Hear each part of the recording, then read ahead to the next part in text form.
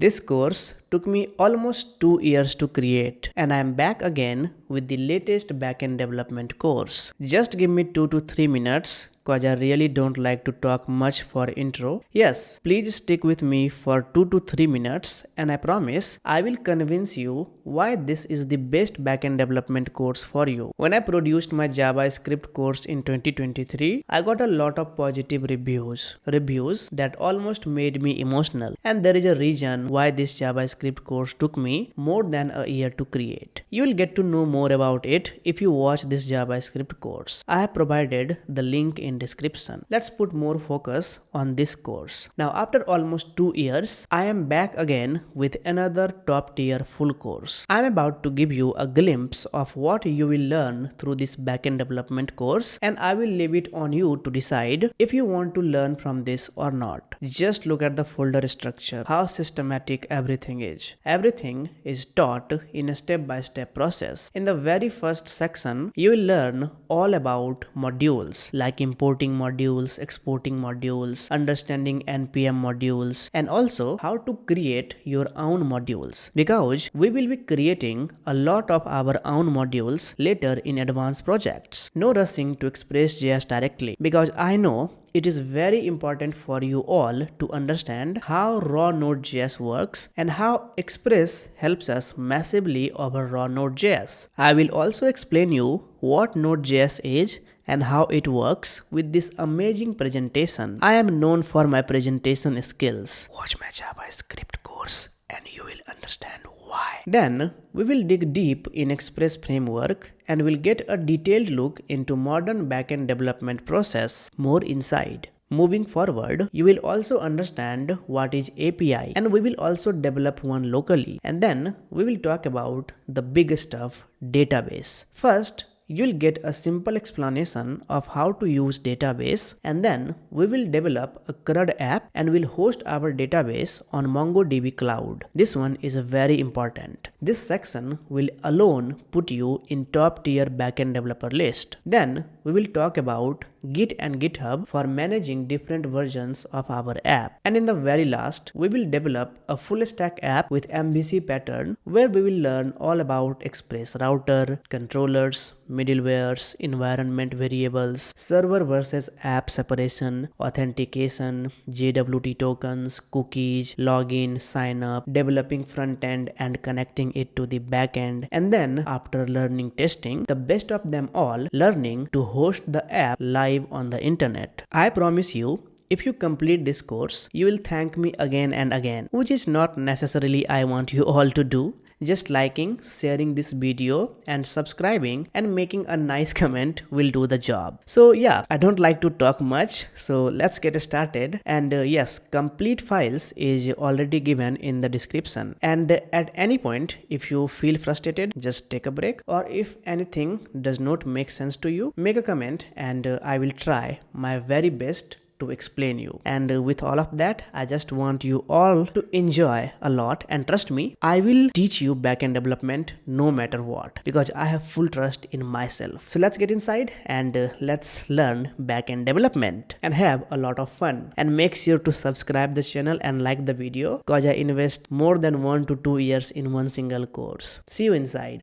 Okay everyone, so we are going to start our journey of backend development by learning little bit about how to use command prompts or terminal to easily navigate between files and folders.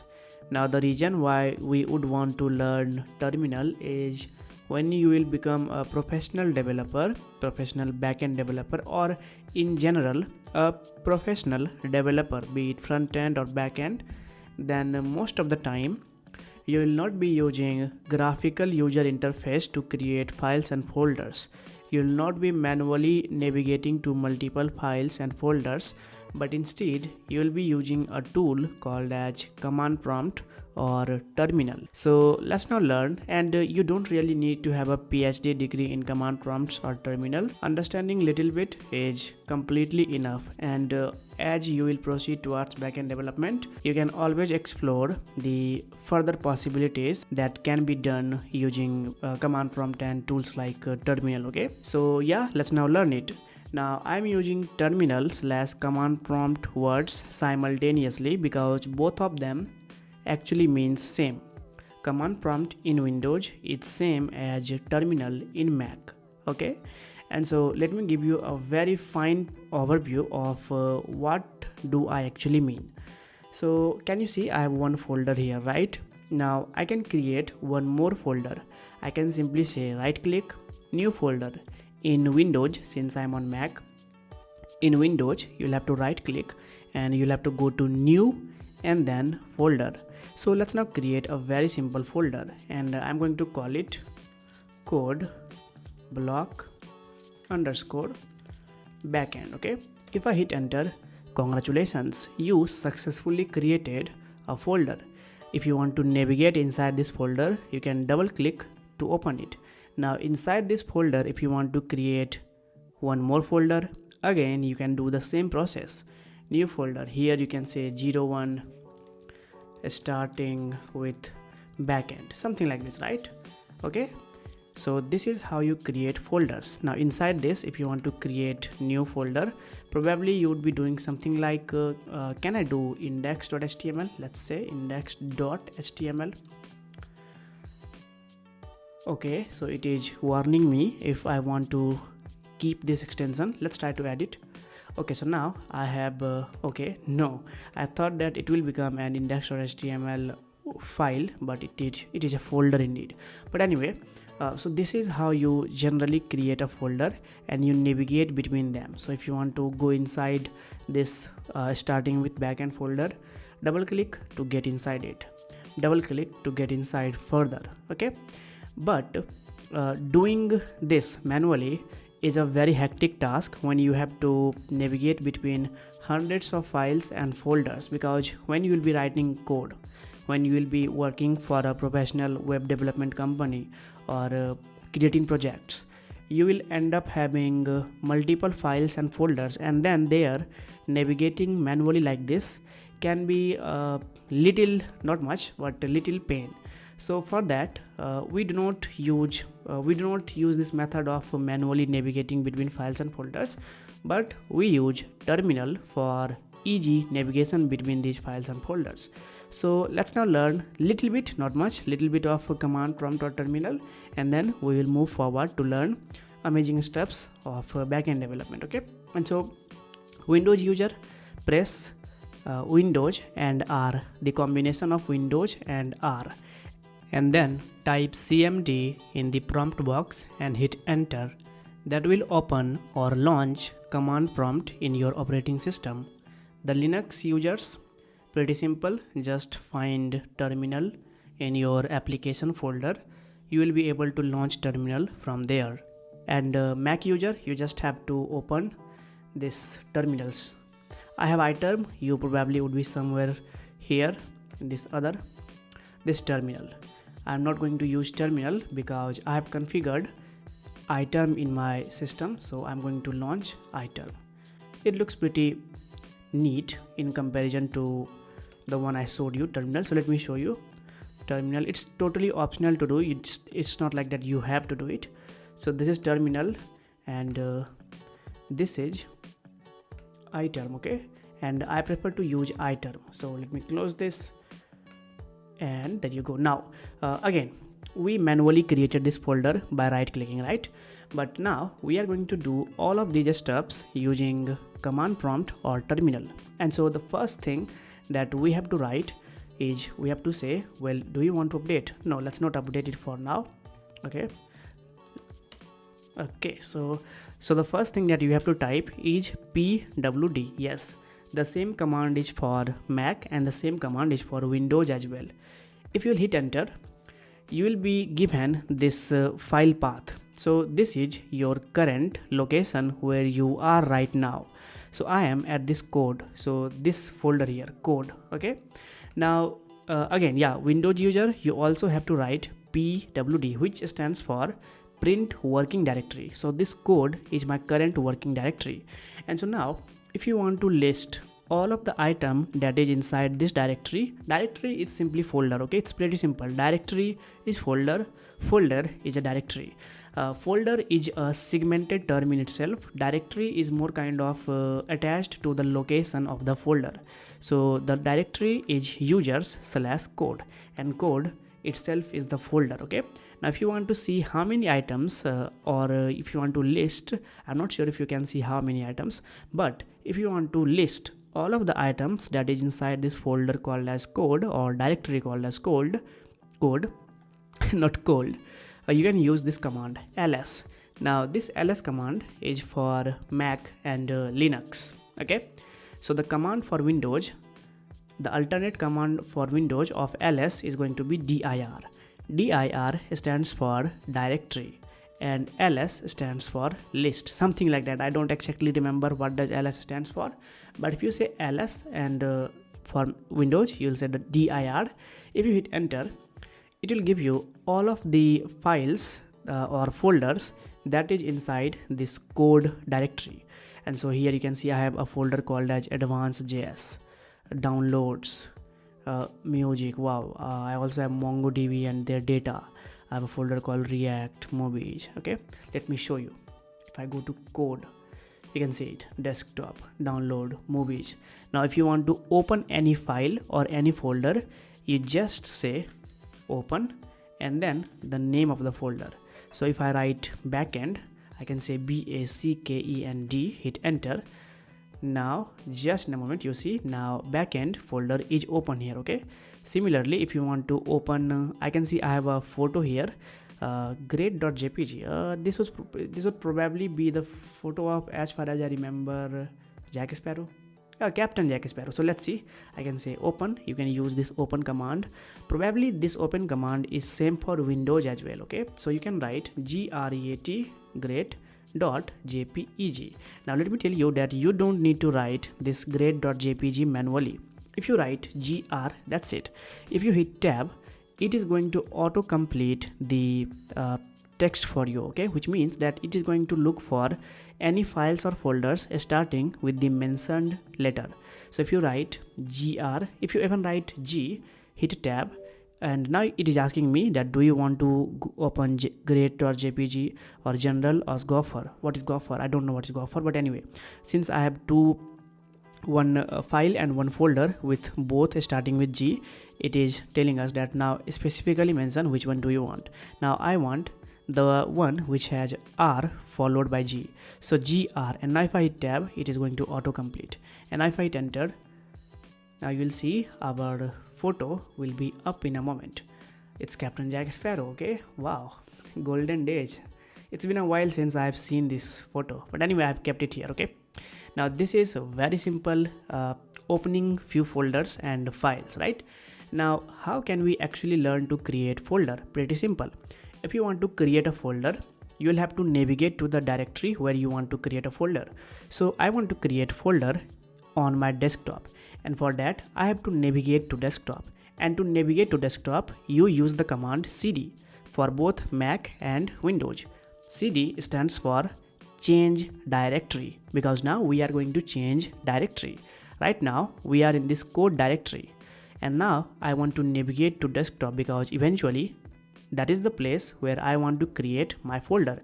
Remember, in my front-end code, I told you, in my front-end tutorial to be exact, I told you that I keep all of my files and folders on desktop, and when they are done, I just move them to a Git repository. Okay, so now I'm going to create a folder for backend development on this desktop for easy navigation, and then once we will be done, then you can download all of the starter file or completed file to be exact from the Git repository mentioned in the description of this video. Anyway, so now I'm going to change the directory. I will say cd and I will say desk, and I don't have to write all of it. I will hit tab to autocomplete, and yes, cd is the same command for Mac and for Windows and for Linux as well. Okay, so if I hit enter, directory changed, and now we are in the desktop. So now we are at this level, desktop, and now from here, if you want to create a folder, the command to create the folder is mkdir. Mkdir stands for make directory. Mkdir command is same for Mac and Windows. Okay, so Mac users and Windows users as well as Linux user, all of you just write mkdir, and now you can give it a name. So what is the folder that you want to create? I will say code block underscore backend. Okay, and this has a capital C and this has a lowercase c, so it should not be a problem creating this folder. So if I hit enter, somewhere here you will see, okay, it says code block underscore backend file exists. So somehow it also converted the name of this folder into a lowercase and then compared. Okay, I can change the name. I can simply say 01, hit enter, and now you can see I have this folder up here. Now if you want to navigate inside this folder, you just have to say cd, because you already are in this desktop directory.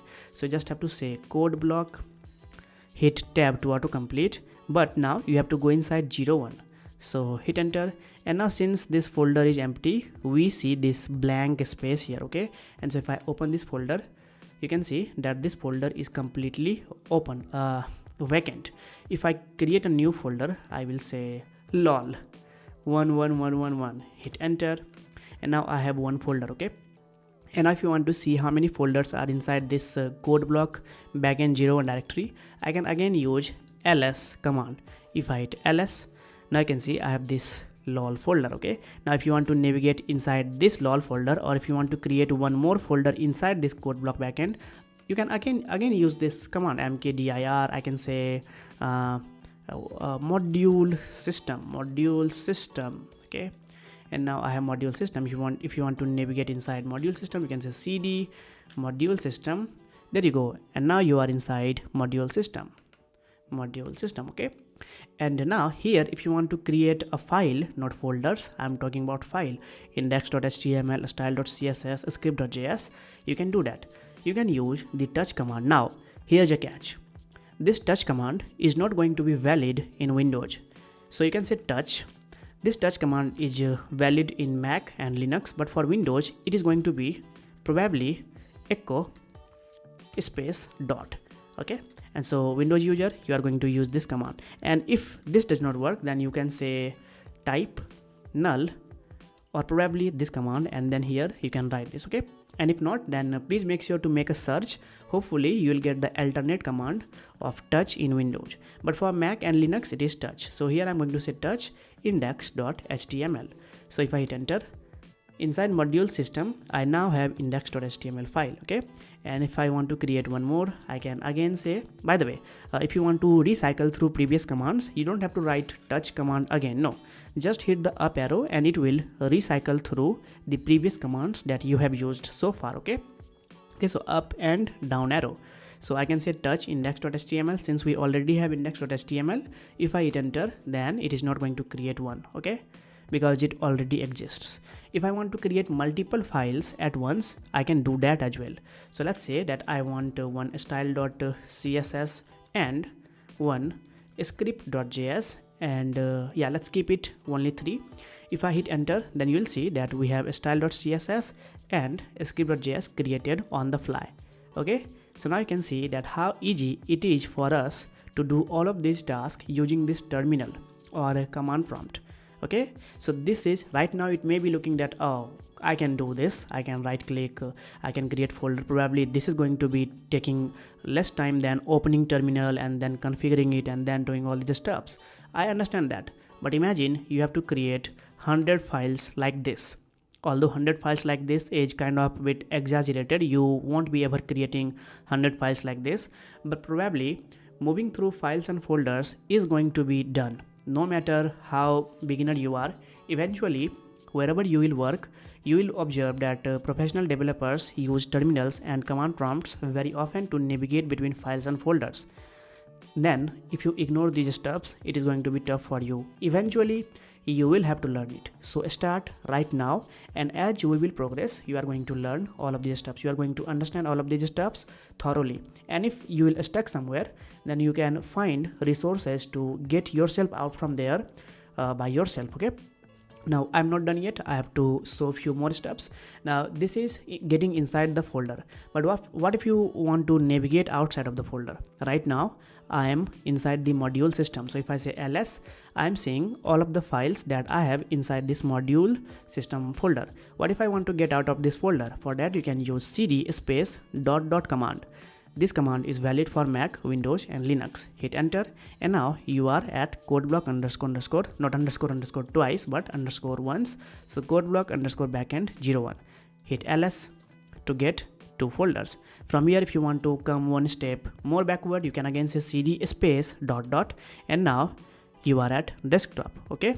So this is how you navigate between files and folders. Now this is very basics of command prompt and terminal, and as a beginner you don't really need to know a lot more than this. As per my experience working with backend code, I can tell you that as a beginner this is enough, and as we will be moving forward, I will be introducing you with some more advanced concepts of terminal if it is required. Then we are going to deal with that straight away. Now yeah, going to leave you with some homework. Try to create new folder and get inside that folder, and then come out of that folder, create these files and try to manipulate these files and folders and try to open them as well. So if I say index.html, I will have to get into this folder. So cd module system module. Okay, module system is not there, so I'll have to first get into, where is this, code block backend 01. Hit tab and now I can say cd to module system, and now I can say ls open index.html. You'll see because we are going to learn backend development. But anyway, this is a very simple command prompt. And where is this file?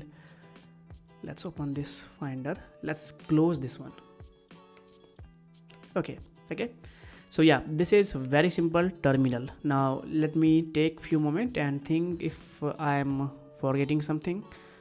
At this moment, this one is enough. I am not really forgetting anything. So let's now start with our backend journey. Before we talk about what Node.js is or explore why it is a useful tool, we are going to go ahead and install it. And the reason why we are installing it first is because we are actually going to use a little bit of Node.js in this part of the course to answer those two important questions. What are those two important questions? Well, the first one is what Node.js is, and the second one is why it is a useful tool to write our backend code or do backend development. In this video, we are going to install Node.js. It's a super easy process, and we are also going to make sure you have a text editor on your machine so we can use it to write our scripts throughout the class. Now to download Node.js, make sure to search Node.js and then click the first link, which will redirect you to nodejs.org/en. Now from here we have, if you can read, which probably you can read, it says Node.js is an open source cross-platform JavaScript runtime environment. We are going to break all of these keywords one by one, and we will be exploring what all of these keywords mean. But first, let's download Node.js. So here you can see download for Mac OS, since I am on Mac. If you are exploring this web page using Windows or Linux, then you are going to get the Node version for Linux. Okay. Now here we have two recommended options. Well, these are not recommended options, but two options. One is LTS, which stands for long-term support, which is also recommended for most users, and the second one is latest features. I will not recommend you to download this latest features because this is sometimes still in beta mode. So again, even though if you are a beginner, you are not going to get that much functionality out of Node straight away, but still it is a preferred choice to download this long-term support version because Node also recommends us for downloading this version. Okay, so leave current and download this LTS. To download, you just have to click it, and now it will open the directory where you want to download the package, and on desktop. Yeah, let's download it anywhere, because anyway we are going to delete it. Let's save it, and the downloading started, downloading completed as well. And now I just have to click it, double click it, maybe. Yes, I had to double click it, and just in a moment installer is up. Okay, and so here you can read it. This package will install Node.js version 20.8.1 to this directory. Okay, I'm completely okay with that. You don't have to worry about this installer. Okay, so just keep pressing continue, continue. I agree, and then install it, and probably I'll have to provide the password. Yes, install software, and it is preparing for installation, which will be really quick. And if it is not quick, then I'm going to increase the speed of the video.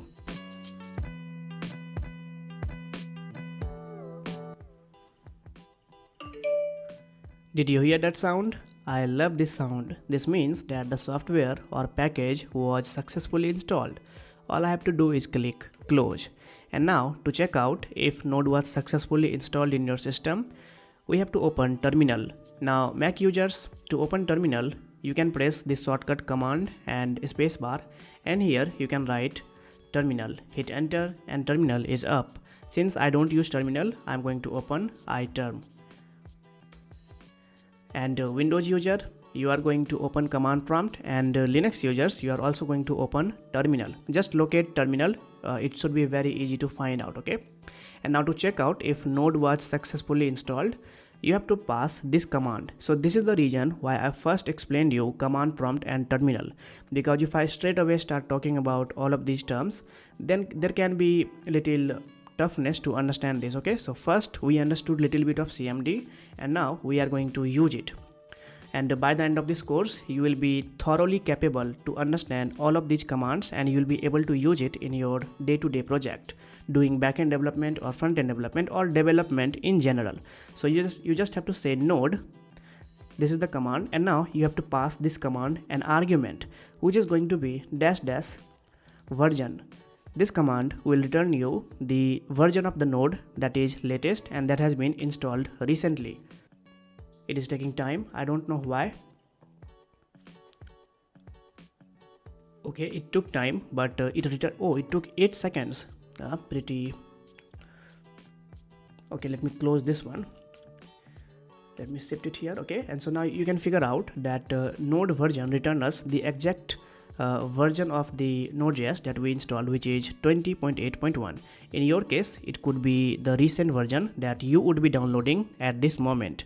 Okay, and so yeah, this is a node command. Now if in your case you are getting something like node command not found, let me break it for a moment. I can say node -- version. If I hit enter, it says command not found node. So even if you run this command node -- version correctly, just as me, and you are getting this output command not found node with single E, it means that node was successfully not downloaded or neither installed. If it was successfully downloaded, it was not installed correctly. So make sure to follow up the process again and you will be good to go, and then make sure to run this node version command.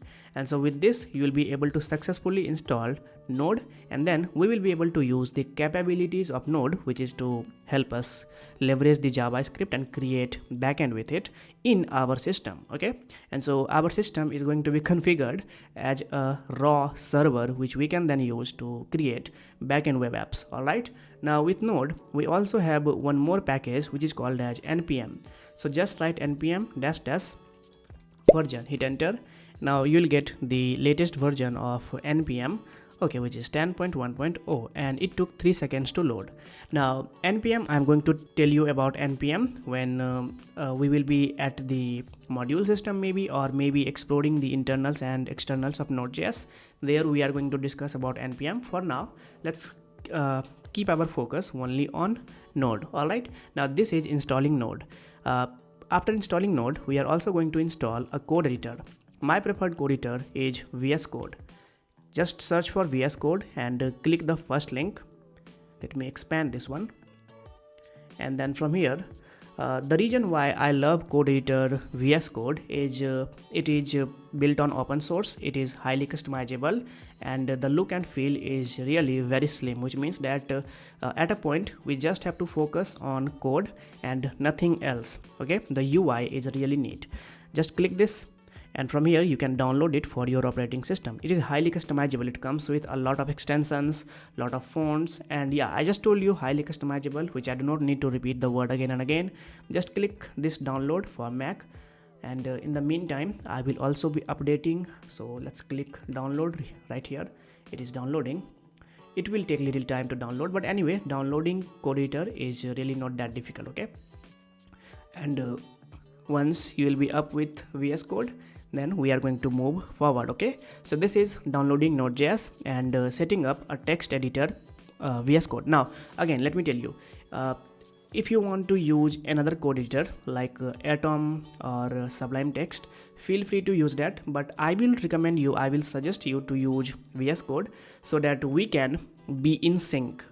By sync I mean that whatever the code I will be writing, it will be exactly in the look and feel as your code. Okay, for that please use VS Code. Now we also need a web browser, which Google Chrome preferably. Okay, so I don't have to suggest you to download Google Chrome. Google Chrome works completely fine. Okay, and in the meantime I can see VS Code also. Okay, so it downloaded. So what I have to do is, and I can see this package here, so let me delete it here. Command and delete. It is gone. We don't need that package, and let's keep it and move it to applications folder. I will replace it because I just updated. The operation can't be complete. Visual Studio Code is in use. Okay, so I may be running VS Code. Let's close this one because I recently updated it. And now if I move this to applications and I will replace it, and now my VS Code will be updated. In your case, you just have to download VS Code and move it to applications, and now somewhere here you will be having a latest updated version of VS Code. Where are you? Yeah, there you go. This is the updated VS Code, which is verifying. Okay, but it will be up in a moment. Okay, so this is how you install Node.js and a text editor called as VS Code. I'm going to see you in the next one, where we are going to understand why we use Node.js, what benefit do we have by using Node.js. Okay, and it is almost here, open, and we will be up in a moment. There you go. Now VS Code is successfully launched. So this is our code editor and this is our web browser. We are going to write backend code here, and we will be seeing output here in this what is this? This is web browser. I have a very bad habit of interchanging the word for code editor and web browser. Sometimes I refer code editor as web browser and web browser as code editor. But anyway, okay, so yeah, let's continue.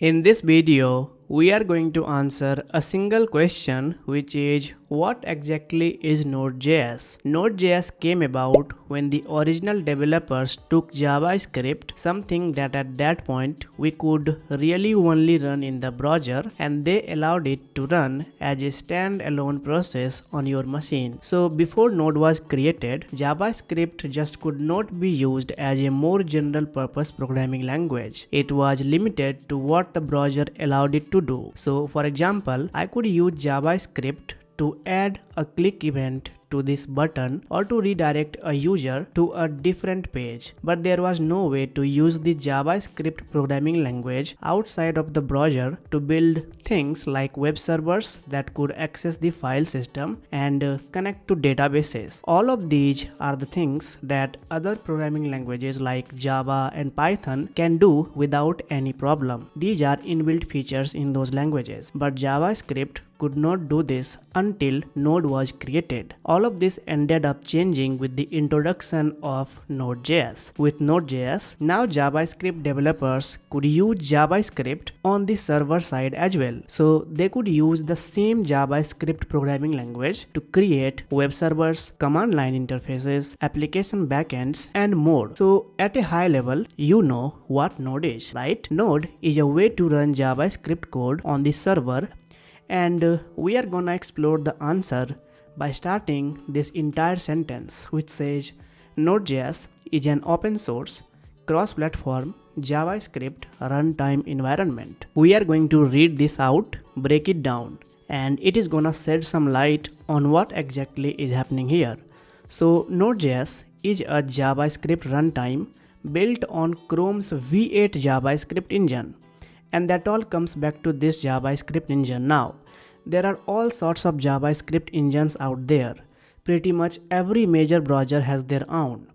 Node.js in particular uses the V8 JavaScript engine, and that is the same JavaScript engine that powers the Chrome browser, and V8 is a Google open source project. The job of the JavaScript engine, whether it is V8 or any of the other ones out there, is to take in JavaScript code and compile it down to machine code that your machine can actually execute. Now, I have explained all the internals of the JavaScript in my JavaScript course, like how the JavaScript actually works, event loop. I have explained all of these using amazing animations. And so I will highly suggest you to please make sure to watch that, because my JavaScript course is actually built before planning this backend course.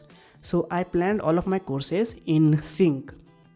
I planned my JavaScript course, and then there I taught everything that you as a developer need to understand, not only how to code, but also how to think like a developer, plus how to understand the internals of JavaScript. And so that's why I have used animations and presentations by building analogies and chronologies to explain you the working of JavaScript. And so please, if you don't go through the course, just make sure to watch the parts where I've explained the internals of JavaScript with those animations and analogies. It will actually help you to understand how JavaScript actually uses the parser. It creates abstract syntax tree, and then again it creates the code to be executed by the machine. Okay, so there I have discussed about all of these V8 engines and parsers, right? Now the V8 engine is written in the C++ programming language. That means anyone out there who knows C++ could write a C++ application. They could incorporate the V8 JavaScript engine into their application, and they could extend the functionality that JavaScript provides. And that is exactly what both Chrome and Node.js do. Both Chrome and Node.js are largely written in C++. Now you will notice right here it says that Node.js is a JavaScript runtime, and that is true. Node.js is not a programming language. Java and Python, they are programming language. JavaScript is also a programming language, but Node.js is not a programming language. In the end of the day, all of the code we are going to write in this class is indeed JavaScript code, but the runtime is something that provides custom functionality. So various tools and libraries specific to an environment. So in the case of Chrome, it provides V8 with various objects and functions that allow JavaScript developers in the Chrome browser to do things like add buttons and click events or manipulate the DOM directly. Now, neither of those features make sense for Node, where we don't have buttons, we don't have a DOM, because we are mostly going to work on servers. So on servers, we don't have UI components. So Node doesn't provide those things. Instead, the Node runtime provides various tools that Node developers need. Libraries for setting up web servers, integrating with the file system so you can read and write from disk. And in the end of the day, both Chrome and Node.js are just creating their own modified versions of JavaScript. Now in the end of the day, it is still the same core JavaScript language, but with custom functions and objects injected.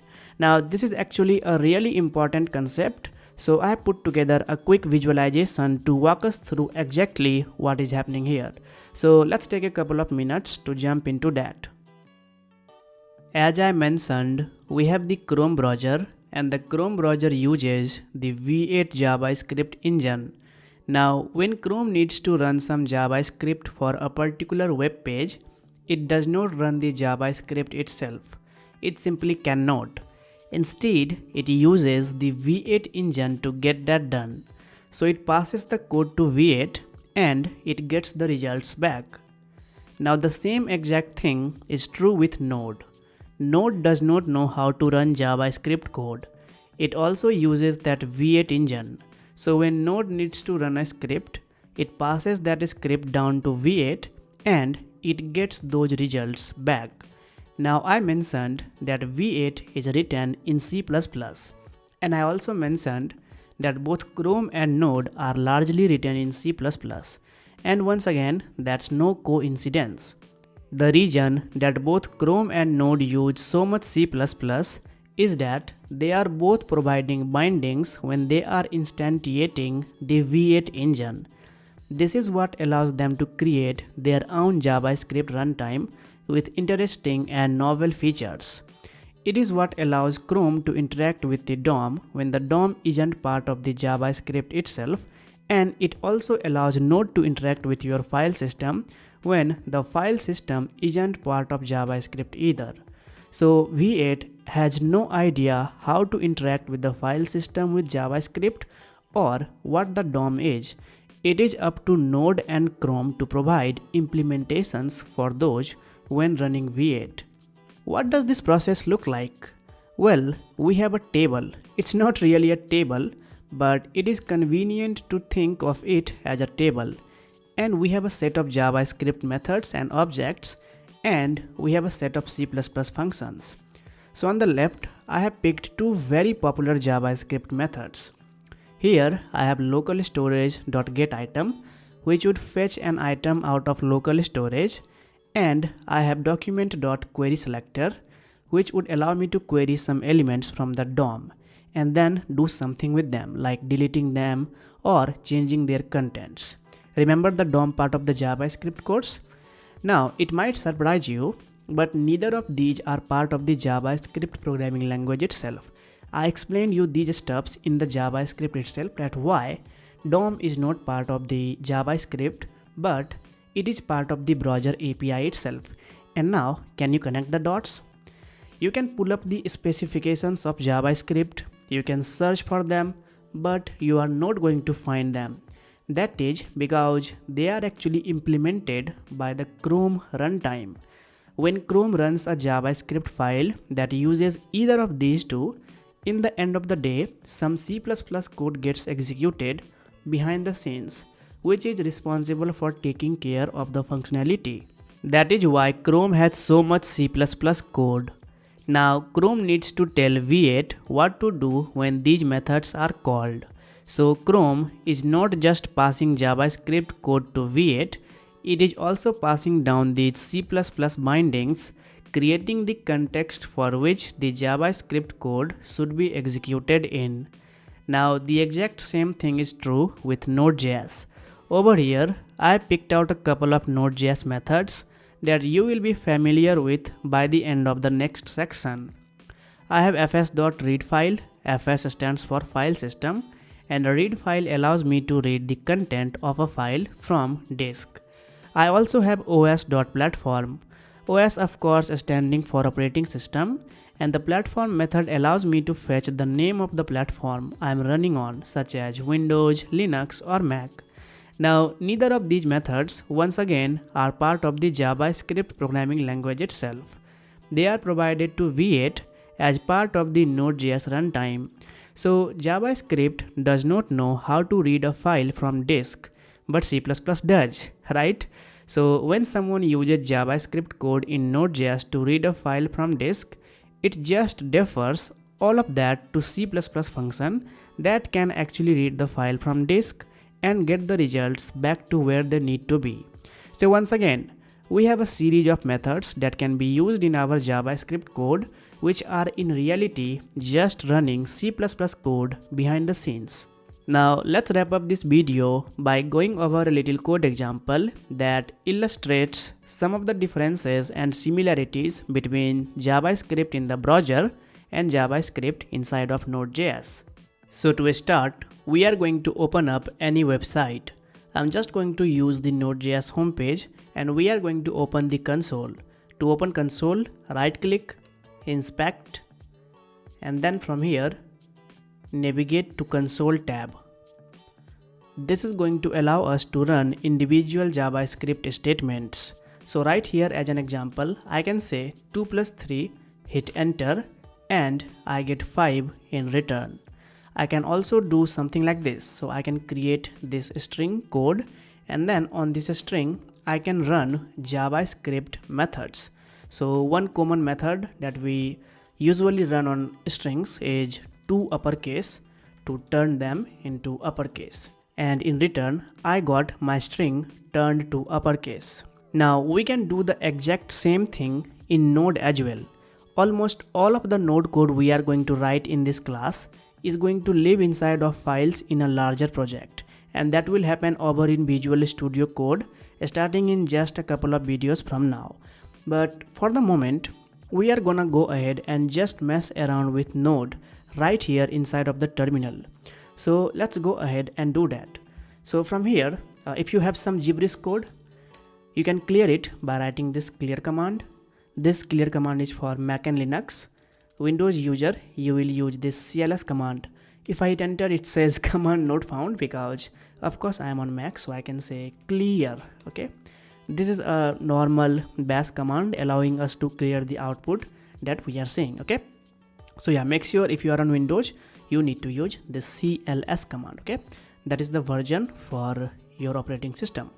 And now we are going to do what we are going to do from here is just run this node command. We are not going to put anything after it. It is just node, N-O-D-E, and then we hit enter.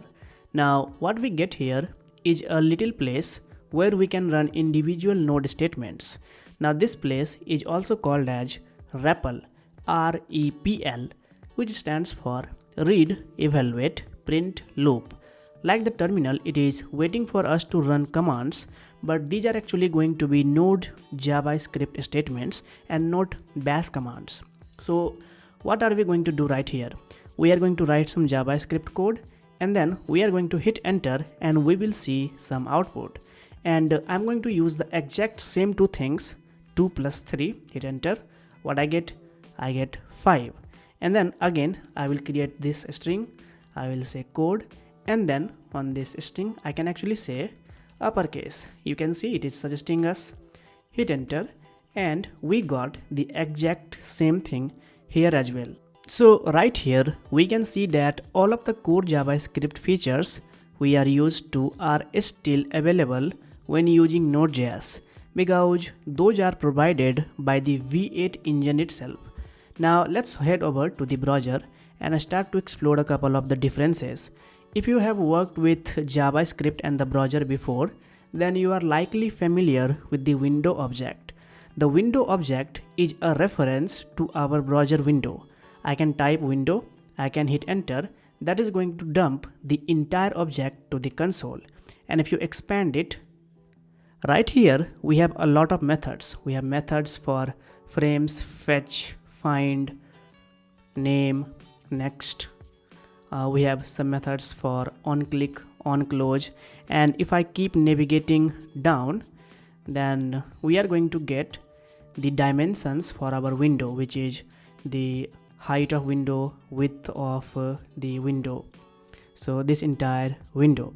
Now all of these properties, these make sense in the context of JavaScript in the browser because we actually have a window to work with. What happens if I try to get the window in Node? So if I say window, hit enter, and I can see I'm getting an error, reference error, window is not defined. So window is something especially provided by the Chrome runtime when JavaScript is running in the Chrome application. Node doesn't have a window, it doesn't need window, so window is not provided. Now with Node we have something kind of similar. We have a variable called as global. So global stores a lot of the global things we are going to be accessing throughout the course if needed. And if we scroll up, we can see we have dozens of different properties and methods available to us. We are not gonna dive into any of these right now, but we will be exploring several of them as we start to learn Node.js. Now, does the browser have global? No. Well, if I navigate little down, not little down, but a lot down, and here if I write global, it doesn't have a global. If I hit enter, we get reference error, global is not defined. Now there is another difference I'm going to point out before we wrap things up here. In the browser I have access to documents, so I can say document, hit enter, and I get this document object. Now we have document because document allows me to work with the DOM. So right here I have a whole bunch of different elements that makes up my page, and I can use document to manipulate them in whatever way I see fit. Now this makes sense once again for the browser where we actually have a DOM. It doesn't make sense for Node where we don't have a DOM.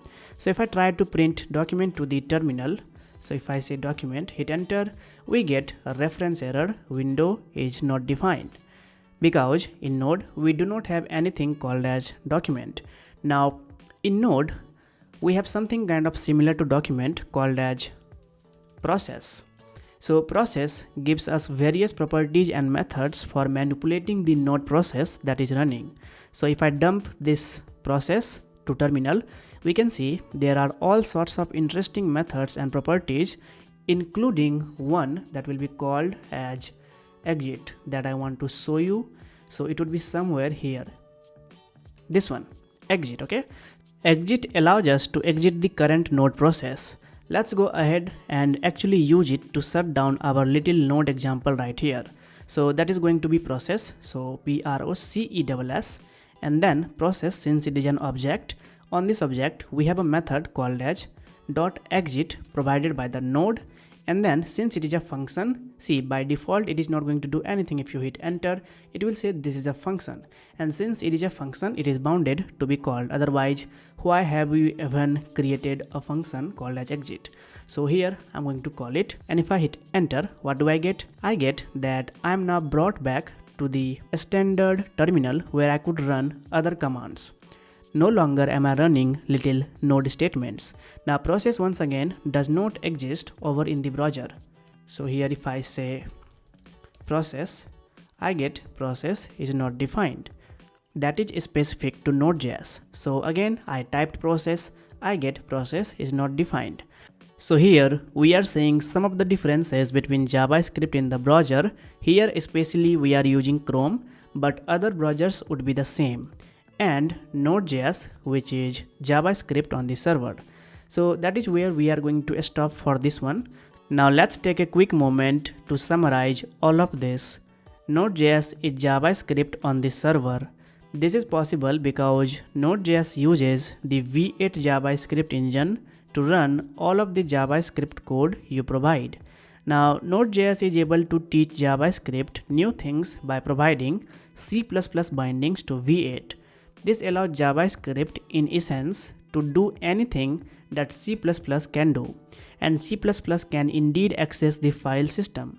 So now JavaScript can access the file system through Node. So this is what Node.js is all about.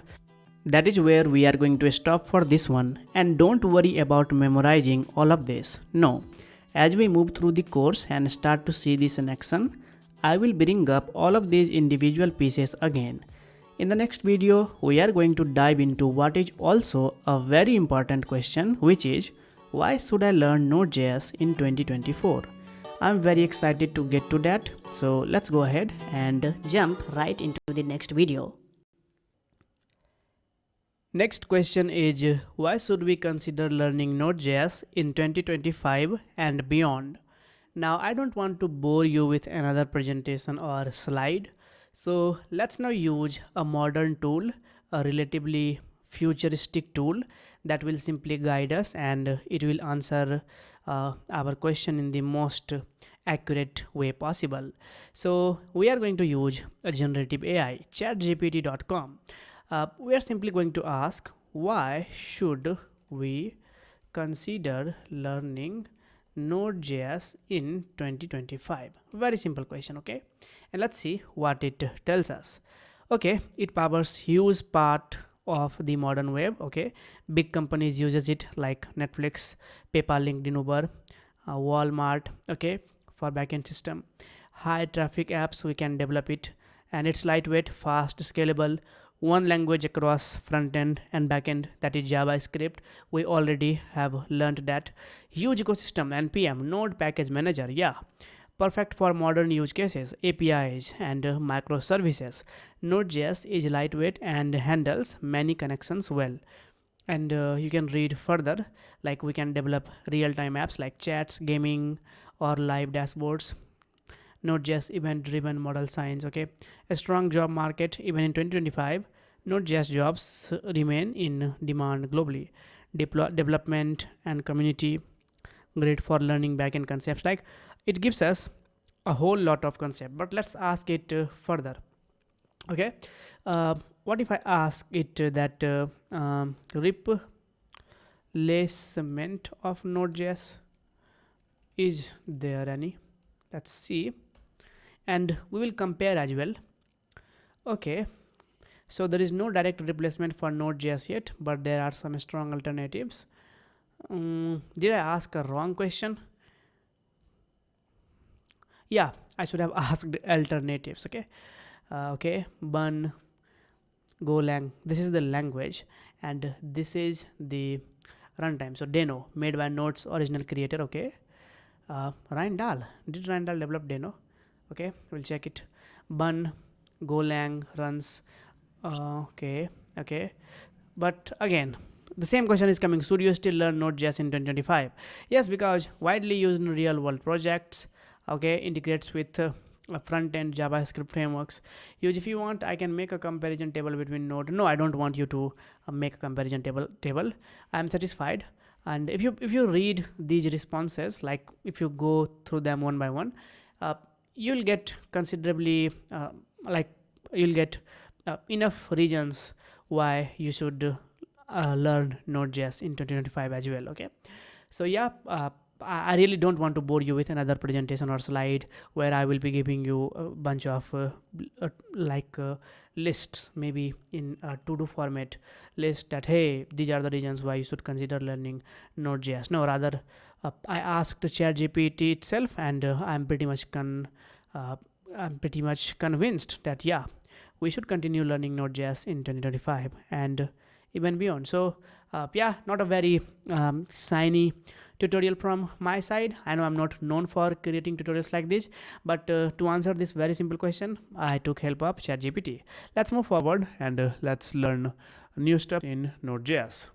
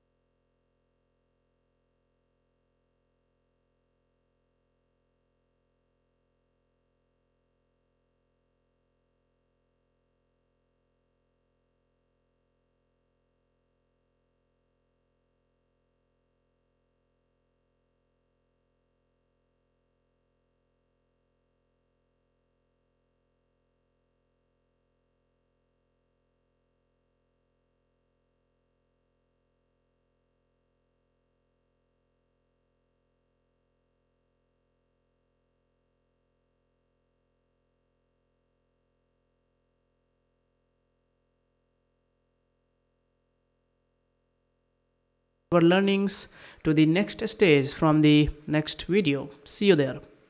Okay, so we understood all about module system in Node.js.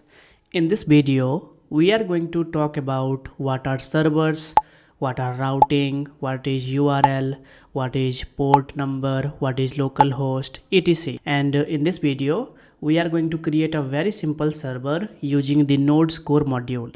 And the reason why I am straight away talking about servers and routings, because again I told you that we are going to take a practical approach in learning backend development. Of course, I am going to discuss all about how does this backend development thing work, like how does internet works and how do we fetch data from computer to servers. When we type some query, what is the thing that goes behind the scenes. I'm going to discuss about them by using again a presentation. We are going to learn it the presentation way.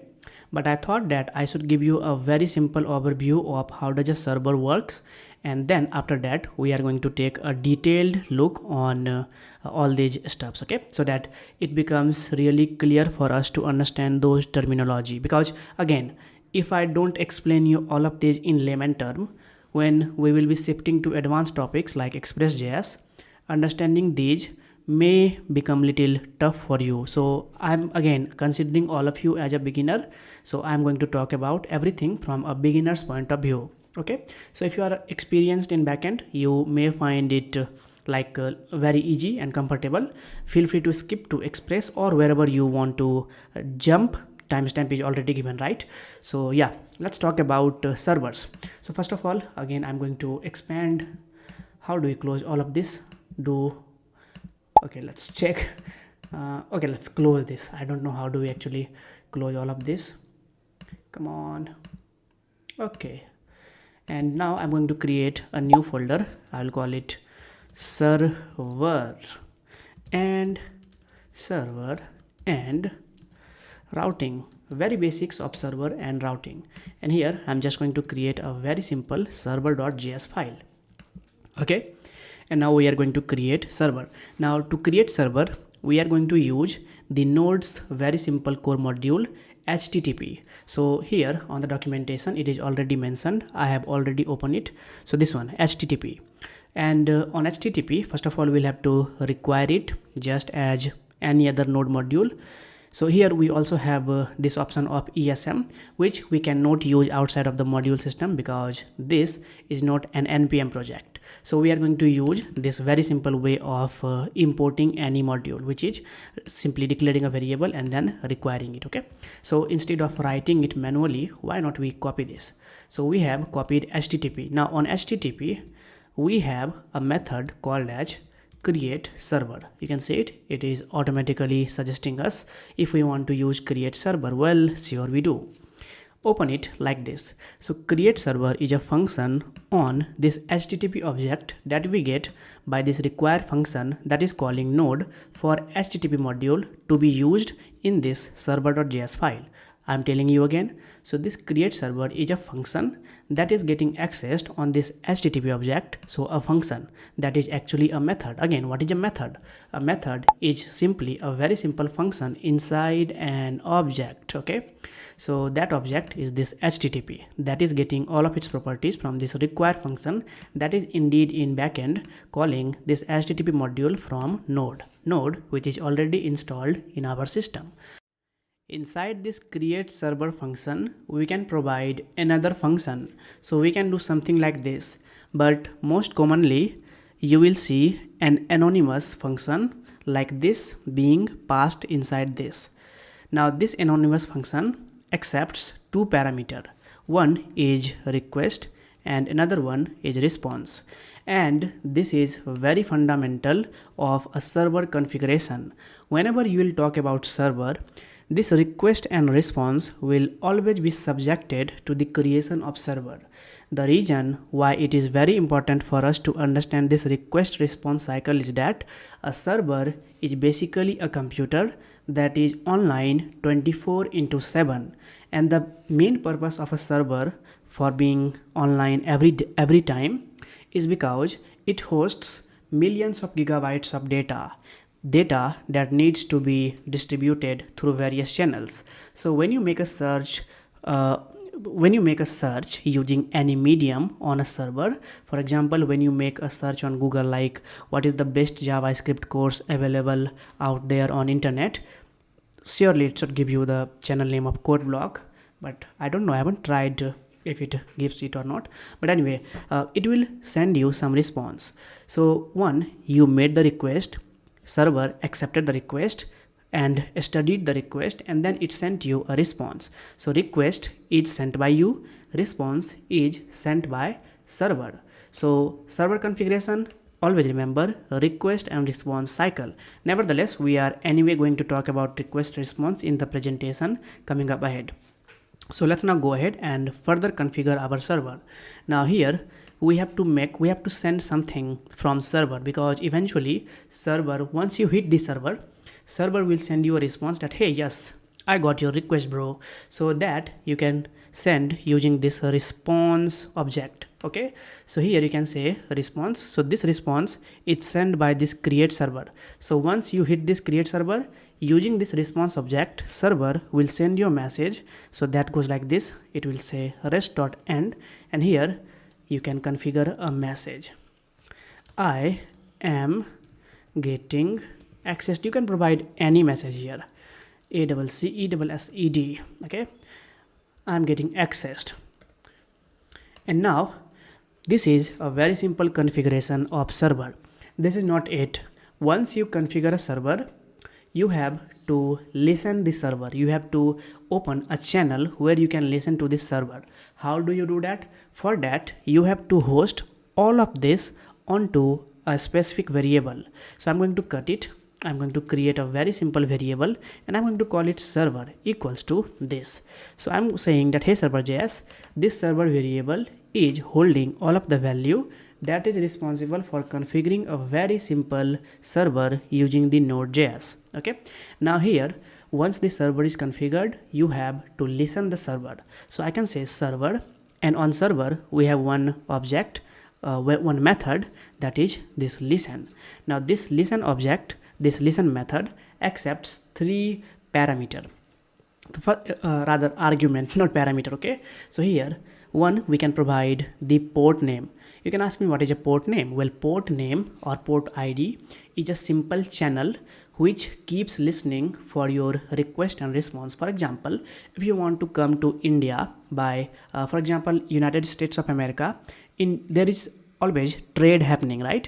So if you want to send something from US to India, then a ship from USA will start coming, and probably it will come through the Suez Canal if it is not blocked.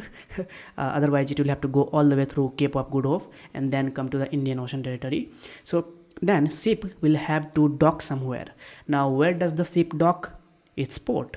If port is free, ship can dock, and if port is not free, ship will access another port. So this is very simple port. So here you have to assign, configure, just understand this server as a ship, and this ship needs a port to operate. So here you can provide a port ID. So I will say, hey ship, I'm giving you the port ID of 8000. Local is 3000, common is 3000. So let's provide 3000. So I'm saying that, hey server, you can listen for all incoming requests and responses on this channel number 3000. So port number 3000. Okay, so this is the port that you think is free, and you are assigning the server to operate all of its request response cycle on this 3000 port ID. And then you provide the host name. What is the host name? Very simple, localhost. So you can skip it, but I will always suggest you to provide it. So the localhost of all computer around the world is 127.0.0.1. And now you can also send an optional message that will trigger a very simple console.log that will say server is listening on port 3000. Okay, eventually what you can do is you can also do this const port equals to 3000. You can assign this port, and instead of calling this manually, you can refer it. So port, and here you can use the template string. So like this. Okay, and let's delete this one, and let's use this port variable. Okay, So now you can change the port and this statement will update itself. Okay, now if I save this, by default nothing is going to happen, so we'll have to execute this server.js. So first of all we have to move to another file, so cd 02, well we are inside all about modules, so cd space dot dot, and now we are in the root directory. So from here we have to go to cd 02, hit tab to autocomplete, ls to get all the files, and now you can say node server.js. The moment I will hit it, you'll get a message, server is listening on port 3000. So how do you see this message? So let's now hit our server. So here you can say 127.0.0.1 because this is the localhost address and the port name is 3000. Hit enter and now you'll get the message, I am getting accessed. So this is coming from the server.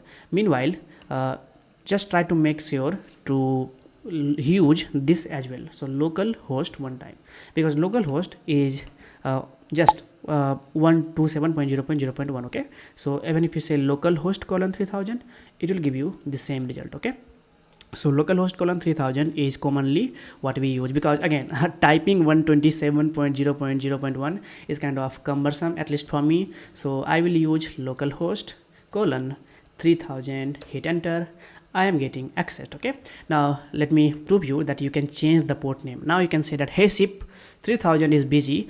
For example, a ship coming from Brazil, you can say that, hey wait, Rio de Janeiro, this port is not available. If the ship from Brazil that is coming to the Jawaharlal Nehru port of India, if it wants to dock to this 3000 channel ID, this server is already configured on this 3000, so this 3000 channel is not free. So you can say that please dock on 8000 channel.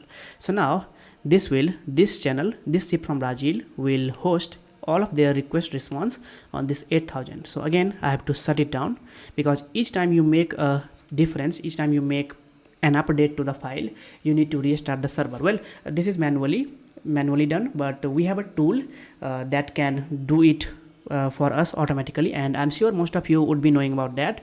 We will set that up when we learn about Express. For now I like to keep doing like this. Okay, so now I'm restarting it again, and now if I go to 3000, hit enter, no error, because on 3000 we have no incoming request, it is busy.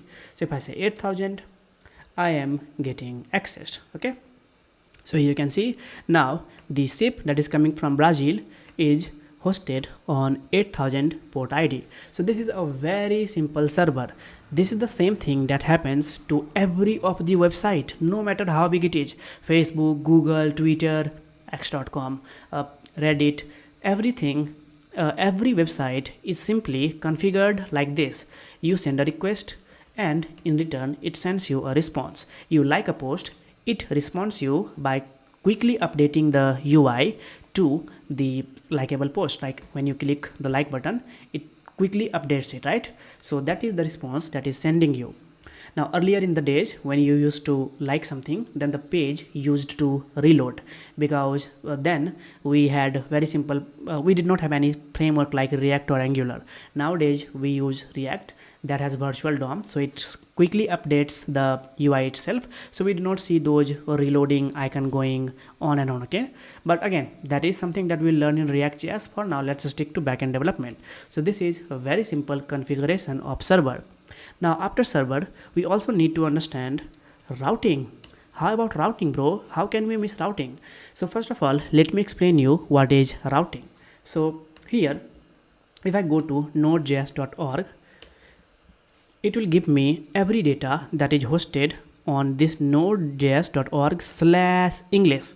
So this /English is the route that is redirecting us to this web page. If I go to about, now you can see that the route is /English/about. If I go to download, now our route is /English/download/package manager. If I go to blog, our route is /English/blog. So this is routing.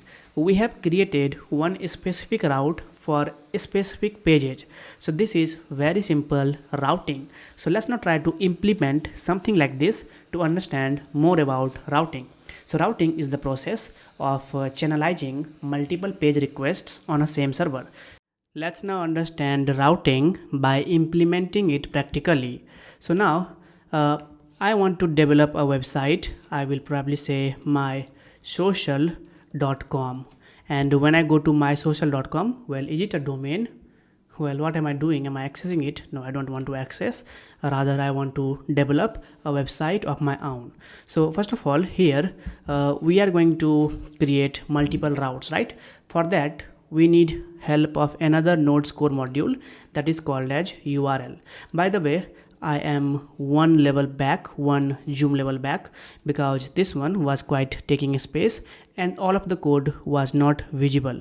So I decided to go one step back. Okay, so I'm sure I'm expecting the screen to be very visible.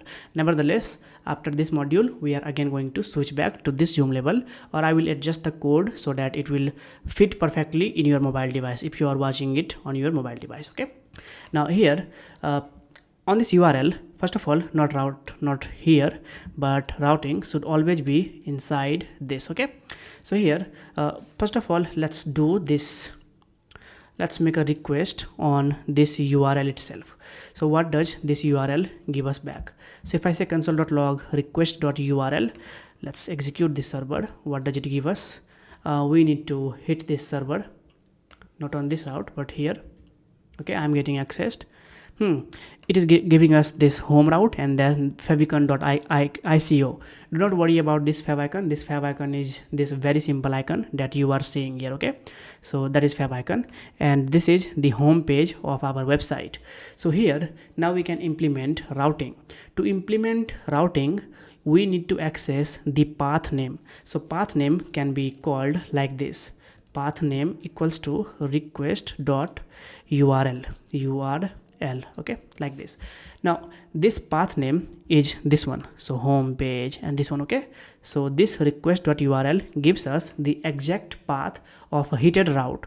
So if I hit the route on /overview, if I hit it, now you will see that our path is /overview and then /favicon.ico. well, this favicon-ico will always be there. Okay, so now you just have to worry about this overview. So if you again say overview / maybe page 1, page 2, now our path will be overview / page 2. Okay, now to create routings, now all we have to do is write few if else statements. So here you can say if path name equals, we are checking for a strict equality operator, this one home page. Here you can say rest.end.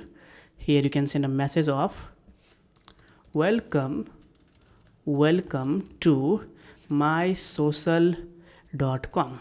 okay, and then again you can have multiple route path. You can say else if path name is equals to user, then you can say, let's copy this one, welcome to your user profile. Okay, like this. Okay, so now let's test this too. Control-C to shut the server, restart again, and now if I go to colon 8000, hit enter, welcome to mysocial.com, and if I go to /user, you will see welcome to user. Internet connection is slow, that's why it is taking little time to load, but it should have been fast. Okay, now it is here. You can see what is this. Oh, this should have been, see, this URL is this preloader is hanging in the middle because I made a very silly mistake. I forget to implement this / here. So whenever you try to implement routing, be specific, because pages are bisected with this /.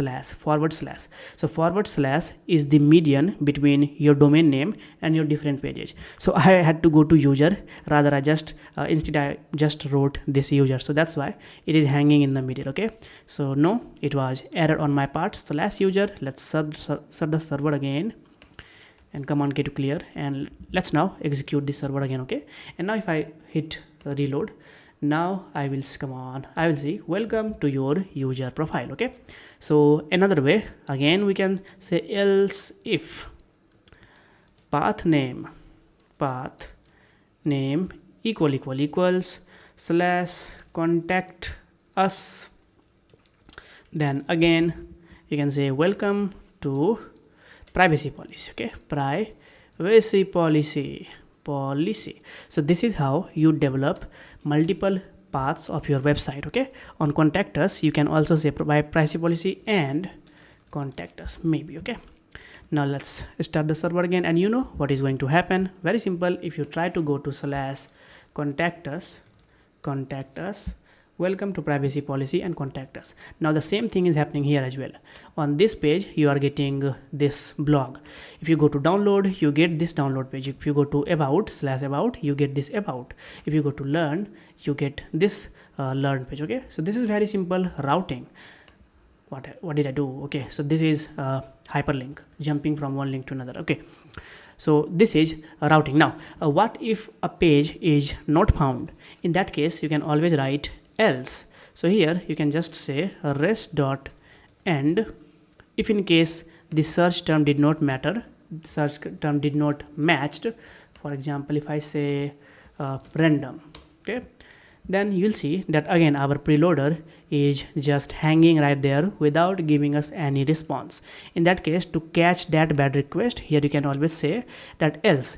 If none of this match, then else you can say bad request URL or page not found. Okay, page not found. Save this, shut the server, and here you can also send the write head. So rest.write head simply is the request that you are sending. So for a bad request page not found, the request that you are sending is always 404. So if you save this again, if you execute this server, if you again now hit it, you'll see bad request page not found. Now where can you see this 404 request being hinted? So right click, inspect to go to developer console. From here go to network and now hit reload. And now you can see we are getting this status of 404 of bad request. Similarly, if you go to console, you will still see it. See, it says 404 not found because we haven't implement any route to catch this request. Okay, so this is very simple routing.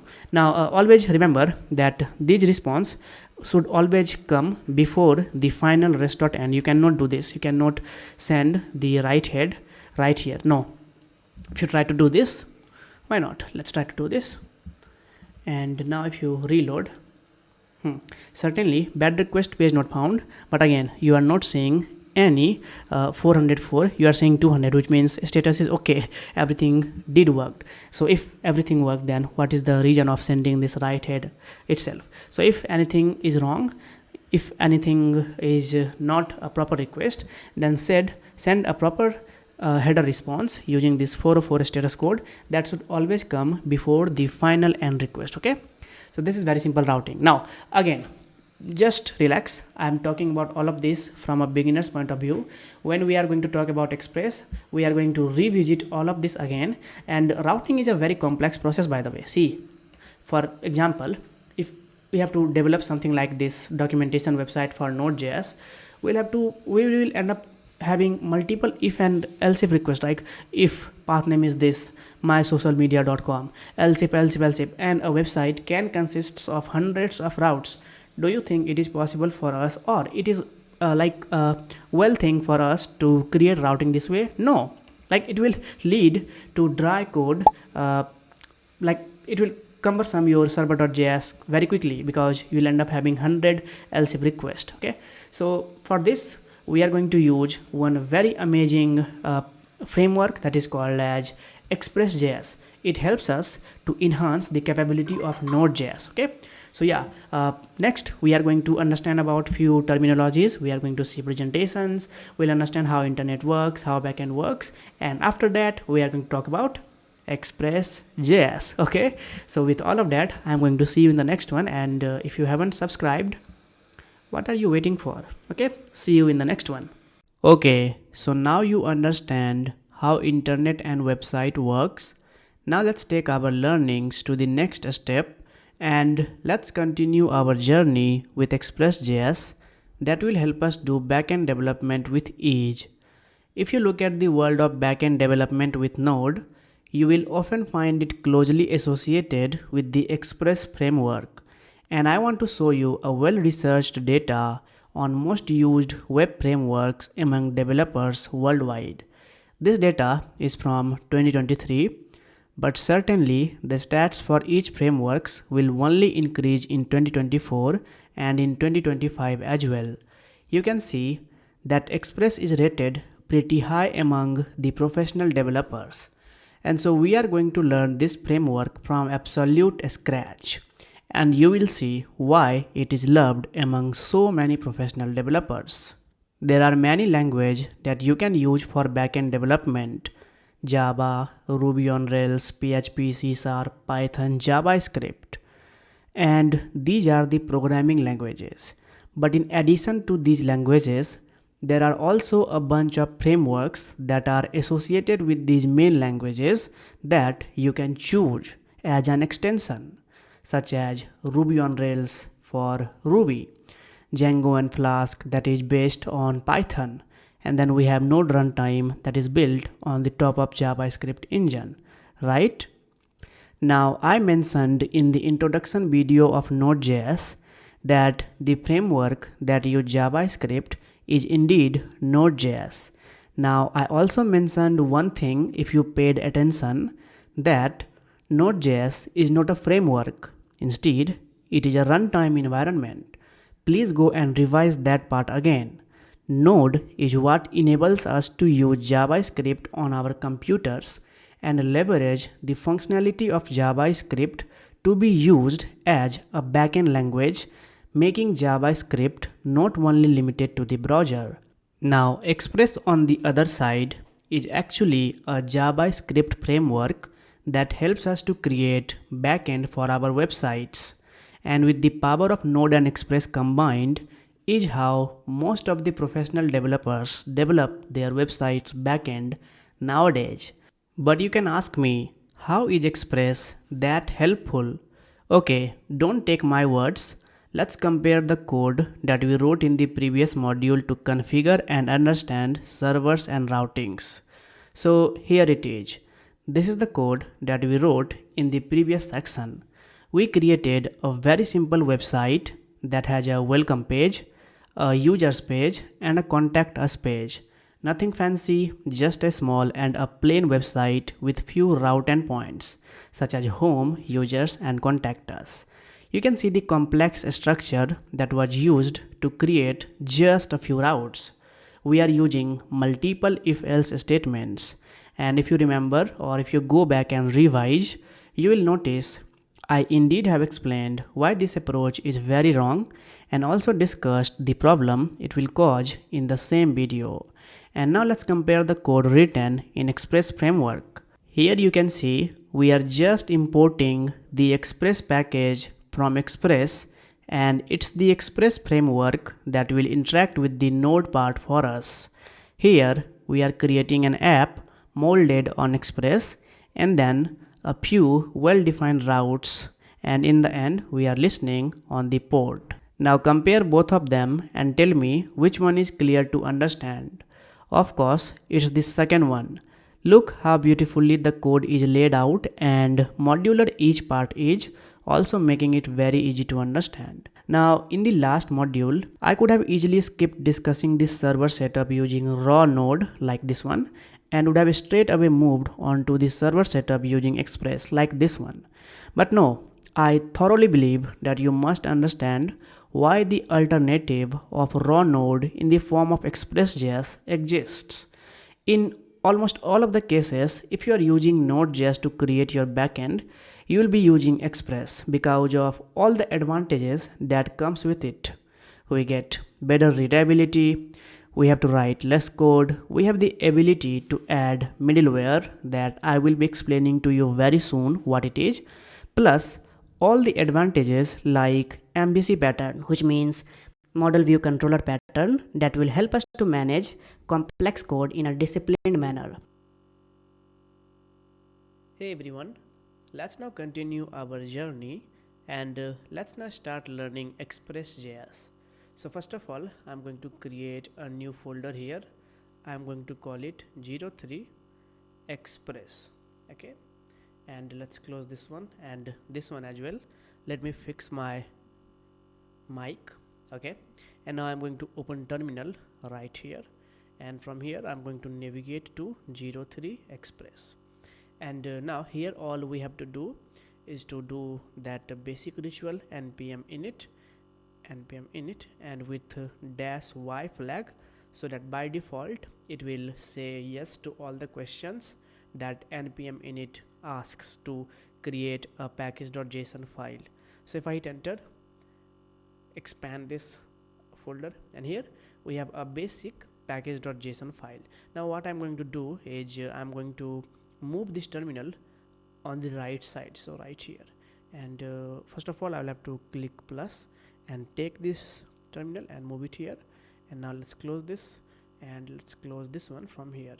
Let's quickly settle this. Okay, so this is the overall look that I want, and let's clear it. Yeah, okay, so now we are going to start learning Express.js. Now if I go to Express.js documentation that you can find by visiting expressjs.com, read, and if you read it, it says Express is fast, unopinionated, minimalist web framework for Node.js. Fast, well, it basically means that this framework is fast. Well, I did not needed to explain that, but anyway, what does this unopinionated means? Well, unopinionated means that there is not a single way of doing a certain thing in Express.js. For example, if you want to create a server in Express.js, you have multiple ways to do that. A genuine example, well, I found it right here itself. So a very simple and genuine example is here. If you notice, a basic Express server is created here, but the code that they have used is like an old way of using the JavaScript. So here they have used const express and they have used a require module. Now we do not use require module anymore. Like it works, but now we use import and export syntax, basically the modern version of JavaScript. So we can create server using the old way as well as a new way as well. So that's why it is unopinionated. It does not have one single opinion about how to do a certain task. You can pretty much do all of the steps in one single file, or you can also follow the MVC pattern, that means model view controller pattern. Okay, well, these are some advanced things that I'm talking. We are just going to learn the basics of Express as of now, but on unopinionated and how do we use MVC pattern to make our Express app much configurable, we will talk about that little bit later. And well, in the meantime, if you read, it says Express 5.0 documentation is now available. Let's open this in a new tab. I haven't have a look at it. Interesting. Anyway, let's keep it. We are going to use this documentations. Now what are the things that we can develop using this framework? Well, web applications, APIs, performance is slightly good, and then we can use middleware. Express is a lightweight and flexible routing framework with minimal core features meant to be augmented through the use of Express middleware functions, middleware modules to be exact. Now all of these things, middlewares, APIs, it will make sense once we get to that point. As of now, let's now understand the core, the fundamental use of Express, that is to help us to set up a web server in much more convenient way. Okay, so again, I'm not going to go through the documentation. First I will teach you, and then I will tell you that, hey, did you see that whatever I did, it is mentioned here. But if you want to go and understand it for yourself anyway, click getting started and click installing.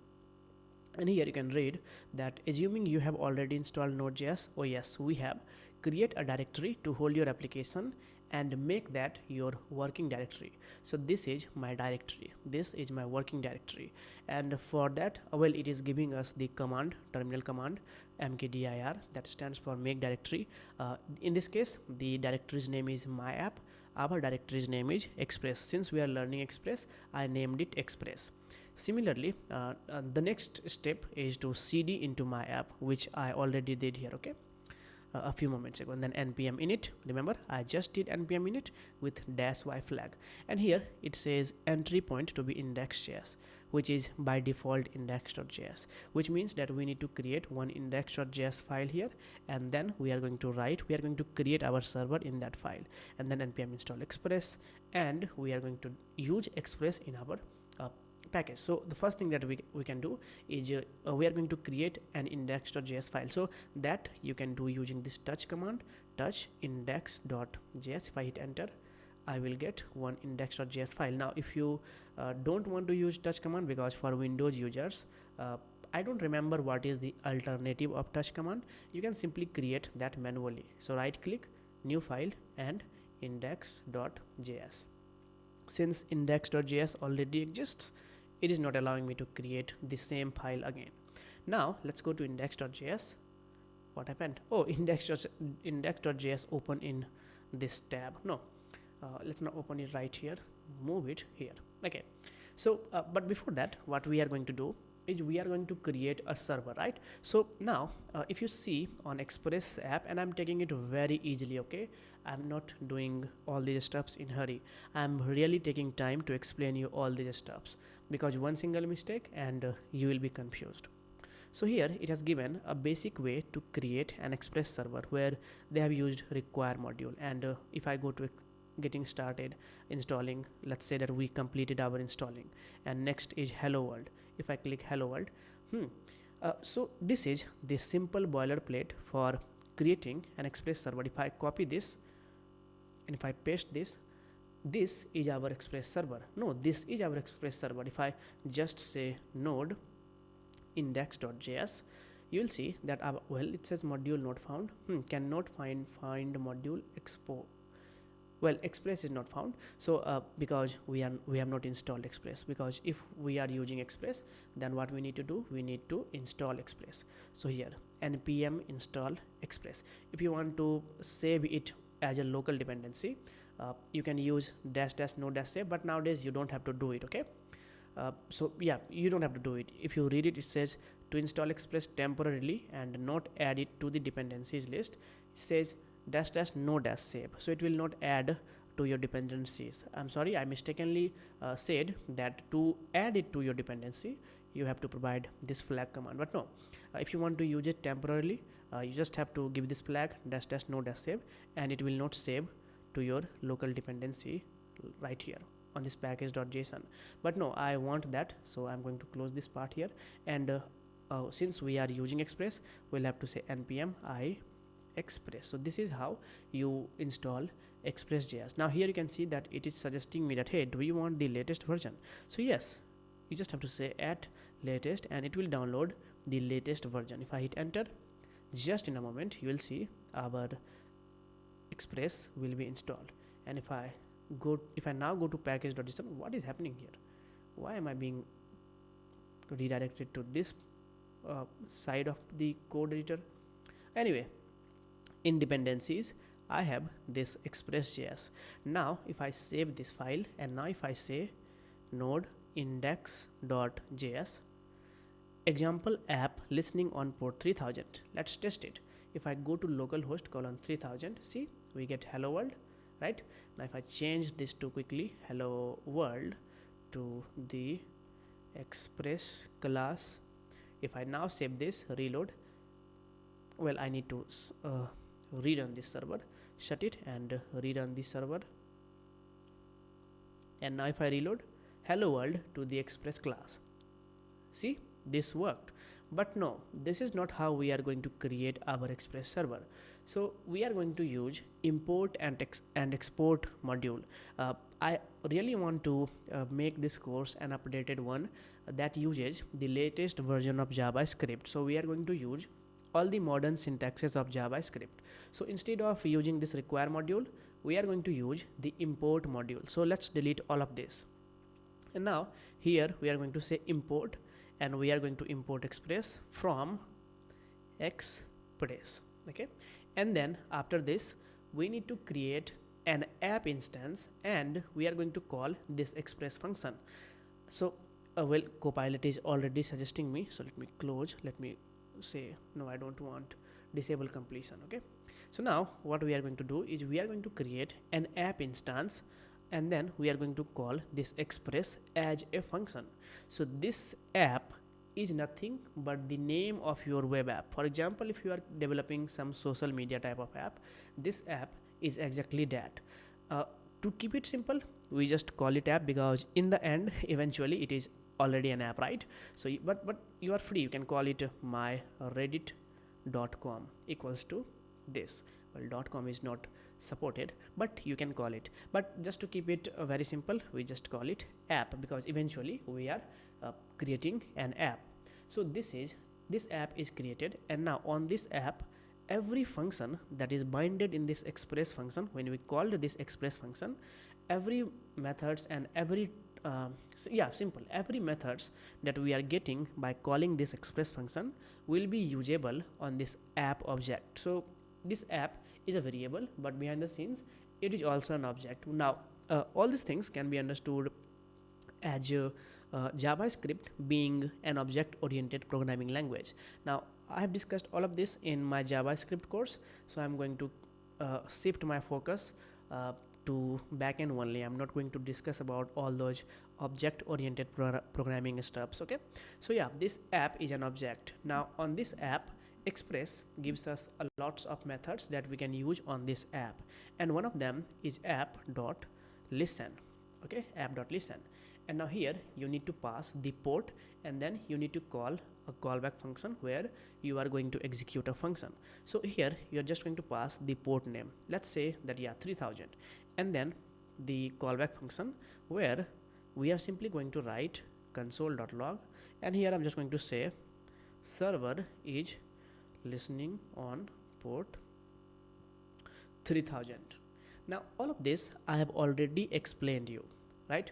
But now let me take you to the Express documentation, like how do I know all of these steps. But before that, let's quickly create one very simple route, and then we are going to learn more of the steps. Now here I'm going to also write a comment. I'll say server configuration, server configured here, and then here we are going to do routings. So one of the most possible reasons why we use Express is because Express helps us to create routings in the simplest way possible. So all we have to do is we have to use some get methods on this app object, and we will be able to create as many routes as we want. So routing, as I have already explained you, routings are the special path of your special URL of your website. So that is treated as a link or an independent page. So you can create a single route, a simple, very simple route. As let's say, first of all, let's take an example. So example is, let's say that you are developing how about sportsnews.com. Yeah, sportsnews.com. So this is your domain. So what you will do, you will simply say app.get, and then this app.get expects us to provide two arguments. So the first is the path. So here we are just going to write slash, and then separated by comma, the second is the callback function. So this callback function will do all of the task once a user hits this route. Now this callback function also has two objects, request and response. Now you can also call it request and response, but we call it rec and res for short. Of course you can call it request and response, there is no problem, but generally you will find developers using the acronym of request and response, that is rec and res. So make sure to call it rec and res, not res and rec. No, first is rec and then it is res, not res and rec. No, don't do that, you will get an error. Now this app is still not going to function because we have one error. I will show you, but first let's understand what we did here. So this is our website, sportsnews.com. Now this slash simply means that sportsnews.com is the home page. So if you say sportsnews.com or sportsnews.com slash, both of this simply means same. Now this is one thing, but when you say one single forward slash, this simply means that root of your website is fetched. Someone is looking for the home page of your website, that's why it is slash. So this slash simply means sportsnews.com. So the domain, this is your domain. So this here is your domain. Now once someone tries to access your domain, because this is the get method, so get simply means that someone is trying to get a request for a resource for this route. So now you are going to send a response. So all you do is using this res object. So this res object here, you say res, and on res object we get a send method, and here call it, and here you can pass some data. Now all of this is coming from this express function behind the scenes. This get method, this rec res, and res.send, all of them are binded by this express function. All of them are originated with this express function.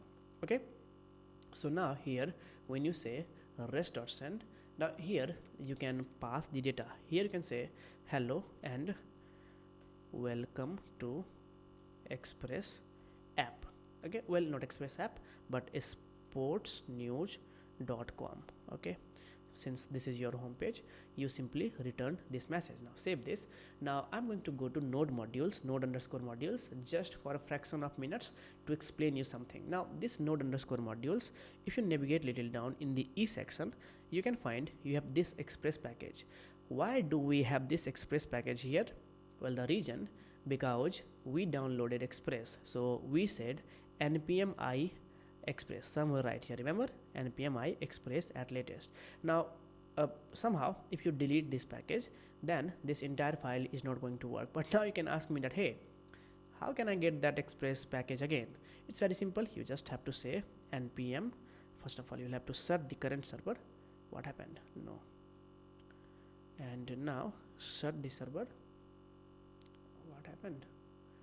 Okay, so now if I say npm install, and I will expand this node_modules folder and focus here, somewhere here. The moment I will hit npm install, Express will be back. See, our Express package is downloaded. How was it downloaded?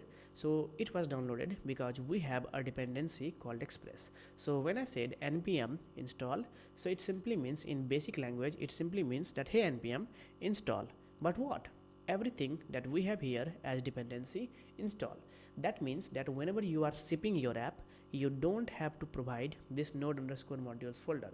You just have to provide this package.json, and based on all the dependencies that you have used in your app, node_modules will automatically be created inside your directory once you say, hey npm install. So because node_modules is a very large file, we don't ship it. Why to ship it? Because we just have to provide npm install, and node_modules folder will automatically be created based on our dependencies. So why do we need to ship node_modules? Because it takes a lot of space. So this is the reason why we do not ship node_modules. Okay, cool. Now if I go to index.js, now if I save this, okay, now if I say, hey node what index.js, if I hit enter, error. What is this error? If you read, it says warning, module, a type of file, is index.js is not specified and it doesn't parse as common.js. Didn't I told you that this app is not complete? We will run into an error, and that error is right here in package.json. So what we are doing here is, we are not specifically mentioning that, hey Express, we are not going to use the common.js type. Rather, we are going to use the module.js of JavaScript, because we are using this import syntax. We are not using that const express require, something like that. So remember right here. So this one, no, we are not using this require module. We are using import and export syntax, right? For that, we have to specifically tell package.json that we are using the module.js type. So here, after main, here you just have to open by providing this double quote, because eventually we are writing a JSON. So here you just have to say type colon, and here module, hit enter.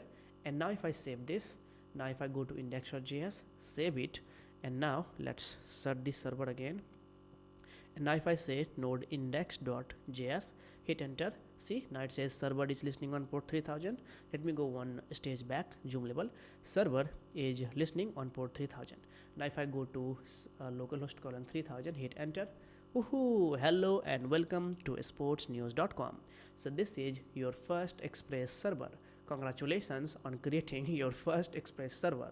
So consider this data coming from sportsnews.com. So this localhost colon 3000 is nothing but sportsnews.com.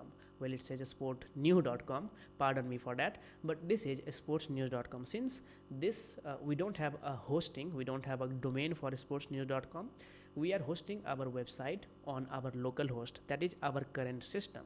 But in case if I have the domain name of sportsnews.com, I can ship this entire web app to sportsnews.com, and whenever you will just visit sportsnews.com, you will get to see this message, okay, hello and welcome to sportsnews.com. But since it is localhost colon 3000, you can consider this as sportsnews.com. So if you say sportsnews.com like this, okay, but don't do that, it will basically make a very simple search, okay. And let's quickly fix this sportsnews.com. Now one more important thing that we can do is, instead of hard coding our port name, we can simply create a variable, and I can say port. And the reason why I capitalized the variable name has one very important concept behind it, is that we are not going to keep our important data in this index.js file, okay. We are going to change, we are going to shift this to a .env file. Why? I'll tell you why, but for now just keep it here. And now here you can say 3000. In case 3000 port is busy, you can say 4000, but let's keep it 3000, okay. And now all you have to do is, rather than hard coding here, you just have to assign port, okay. So app.listen on port, which is 3000, and then callback function. Once our app is listening, then simply log this message. So this message is coming right here, server is listening on port 3000. In the meantime, I'm going to fix the spelling of listening, and here I'm going to use the dynamic value by using the template string. Now I'm expecting you to understand template string, because you need to know JavaScript for this, but just go and visit JavaScript lecture, because all of these are fundamentals if you want to learn Node.js and backend in general, okay. Now let's say I have to again restart and close this server. Now I don't want to do that. For that I'm going to use nodemon. So for that I can also install nodemon. So here I will come, and here I will say npm I nodemon, and you can download nodemon in your system as well, but you can download nodemon in your current app as well. So it's not only required that you download it once. Like if you just want to use nodemon in this single directory, you can use that. So npm I nodemon, and nodemon will be installed in this package.json right here. So after Express we got nodemon, and now nodemon, I remember I taught you nodemon, okay, I'll take care about that, but for now let's just say so after that let's do some refactoring. And so from here, first of all, if I say now you can say nodemon and index.js, hit enter, says nodemon index.js command not found. Well, because we have to create a script. So let's now do some refactoring. So first of all, always remember that when you are creating your this is your server, basic server, never call it index.js, always prefer to call it server.js. So here you will have to update the main to server.js, and then change the name to server.js as well, server.js. This is a healthy practice, okay. And then here inside this script, let's create a dev script that we are going to execute using nodemon, that in return is going to execute this nodemon server.js file. So this server.js file that we created as index.js file, okay. Now I did not want it to create server.js file initially, because again I really want to talk from a beginner's point of view. I really don't want to sound expert, because by doing that you would not be able to understand how a developer's point of view works, okay. So yeah, now if I save this, now all we have to do is we have to say npm run dev, and nodemon will execute this server.js for us. So here we just have to say npm run dev, hit enter, and now nodemon is starting. So now nodemon started our server. Go back, and if you reload, hello and welcome to sportsnews.com. We fixed our spelling, okay? So this is our very simple route. Now this is our very simple route, right? Now we can have multiple routes. So for example, if we have like for example a score page, so I can create that very simply by saying app.get here by slash, and now after forward slash you just pass the name of the URL. So here I can say score, okay, and then again here you get request and response, request and response, and here all you have to do is you have to do rest.send, and when I pressed command and saved, our server restarted. So now when I go to slash score, then we need to say sportsnews.com live score. Maybe just have to update the message to live score. Okay, if I save this again, go to slash score, hit enter, well, live score. Okay, so this is how routing works. Now remember I told you in the previous video that I'm going to run the analogy. I'm also going to tell you that how this code is much easier than comparison to our previous code. So let's now go to server and routing. I hope this code is still with you. And now let's open server.js. Now remember, we also created servers right here. Now you can see how did we created servers back there. We had a lot of if and else statement, and remember I told you that like this is not the good way of creating a server. You'll have to create multiple if and else if you have hundreds and hundreds of routes. Okay, so this is not the correct way. Now compare this with this. We just have app.get, very simple route, app.get slash score, very simple route, where when you are using node score module, then this is how you do all these servers and creating route. Now tell me, which one is best, Express or raw Node.js? Of course it's Express.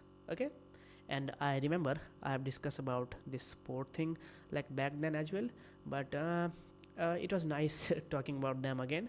Anyway, okay, so this is 127. Oh wow, I've discussed about this as well. Anyway, so this is the most preferred way of how you should create a server.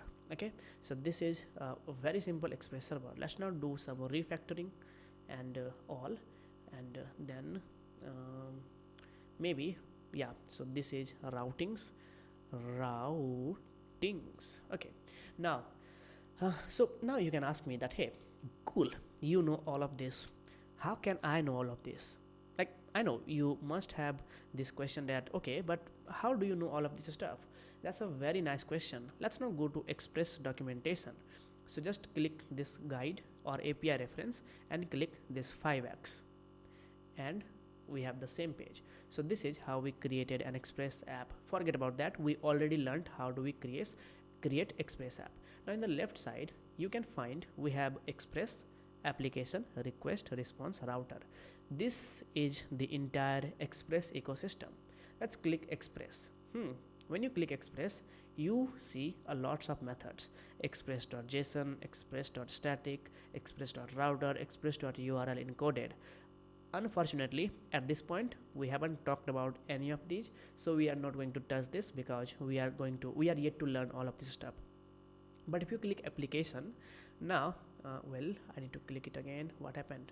Well, right here. Okay, so now if you click application, here you can see how we did created our routes. So const express equal to require express, we used import. Just consider this statement being import express from express. We created an app on an express called instance. So the app object conventionally denotes the express application. So this express application is giving all of its function to be used on app. Create it by calling a top level express function exported by the express module. And so this is how it is all happening, right? And then the app object has methods for routing that we saw: app.get, app.get, app.listen, all of these things. And then configure middleware, app.route, app.render, we are going to see about that, rest.render, app.engine, we are going to see templating engines and all. Okay, but this is how all of these things gives us the ability to use Express. And one of them, we have lots of methods here. App.delete, disable, enable, all of these are API methods. Well, not all of these, but certainly app.delete and all these app.delete, app.get, these are a very simple call. Is this an example of API call or not? Sometimes it makes me confused as well. This certainly looks like a perfect app.delete, app.get, post, put, patch, delete. So yes, app.delete is certainly an API call. But anyway, let's not blabber about this. If you go down here, you can see we have app.render. We must have app.listen. Where can we get app.listen? App.path, app.set, app.use. Anyway, let's not get into that. But here you can see we have app.get. Okay, app.get title. We have title and my site. So this is how you pass data to it. So if you read, it says, where are you? App.get. You'll have to click it first. So returns the value of name, app setting, where name is one of the strings in app setting.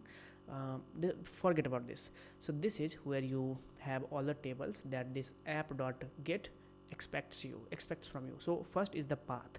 What is path?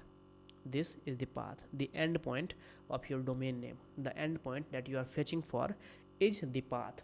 And then, so this is the path, root path. Remember, I wrote here root of your website is fetched. So here root, remember. So now you can see without documentation, I know a lot of stuff about Express.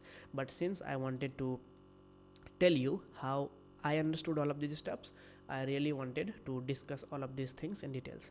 And then we have this callback function. Remember I told you that this is a callback function that will do all of the tasks once someone tries to visit this / that is the root of your website. Okay, so this is the callback function.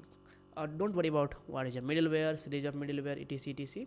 I'm going to discuss about them, but it is a very simple function that does something. So when someone visits the root of your website, so this particular URL, then this function is going to execute. Okay, and then we have this app.listen as well.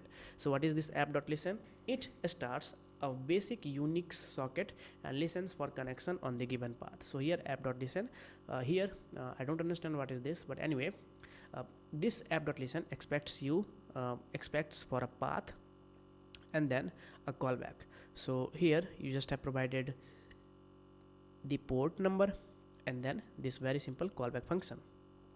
Okay, and app.listen, a most suitable example. I don't understand why has it written path, but anyway, if you go further down, now this is the correct example. I was confused why this path and port, both of them are different. So sometimes documentation can give you little nightmares, or should I say headache. Anyway, app.listen, port, host, and then backlog. This host is this one. So remember, in server you have this. So this is the host name. But anyway, we are not providing our basic host, so we can definitely skip that. So this is our port name, so the port name, and then the function, and then the backlog, and then the callback. So callback function is the one that gives you a message. So here we have a very simple example of Express HTTP. I think I have used HTTP in this server. So here HTTP, remember. So that's why I took all of this from a beginner's point of view. I did not want it to hurry. I showed you how to use Express. I also showed you how to use HTTP and why this line is very important for us to understand. I also taught you http.create server. Okay, so app.listen, this one.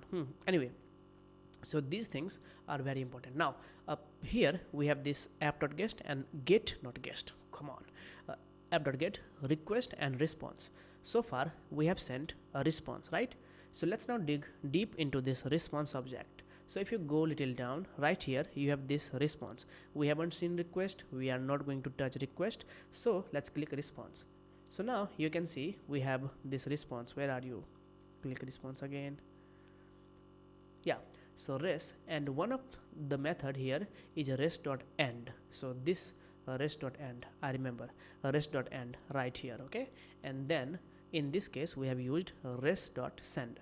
So that would be somewhere here, res.send sends the HTTP response. The body parameter can be a buffer, blah blah blah, but this simply sends the HTTP response. Okay, so rest.send html etc, but here we just have sent a raw response. So this is where all those documentations is coming from. Here we have a rest.json that is used to send a json data back as a request. Let me show that to you. If you want to send a rest.json, you can simply say rest.json, and let's send this. I'll say name of the app to be a score, what is my sportsnews.com, and let's send one more data, old, let's say it's 3 years old. Okay, if you send this, now we are sending a json data once someone tries to visit this /score. So let's now go to /score. If I hit enter, now we get this json data. Okay, so if you pretty print name sportsnews.com, old, 3 years old. Okay, so this is how you use multiple things to send data. For now I'm going to comment this and keep this very simple http response. And now let's go to documentation. So this is a response. Now we have lots of things for response, such as send file, send status.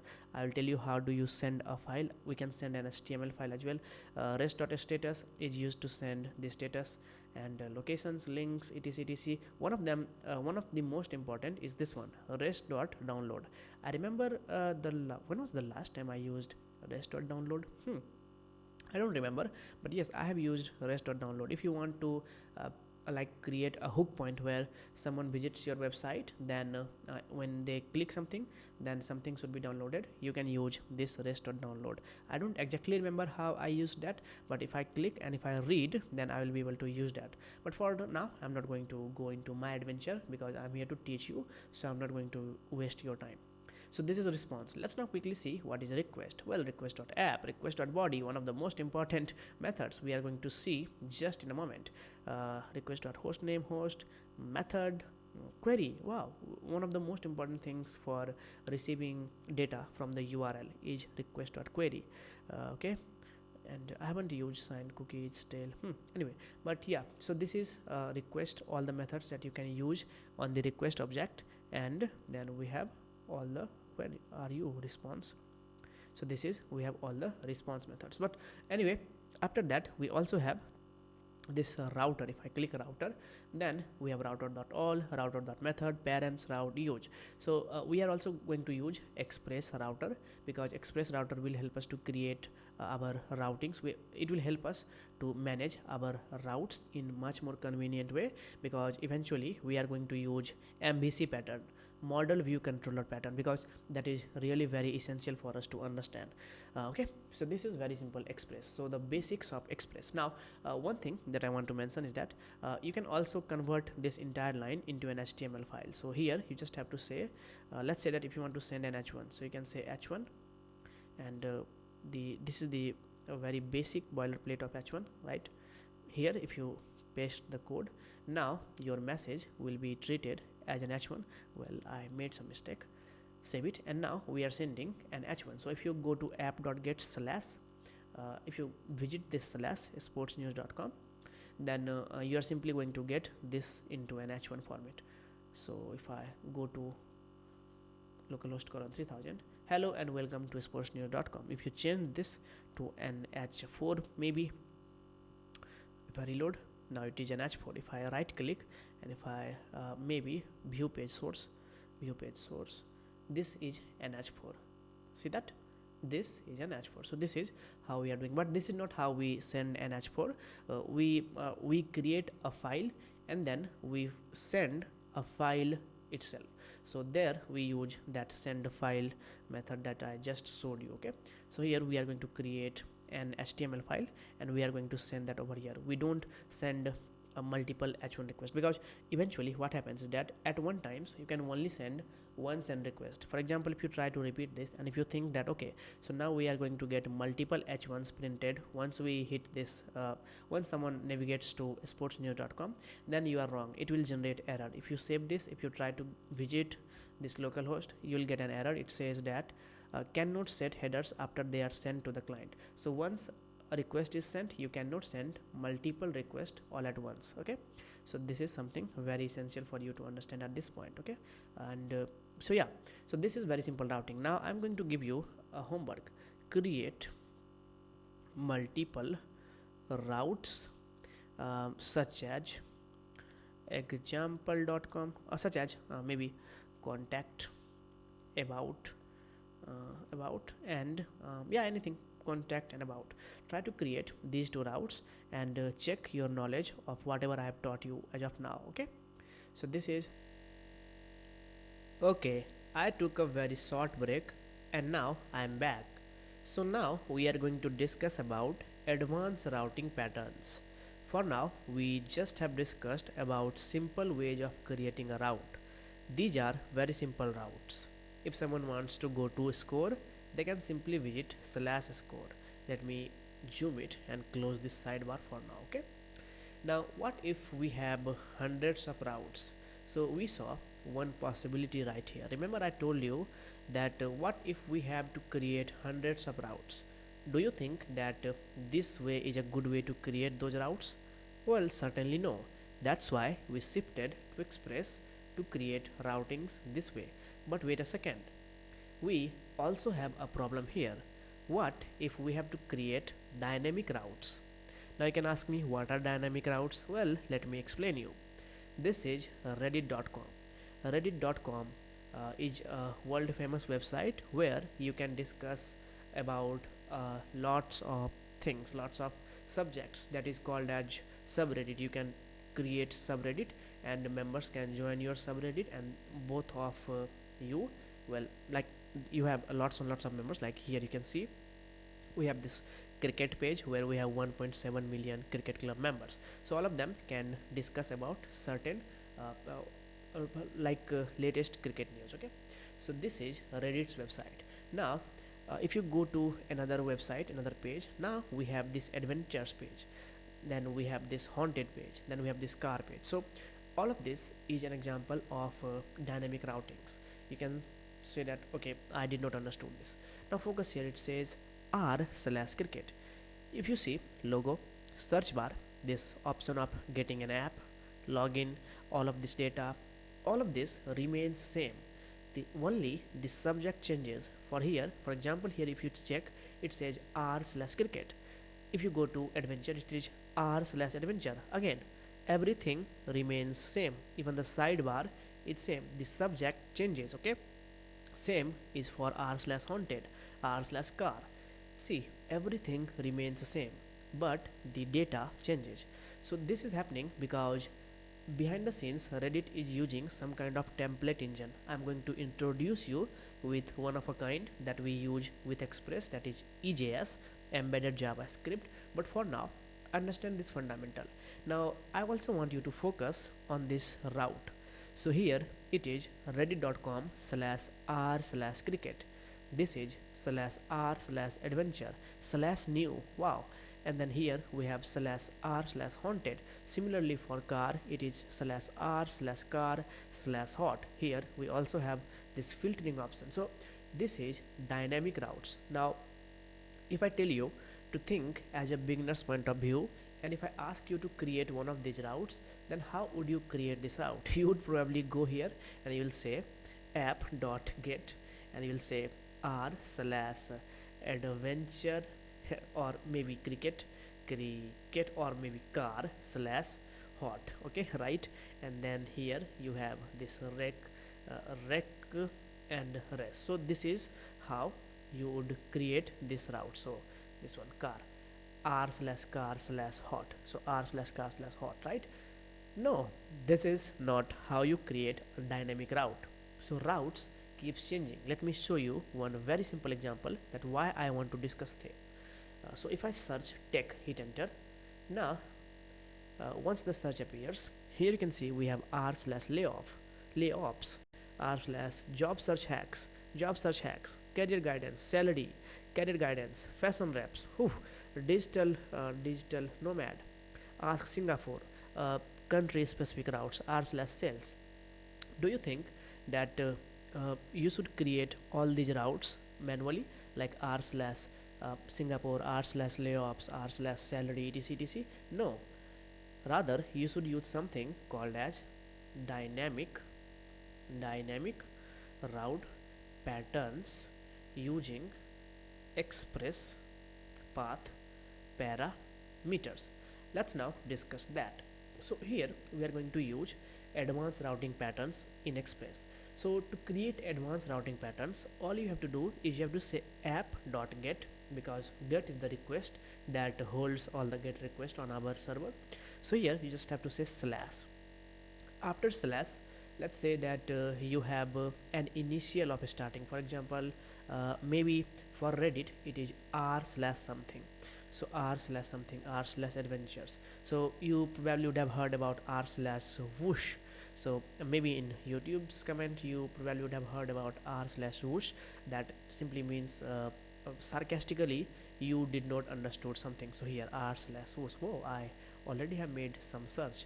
It is a anyway, this is like, don't go there. Sometimes you kind of get some fishy stuff there.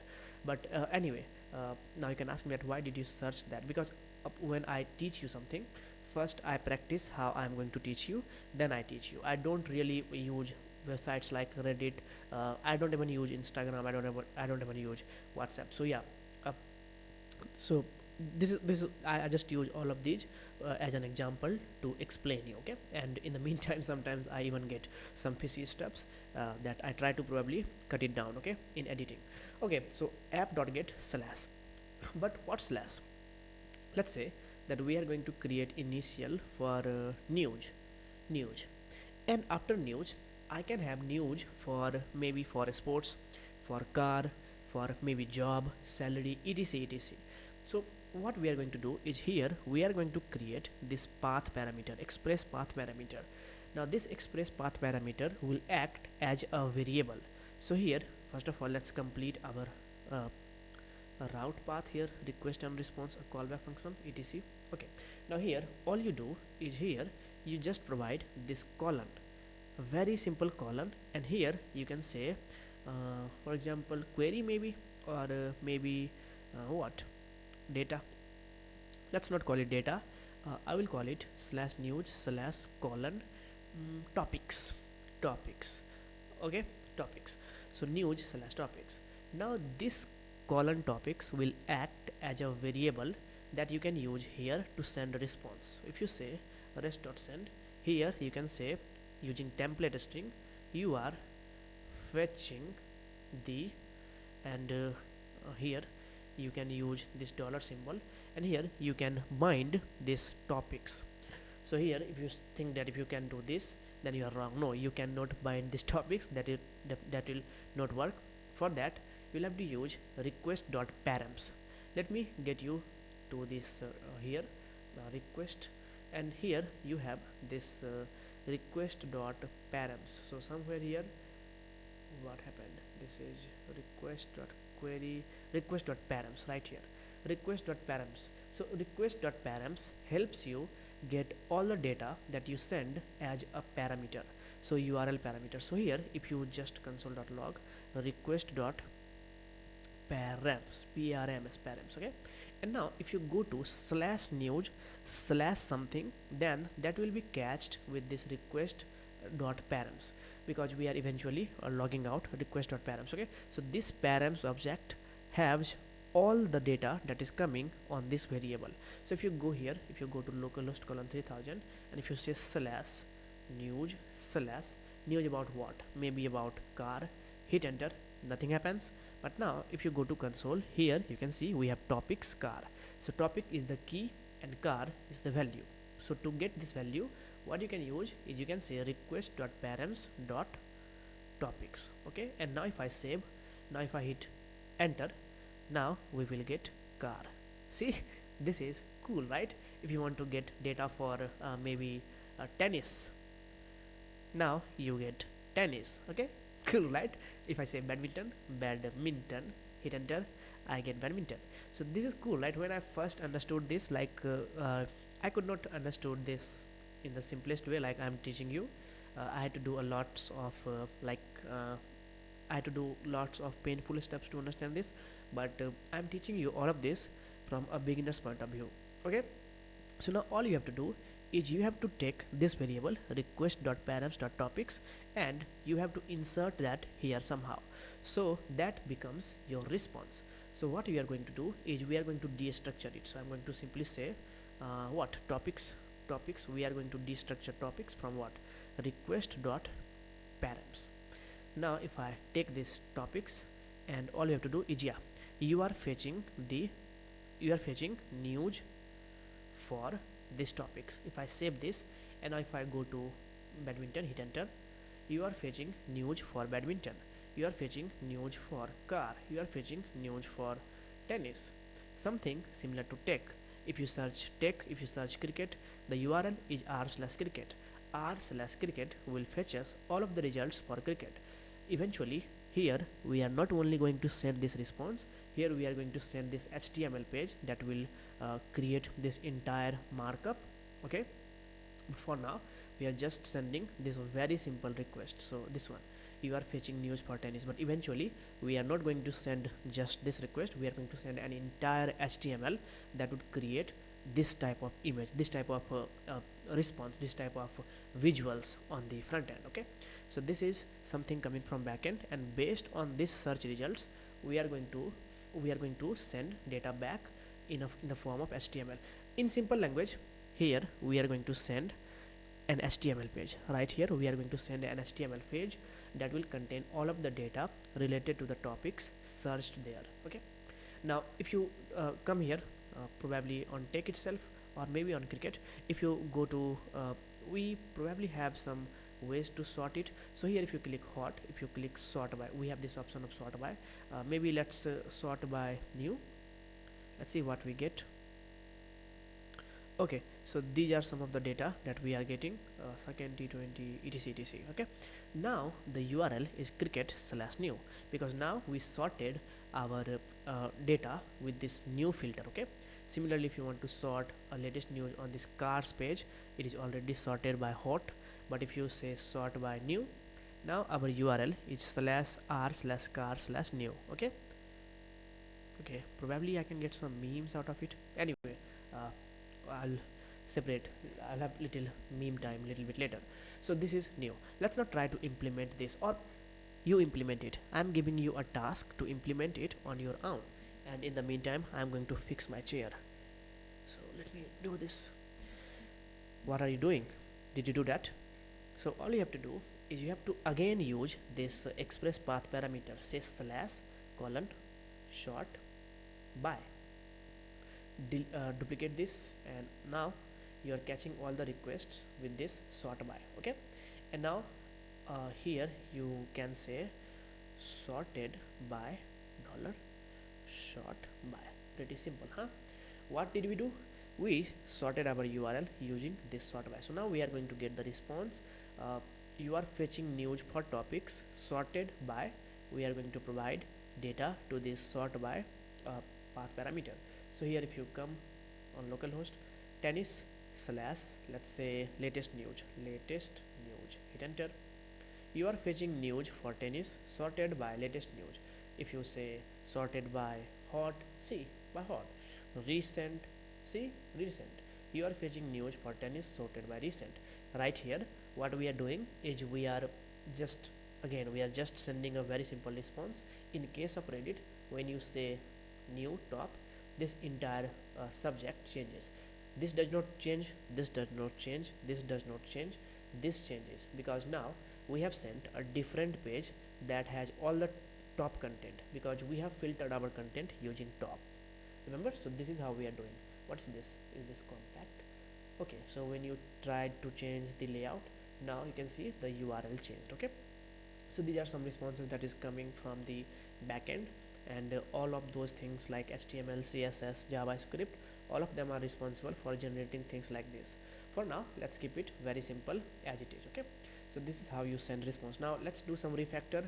For example, here I can see we have code duplications for the same thing that we are doing here. So here let's comment this part, and here we can say topics comma sort by, and both of them are essentially means same. We don't have to fetch multiple parameters, we don't have to destructure multiple parameter variable on different line. We can do all of them at once and it will again work. Okay, so this is this is express path parameter. For example, if you say news for cricket hot, you are fetching news for cricket sorted by hot, sorted by controversy. Okay, so this is express path parameter. I hope this lecture really was pretty interesting to you. Next up, we are going to understand about query string. Should I take break or should I teach you? Let's teach you.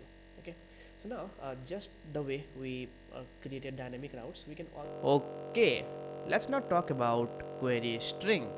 Now, unfortunately, I could not frame a proper definition of what a query string is from my point of view. I do understand what is a query string, but I could not frame a proper definition by which I can actually explain you what is a query string. So this time I took help of one of my best friend, the internet. So if you read, it says a query string is a part of a URL. URL stands for Uniform Resource Locator. This is a URL that appears after the question mark, used to pass a specific request parameters to a web server. And a very simple example of a query string I can figure out right here itself. Here you can see after this question mark, read here, it says after the question mark used to pass a specific request parameters to a web server. So after question mark we have a term queue. So this is the query parameter and this is the search term. What is a query string? And that is exactly what I searched here. What is a query string? See that? So a query string is a part of a URL that appears after the question mark, so we have q equals to what is a query string. So this q is query parameter and this is the value for that query parameter that is eventually going to be searched on the internet. Now why do we pass this query parameter? So that we can request data from the web server for that specific search term. So this is how we actually build a URL. We don't do that. See, we did not pass this data manually. No, we used a form to seek data, and backend created this URL, right? So this is query string. Now let me give you one more example and then things will become clear. So now I am on MDN. MDN stands for Mozilla Developer Network, and this is like documentation center of web development. For example, on this form here, let's say that you want to learn maybe Node.js.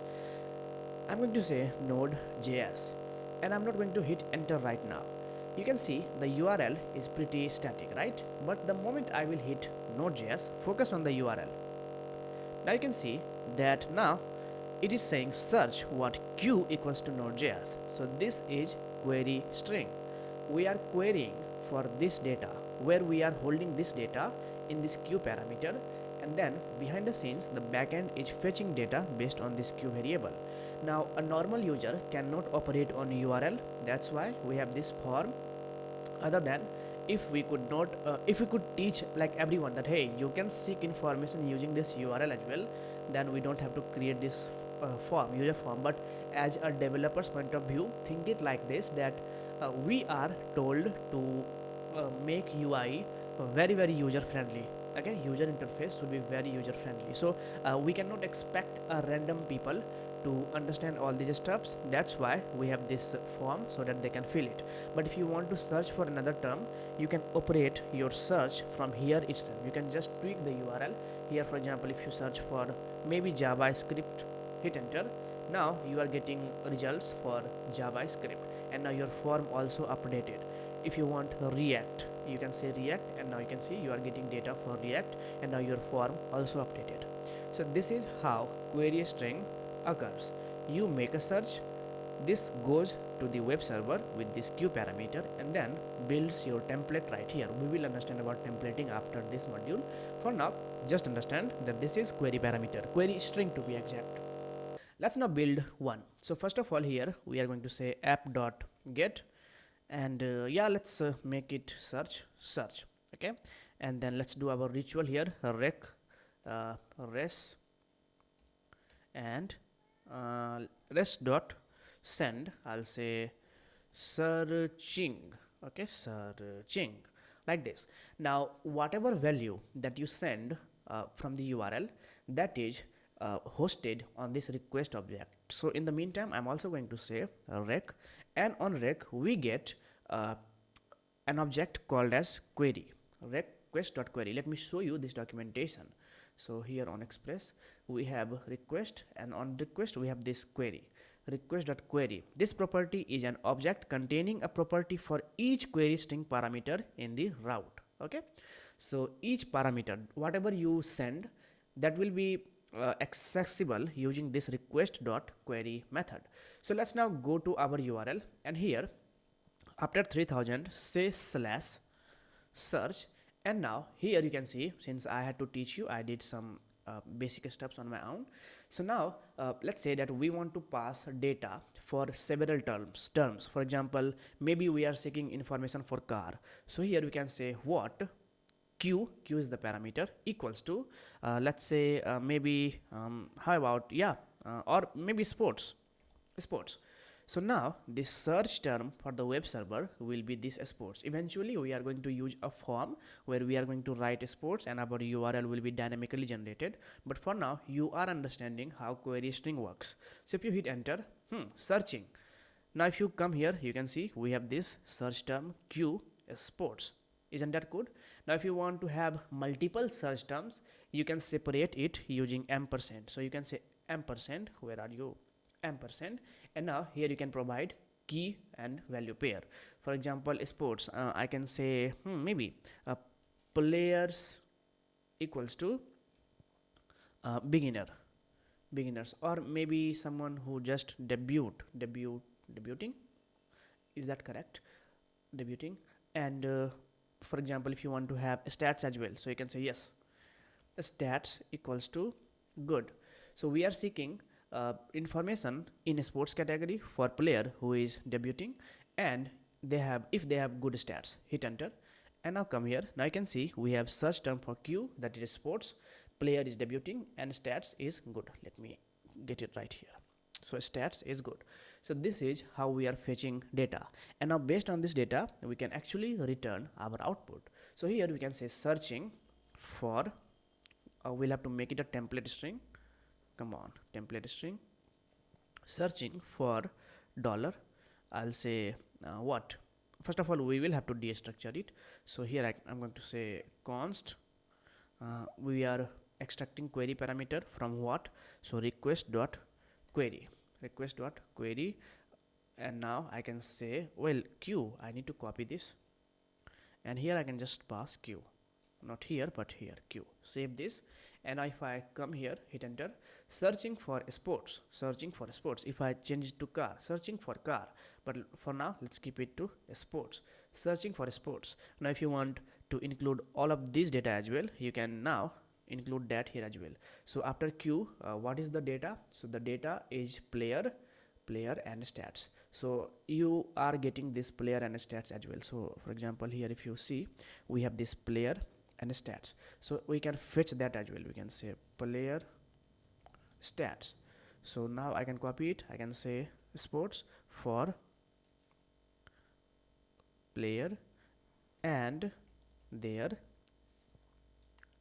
stats. If I save this, now we developed our very simple query string.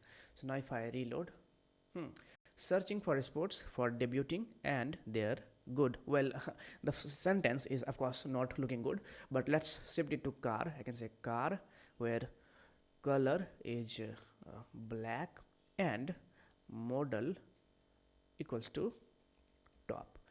Searching for car, because of course undefined, because now it is color and model, so we need to fetch color and model, color and model.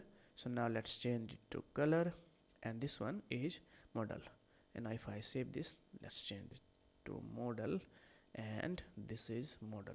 If I save this, reload, searching for car for black, searching for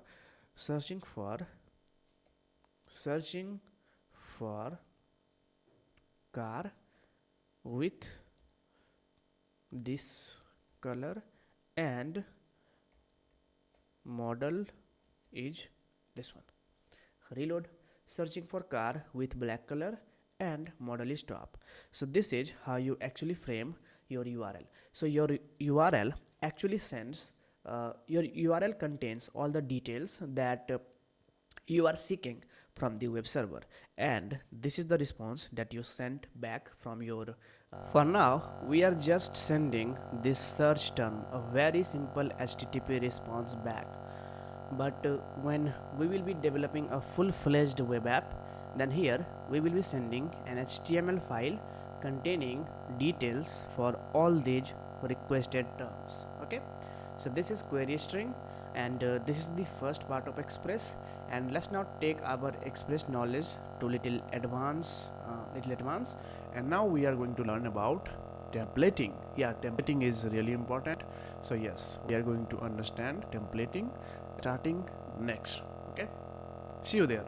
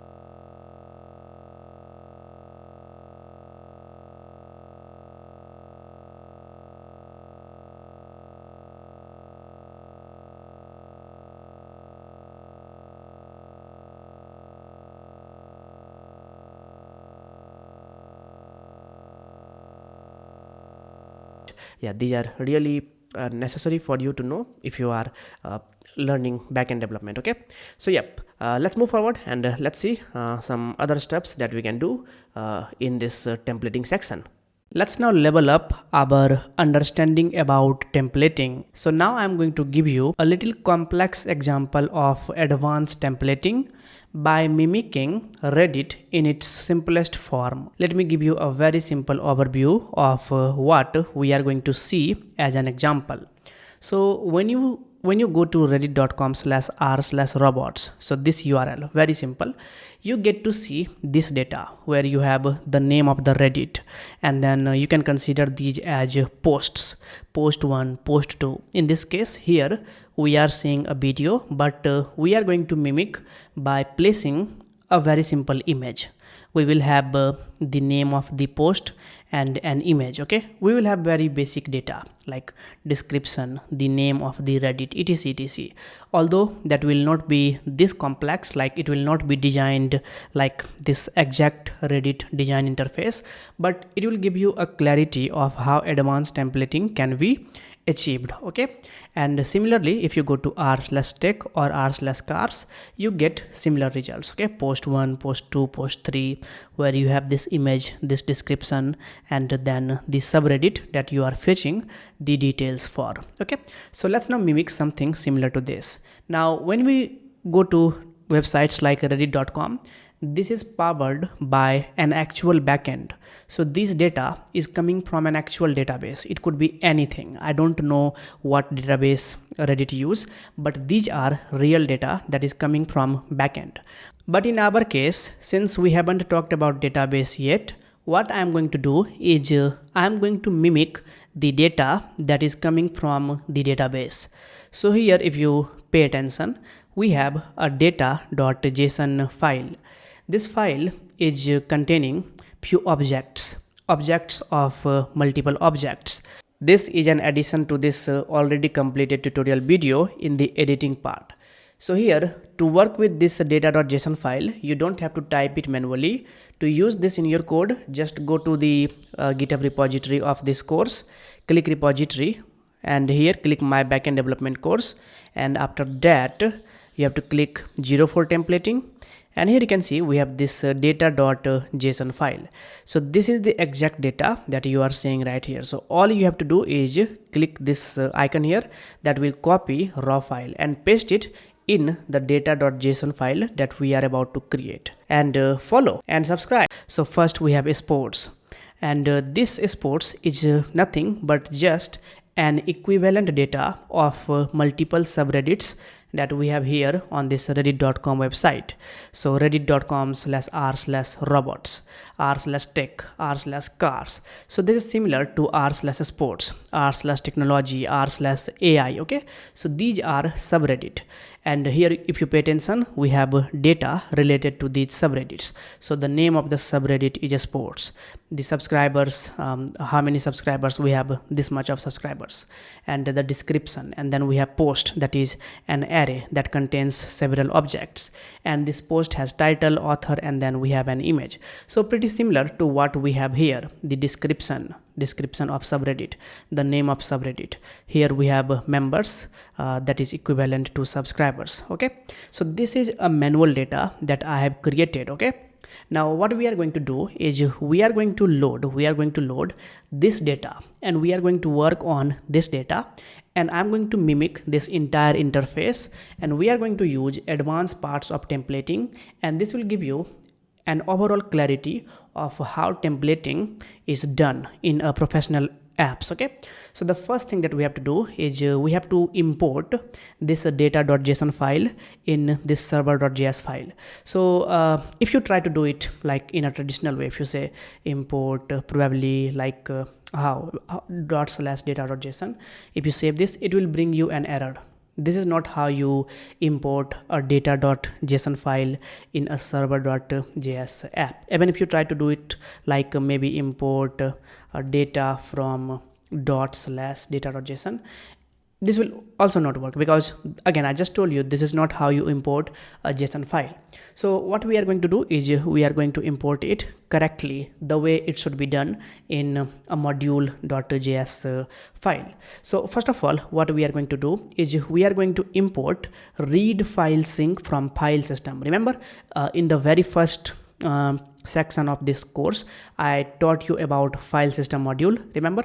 So first we are going to import file read file sync synchronously. We are going to import read file sync from this fs module. So this will help us read file of this data.json. Okay, so how do you read it? You simply say, first of all, I'm going to write a comment. I will say reading and we to passing JSON. This is how it should be done. So first of all, I'm going to say const what should I say, raw data. I will show you in a moment why we need to do it like this. Raw data equals to, I'm going to call read file synchronously, and then here I'm going to pass ./data.json. Okay, so we are importing data.json in this raw data variable. If I save this, the error is gone. Okay, now if I console.log raw data for a moment, you will see some odd type of data. So this is hexadecimal. Okay, so this is not the actual data. This data is loaded, but now what we have to do is we have to parse this data back to a readable format that we can do using the json.parse method. So here I'm going to say const, I will say what should I say, let's call it reddit data mimic.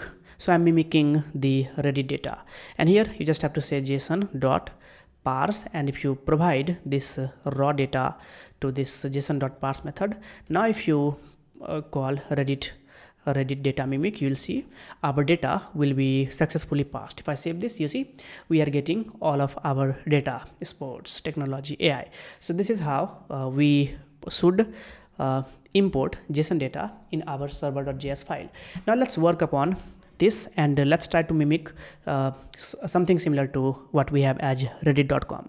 So first of all, what I'm going to do is I'm going to create, let's create a very simple route. I will say what r/, and here r/, I'll say subreddit. Okay, let's keep it pretty simple, and then again this part always remains same, and that's it. Okay, so when we are going to fetch subreddit, what we are going to do is we are going to get data related to this. If you search for sports, then you are going to get all this data. If you search for technology, we are going to get data for technology. Same for AI. But if you try to make a search for dog, we do not have any data related to dog. Then we need to display a very simple and simple message that, hey, the subreddit dog that you are fetching for does not exist. Of course, for Reddit, it would exist. So if you search for dog, you see, you will get a data for dog. But since we do not have any data for dog, we are going to respond with a proper error. Okay, we need to get the data of the subreddit that the user is searching for, right? So I can do that pretty simply. We have already done that like this. So again, I'll say subreddit equals to rec.params, and just for a moment, if you search for subreddit, if I save this, come here, and if I say /r/ I'll say technology, hit enter, well, we do get an error here, but wait a second, did I forget to save? Okay, so the problem is me being stupid. Here it should have been /r. So now if I save it, reload, okay, we are getting error, but here you can see we got sports. Okay, if I search for technology, we will get technology, and if I search for AI, we will get AI. Okay, so this is the data that we are searching for, but now instead of searching, we need to display the result. Okay, so we need to display the actual result that will display something similar to what we have here in Reddit. Okay, so the next thing that we are going to do is we are going to render. So now we are going to map the data. So here I'm going to create a very simple variable, and I'm going to call it data, and this data will be mapped to the data that is coming from the database. Okay, so how to do that? Well, first of all, we will have to fetch this Reddit data that we are mimicking, and here we are going to pass this subreddit. So this will simply map the data that we are searching for. So if I just for a moment, if I just console.log the data, if I search for AI, why not? You see, we get all the data related to AI, because this is how we get the data. Okay, so here we have a very simple data variable, and then on this Reddit mimic data, which is the large data object, so this Reddit data that we are parsing the data. Okay, so this data should map the data that we are searching for. So here in this database data.json, here we have sports, so it matches. So that's why when you say Reddit data mimic, so it will be searched like this, Reddit data mimic, and here if you match sports, it will give you sports. If you try to search for cat, that does not exist, it will give you an error. If you try to do it, let me show it. If I try to search for something called cat, you'll see nothing, it says undefined. Why? Because cat does not exist. But if I quickly create something related to cat, maybe somewhere here, I'm going to just copy this entire part. First of all, let's copy this entire thing, provide a comma and paste it like this, and let's expand this, and I'm going to change this to cat. Okay, I'll say name, I'll say I am a cat. Now cat data exists. So now if I search for cat, you'll see we're still getting undefined. I need to save this file, and let's restart the server. I forget to restart it. Now if I search for r/cat, you see we get data for cat. I am a cat. Earlier cat did not existed, that's why we got undefined, but the moment we added the cat data, everything started to work fine. So now let's get rid of this. Let's work with only 3 data. Okay, so next up we are going to say res.render, and we are going to render the same subreddit.ejs, subreddit, and then the data that we are going to pass it is this data. Now we can certainly pass this data like this, but when you pass this data in this raw format like this, then do not worry about this error, it will go very soon. Then here we'll have to say data.subreddit, data.name. So instead what we are going to do is we are going to spread it on the fly. So now instead of saying data.name, data.image, now we can simply say name image. So this data, instead of saying data.name, data.subscribers, now we can say name subscribers. Why? Because we are sending the spread data here. Okay, so now you can come to subreddit.ejs, and now here you can simply say name, because we have a data called name. You can see name, and then we have subscribers, and then descriptions. So here we are going to say you are browsing the subreddit. Yeah, this is cool. Subreddit name. Okay, so here we can say you are browsing the subreddit, you're browsing, let's get rid of this, or perhaps you should say you are browsing the subreddit name. Okay, and description is description. So we have a data for description, and subscribers, let's print subscribers as well. So here I can say h3 total subscribers, and here let's copy this data. Okay, and here I can say subscribers, because this is also a value. Okay, and now when I saved this, and if I go here and if I search for r/sports, hit enter. Okay, it says sports total subscribers, it's subscribers, subreddit subscribers, description. So maybe key value pair may be missing. So subreddit name. Okay, we should not have printed name like this, but like this, name. Okay, and since we do not have any subreddit, we need to get rid of this. You are browsing the name subreddit. Now there should be no problem. Okay, if I now reload, the error is gone. It says you are browsing the sports subreddit, total subscribers 25,000, description all about global sports events, news and players. Okay, if you search for technology, you are browsing the technology subreddit, and if you search for AI, you are browsing the AI okay, artificial intelligence subreddit. Okay, and if you want to make it look little distinctive, you can simply maybe okay, so here is a mistake. Yeah, why not just make it italic? So let's do it. I can say I, and let's wrap this entire data into this I format. Okay, and let's do this for this subscriber as well. So let's close I. If I now reload, you are browsing the artificial intelligence subreddit. Okay, and if I search for a sports subreddit, so something similar to what we have here as Reddit, we are also printing some details. Now when it comes to image, let's print the image as well. So here I'm just going to have an HR horizontal rule.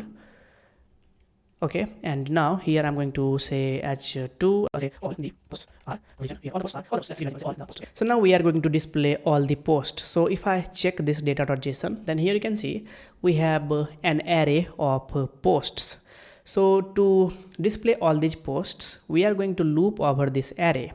Now in JavaScript, to loop over an array, you can use a for each loop.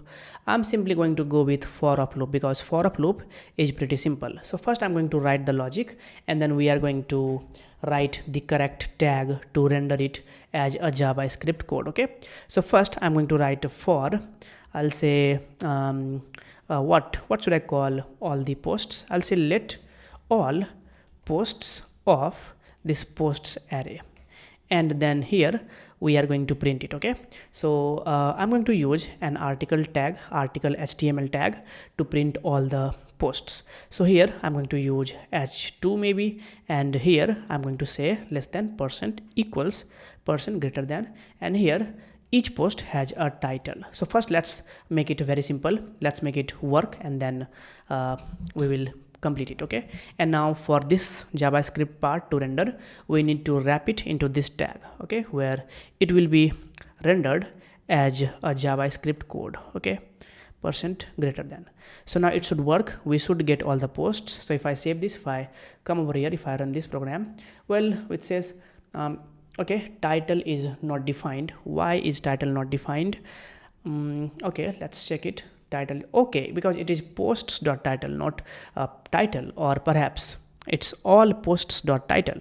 So here instead of calling it title, we can call it all posts.title because we are fetching all the posts individually. Okay, let's save this server.js, run this code, and we got all the posts. Usain Bolt's 100-meter record, LeBron James and India wins ICC cricket. Oh, come on, please don't do this. Okay, don't do this.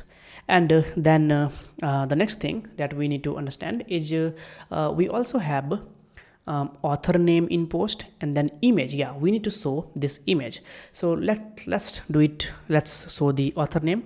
I'll say paragraph here. Let's copy this entire part, and let's say all posts dot author. Save this, and if I run this program, you see Usain Bolt's 100-meter record. Or perhaps if you do not want to show the author name here, or you want to show it here, not here. Now if you do not want to show the author name here but here, after providing a dash, you can do that as well. So here you can say dash, and you can cut this entire part, and you can say by this author. Okay, or you can say written by. If I save this, run this program, written by track master. Okay, although it appears little off, this should have been little smaller, but let's keep it as it is, written by Hoopspan, track master, cricket guru. Okay, next up we are going to show the image. So to show the image, again you are going to use this img tag, and here on this source part here, you are going to open again this JavaScript part, and then here you are going to provide the all posts dot what is the name of the key? It's image underscore URL.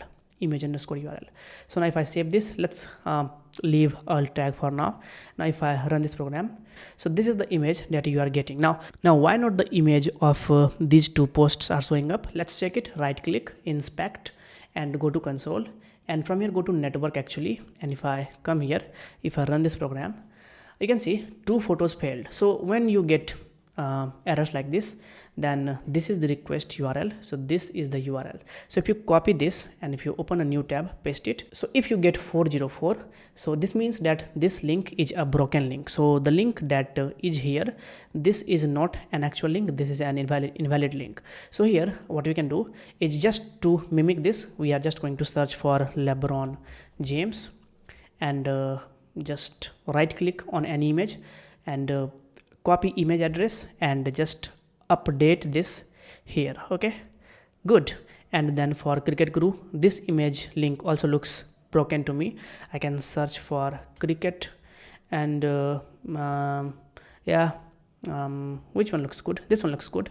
Right click, copy image address and update this one like this. Okay, and now if I save this, now if I come over here, if I run this program, error should have gone, but why did we okay I know, because we forget to save server.js. If I save this server.js again, and if I now rerun this program, you see error is gone, and now our photo is appearing. Let me close this part here, and LeBron James here, and you got this data. Okay, now one thing I'm missing is maybe the posts data.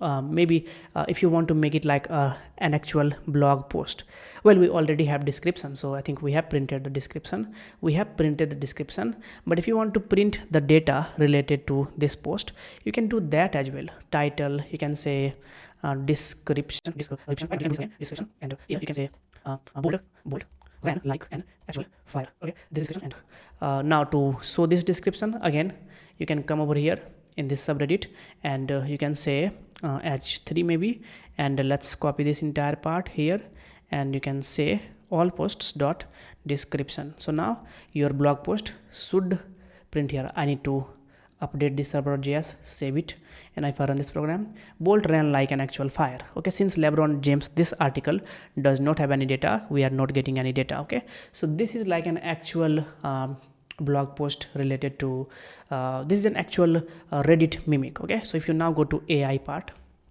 you see you are browsing the AI subreddit, total subscriber, this one, this is the description, and then we have all posts, post number 1, post number 2, post number 3. Post number 2 and post number 3's image is not working, so perhaps we will have error here as well. So technology, not the technology part, but the AI part.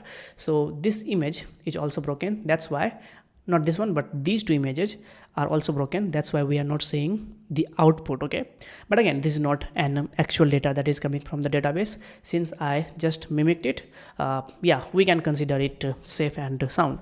But still, if you want to show photos, just copy this link and update here, because this link is anyway working. Okay, so let's replace this data. You don't have to do it, I'm doing it just to show you, and run this program. And well, I need to again save this server.js file, and if I run this program just in a moment, you see we got image for all these blog posts. Okay, so this is like an actual Reddit mimic. You search for something, you got the data. Again, this is not as stylish as Reddit is, but because that is not the focus point of my lecture, I'm not including too much styles to it. Okay, nevertheless, we are going to understand about how to add styles to our data, and that is coming next, because we need to understand a little bit more about templating. Okay, so yeah, I'm going to take a little break, and then I'm going to see you with a little more advanced topics related to templating, like understanding about partials and all. All right, so this is working, right? But there is a problem. I just showed you that if you search for something that do not exist in database, you get this error. Now this is problem. So what we are going to do is, instead of showing this ugly error like name is not defined, we are going to show a meaningful error. For example, when someone is looking for cat and it does not exist in the database, then we are not going to show them this. We are going to show them a nice message where it says that, hey, the subreddit that you are looking for does not exist. So yeah, let's make it more readable. Okay, so here we are going to make a very simple if check. I will say if data exists, then render this subreddit. Else what we are going to do is we are going to create a new EJS file, and I will call it not found, and I'm going to render this. Okay, so here I'm going to simply say h1. I'll say the subreddit you are searching for does not exist. Okay, and here we are going to write the name of the subreddit. So here we are going to render res.render. We are going to render this not found.ejs template, and we are going to pass this subreddit data, subreddit. Okay, subreddit, and then here we are going to say the subreddit that you are looking for does not exist. So it should be subreddit like this, and let's close this, and let's copy this and paste it here as well. Okay, so now if I come over here and if I hit enter, it says the subreddit cat you are searching for does not exist. Or perhaps let's make it more readable or more distinct. Let's wrap it into this I tag that will make it look italic. Let's close this I. Okay, and now if I rerun this, the subreddit cat you are searching for does not exist. Or maybe I'll say my name, it does not exist. Okay, but if you search for AI, well, data for AI does exist. So this is a very simple data. So if you just try to draw the analogy, let's make a search for gibberish code, hit enter. You see, you get we could not find any result for something this. Okay, so this is exactly similar to writing blah blah blah here. Okay, the subreddit this you are searching for does not exist. In case of Reddit, it is designed, it looks nice. In our case, it is pretty raw, but it is what Reddit is also doing. So this is an overall example of a more complex subreddit data. Next up, we are going to talk about static files. In a web app, static files are the files that don't change dynamically on the server. They are directly sent to the browser as they are.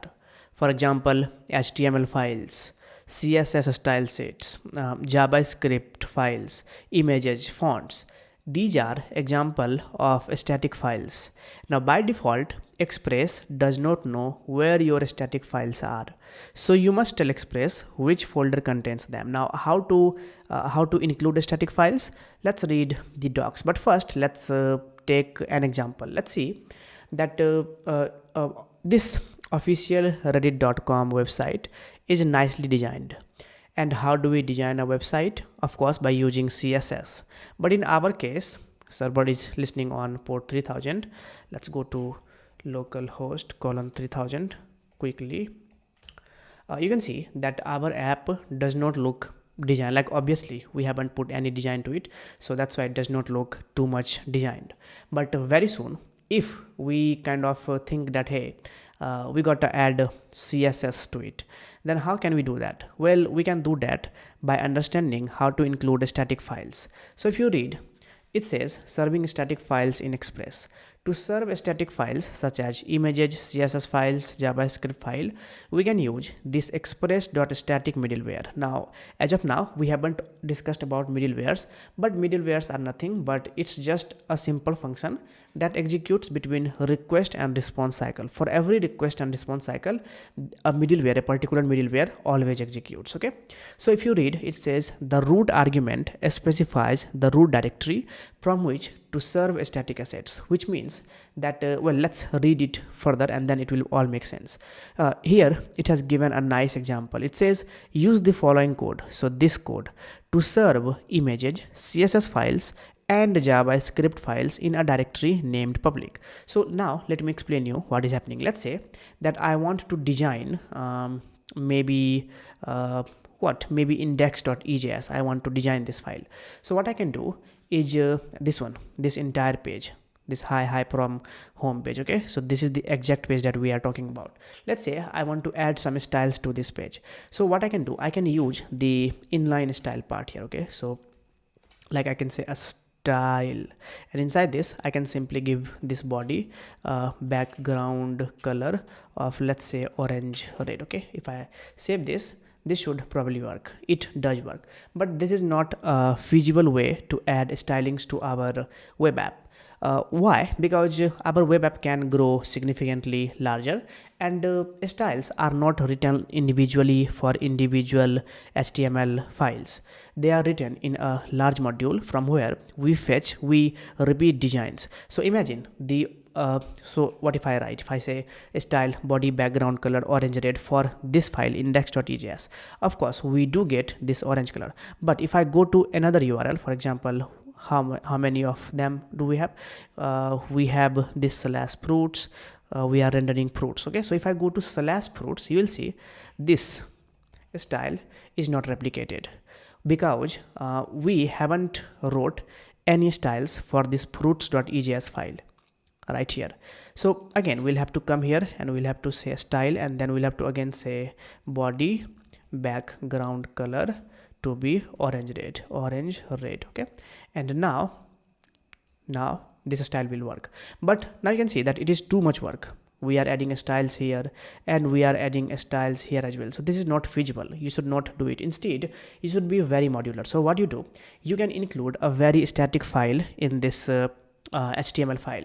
So first of all, in this root directory, open this file, and here you have to create a folder named as public. Now this is something that is traditionally done. You can call this file anything. You can call it assets, my files, etc. But usually it is called public. Now inside public, I am going to create a folder called CSS, because this folder will keep all the CSS files inside it. Okay, and similarly, if you want to add some JavaScript, you can create another folder and you can call it JS.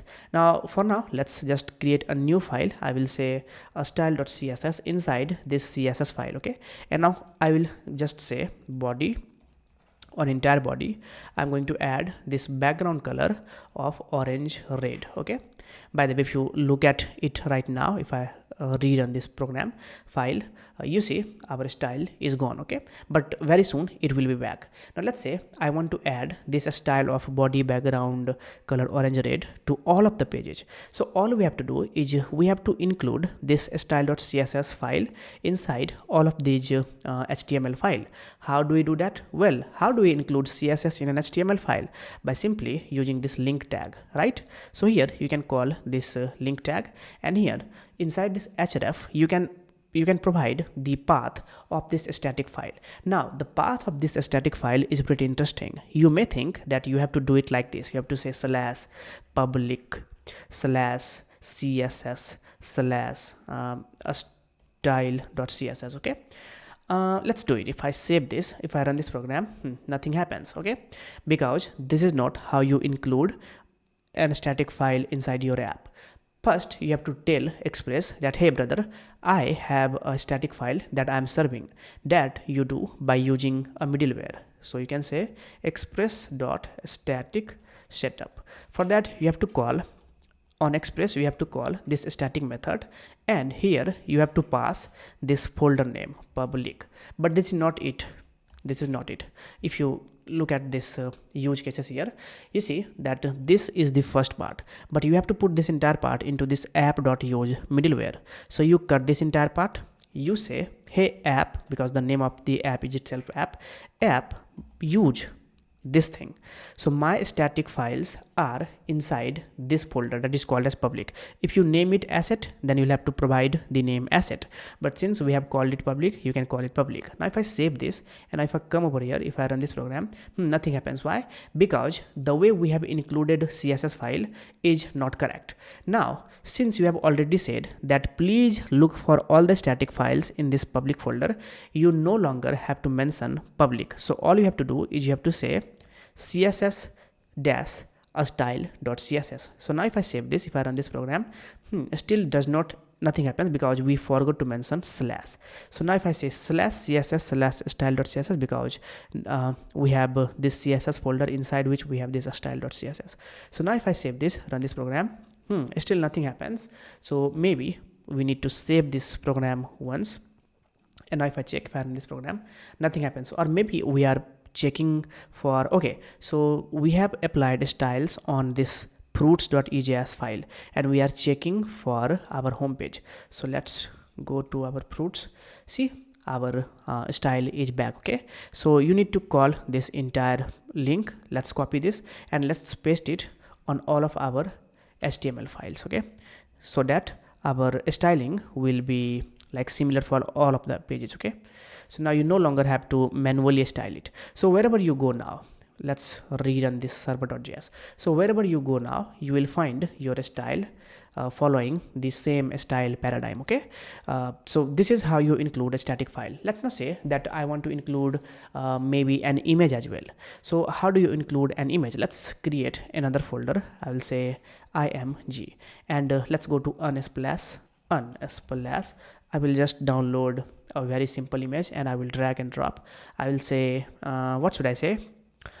Let's say yeah, AI. Let's keep it very simple. Okay, I'm gonna download it and yes, I'll say picture and straightforward from here. So from here I'm going to go to desktop. I will choose desktop and I will save it here. Okay, and then what I'm going to do is I'm going to expand this image folder. I'm going to go to desktop.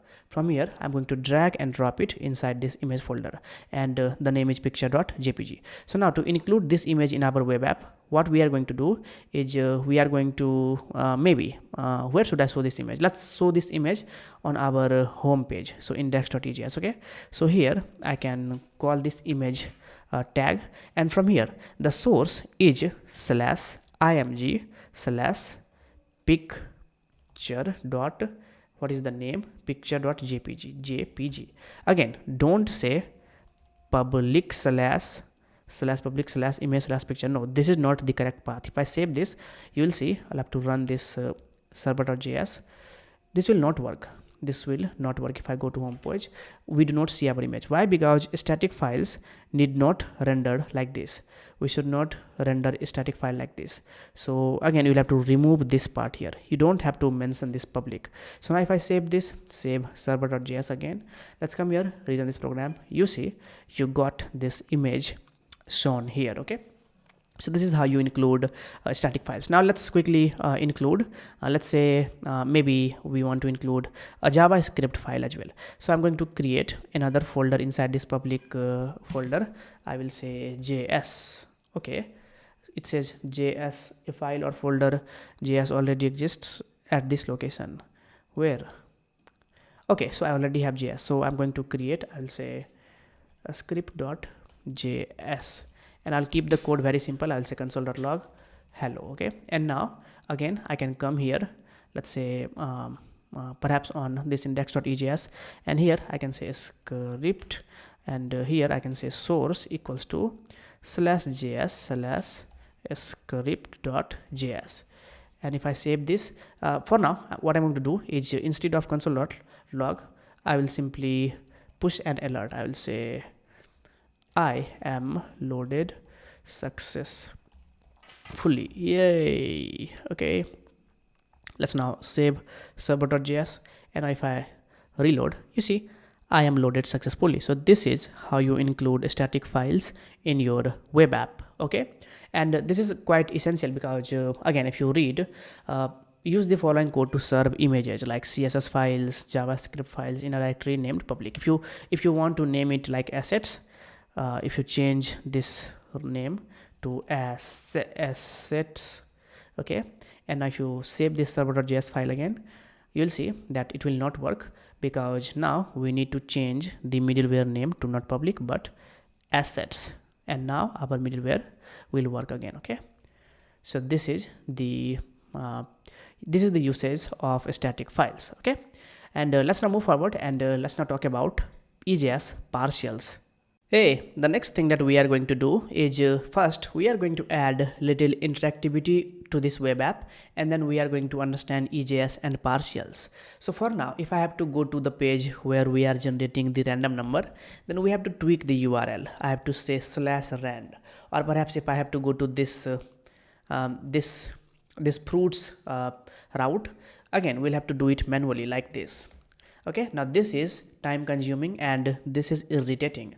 wouldn't it be nice if we had a pretty simple menu bar that would look something like this, that we can click to jump to different web pages. Okay, for example, if you go to this unsplash.com, why not, if you click here login, you see you are taken to this /login page. Okay, you did not have to write this URL manually like /login. No, you have a button that you are clicking to navigate to that URL, or perhaps clicking technology that took you to this route, or perhaps coding that took you to this route. Okay, by the way, I can manually update this technology and it will fetch me all the results for technology images. But again, we don't have to do it. Why? Because we have a nice button here. So let's try to replicate something similar to this, and doing this is pretty easy. All you have to do is on all of these EJS pages, you have to create a very simple link HTML tag. Okay, so yeah, let's create a very simple div with an ID of nav bar hyper reference that come on, no, make it cool. Okay, here we are going to have an UL, and inside UL we are going to have an li, and each li will have an anchor tag where href will point to the page where we want to jump. So href stands for hyperreference. So hyperreference simply means connecting multiple pages to navigate back and forth. Okay, so the first hyperreference will be slash, and here I'm going to call it let's call it home page. So we'll have to write it here, home. Okay, and well, not here but here. Okay, so home page, and after home page we are going to duplicate this part here. What are the URLs that we have? We have for fruits, so /fruits, so this will be fruits, and before it we have a random as well, so this will get us to rand, so rand, and then I think we have a URL for subreddit. Okay, so maybe subreddit is r/ we have technology, that is technology, and then I think we have AI, so let's keep it AI. Okay, and let's keep it till these 5 only. You can see we do have this not found.ejs, but we don't have to create the route, the link for this not found, because this not found will be rendered dynamically when a search is not found. We don't have to include not found link in our menu bar. Okay, so no, we don't have to do it. Now save all of this and copy this entire div, and let's check. Okay, everything seems good. All right. Okay, and now we are going to paste it in all of the HTML pages. Okay, so subreddit fruits. Okay, and now let's save this file and come here. If I run this program, or perhaps hitting enter, see home, rand, fruits, technology, AI. Why did we get AI 2 times? Okay, let's ignore this AI, and let's ignore this AI as well, and delete this AI, it was extra. Save it, and now if I run this program, home, so if I click home, again we are on this very home. If I click rand, we are on this random page where we are generating random number. If I keep clicking this rand, you see we keep generating new random number. For fruits technology page here, AI page here. Okay, back and forth, we are jumping back and forth. So this is a very simple nav bar. Now if you want to style it, again you can come to this assets css, style.css. So what I'm going to do is I'm going to go to style.css and I'm going to add these styles. Now I have written these styles. I did not wanted to waste time on writing these styles from scratch, so I have written this and I've just pasted it. Okay, so now if I run this file, you see now our menu is started to look like a real professional menu. Okay, so this is how you create a very simple nav bar. Okay, and yeah, so this is what I wanted to show you. Now next thing that I want to show you is about EJS partials. Now partials is something that is pretty simple to understand. See, when you are developing a high fancy web app, a partial helps you to write reusable pieces of HTML template. So partial is part of EJS. So if you go to EJS, you see here this part here talks about partial. But first I'm going to explain you what is a partial. a partial in EJS is like a reusable piece of HTML template. So what happens is that instead of repeating the same code like maybe navbar or footer or sidebar in every file, you create a partial and then you include it where you need it. So what you can do is let's close this part here. Okay, so you can see that we can create partials for most of the repeated stuff. For example, you can see that this entire part is repeated. So in all of the HTML part, we have this doc type, this entire part, or maybe this certain part, like maybe having multiple meta part, but let's keep it little leveraged. So what we are going to do is we are going to create partials for all of the most common code. So in all of these files, you will find these code pretty common. Okay, do not worry about the name. For this rand page, we have this title for random number. We can generate this dynamically. For now, we are going to understand the basics. So this is a very simple, let's say, common thing. Okay, so what we are going to do is inside this views folder, what I would like to do is I would like to create a partials folder, a folder named partials, and then inside this we are going to create many partials. So first I'm going to call it head.ejs, and what I'm going to do is I'm going to cut all of this from here and I'm going to paste it. Okay, and do not close this, keep it till here only. Okay, and never ever touch this. Okay, or it will just start to create problem. You can see that somehow by default it is adding this HTML as well. So again, I don't know how to let's comment this part. Okay, now if I save this, okay, it keeps commenting, but we are going to leave it like this for now, and in your case it may not be happening. Now this is a partial. What we are going to do is we are going to include this partial right here so that we can minimize the code. Similarly, if you have a large footer code, similarly you are going to cut this entire footer and you are going to create a footer partial. But since our code is pretty simple, we are not going to do that for footer. We are going to do that solely for our header.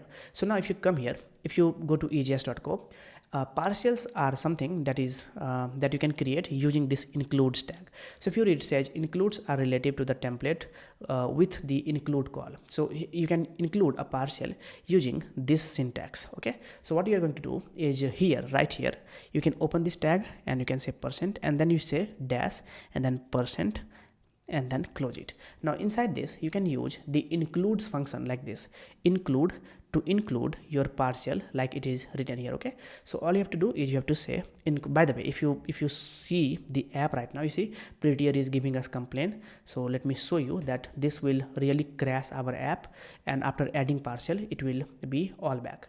So if I run this program, you see our home page, our navbar is gone. Okay, because we basically cut all this data, all this head into a new partial, but when we will include this partial it will start to work. So here you can say, you just have to say this tag %, this tag, and by the way if you read it less than % dash EJS tag output is kept. So this here all you are going to do is you are going to, and I'm showing you documentation so that you can understand it by yourself as well.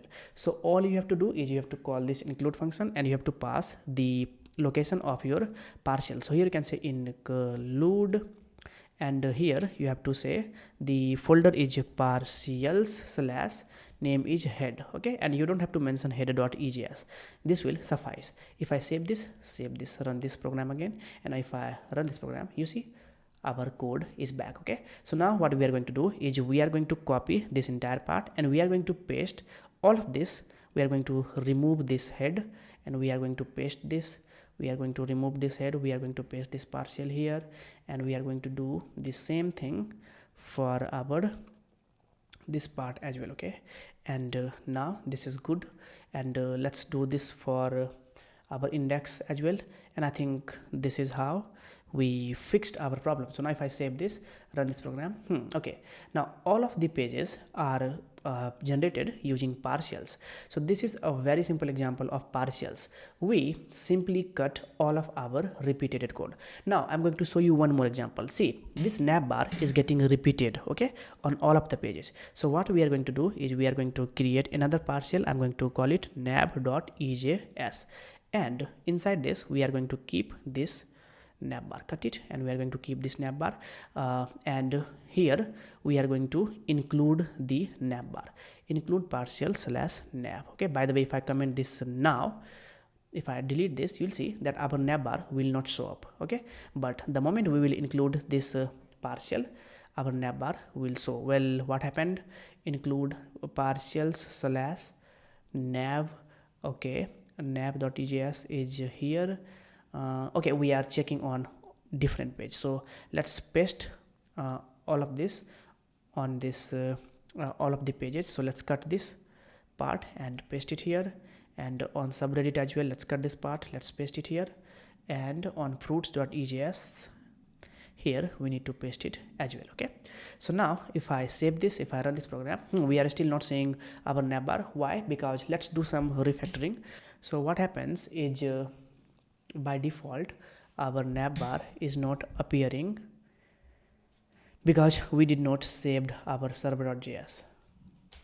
Okay, so now you can see when I just hit enter, now you can see our navbar is working again. So now what we have done is we have just made our code look more readable. Okay, so this is partial. It helps us to let a piece of code reuse in our app where it is mess free and it is very easy to read. So we have created these reusable codes. For example, if I want to create another page, I don't have to go and I don't have to do this thing again, like, hey, this is head, this is nav. I'm just going to copy this entire code and I'm going to use it anywhere. For example, I want to use a navbar here, or maybe I'll say this is another navbar on home page. Okay, home page. All I have to do is I have to do this. So instead of copying this entire part and then creating it here again, okay, this is wet code, writing everything twice. Why not include a very simple partial, and you will see a navbar showing in the bottom as well. Here you can see you have a navbar, nice navbar. Okay, let's get rid of these extra images. This is really making things little difficult. Okay, now if I save this, rerun this program, so you can see that we have a navbar here and we have a navbar here. So this is pretty simple partials. So I hope this made sense to you. So yeah, this is one of the aspect where you actually have to understand how to do the distinction where the code is going to be reused, what part of code is going to be reused. Okay, so this is just like creating reusable code. Okay, so yeah, I think with this our templating section is done, and I'm pretty happy that I was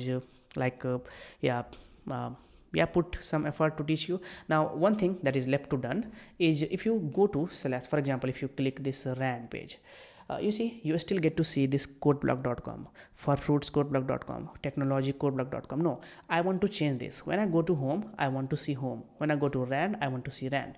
For that, what you can do is you can come here and you can go to server.js, and here you can see on rand we are passing this random number. Okay, and on index we are passing this index. I can also pass, like I can pass I'll say title to be what is the title? The title is home. Okay, so now what I can do is I can use this home right here. So on this page where we have this nav, so not on the nav but on this head.js, here instead of hard coding codeblock.com, here I can simply display the static name. So here I'm going to call it title. Okay, so now if I save this and save this, and now I'm going to copy this entire part and I'm going to paste it here as well, random number, and I will send a title. I'll send the title to be rand, and then again for subreddit is already shown, for fruits I'm going to show fruits as well. Okay, so now if I save this program, okay, if I run this program, you see for rand it is rand, for fruits it should have been fruits. We'll have to do that for all of the URLs. So again, let's do it. For fruits data, this is fruits, and this is fruits, so fruits. Okay, And now if I run this program, you see fruits. For rand, the name is rand, fruits. We are getting error in technology because we do not have a name, we do not have a title called technology. So on technology, we do not have a URL for technology itself. So that's why for some route it is going to create this error. So here we'll have to tweak a little bit. Why? Because we do not have any URL for technology, we are generating it on fly. So and we do not have any way to pass data to these URLs because we are doing it dynamically. So /r/subreddit, so we are not passing any data to it. Or perhaps if somehow if I found a way, well, doing it would literally become a little messy. So should I do it? If I provide, like here I can say title to be let's pass it, I'll say subreddit. Okay, let's do it for this error page as well. If I save this, if I come here, reload, if I go to /home page, well, server failed. So if I start it, server restarted, rerun this program, go to technology. Okay, what I should have done is I should have passed it here itself, okay, and not here. I know I'm making it little complex, pardon me for that, but I really want to explain you these steps. I do not want to leave any stone unturned, okay, and I hope this would make things go away. So now you can see subreddit, okay, AI subreddit, fruits, rand, and home. Okay, so yeah, I think I'm pretty happy with the templating part. So yeah, this was it. Next up, we are going to start our section by understanding about REST API. So see you soon. You go to websites like a food delivery app or a taxi ride app. One thing you will find pretty common is they are asking for your location. In case of a food delivery app, the location requirement is due to the nature of the food delivery app. They need your location to deliver food on time quickly. Same goes for a taxi service app. They need your location for pickup and drop. Now, how do you think this location fetching service is integrated in these apps? Do they have their own maps or are they leasing someone's on rent? Well, the latter one is true. Let's understand all about APIs. API stands for Application Programming Interface.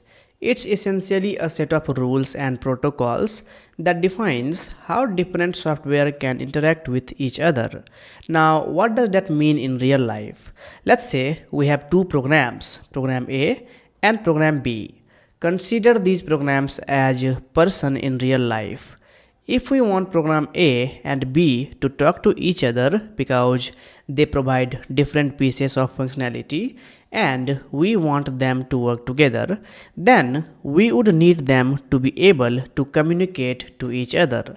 Now at this point, both of them speaks different languages and do not understand each other.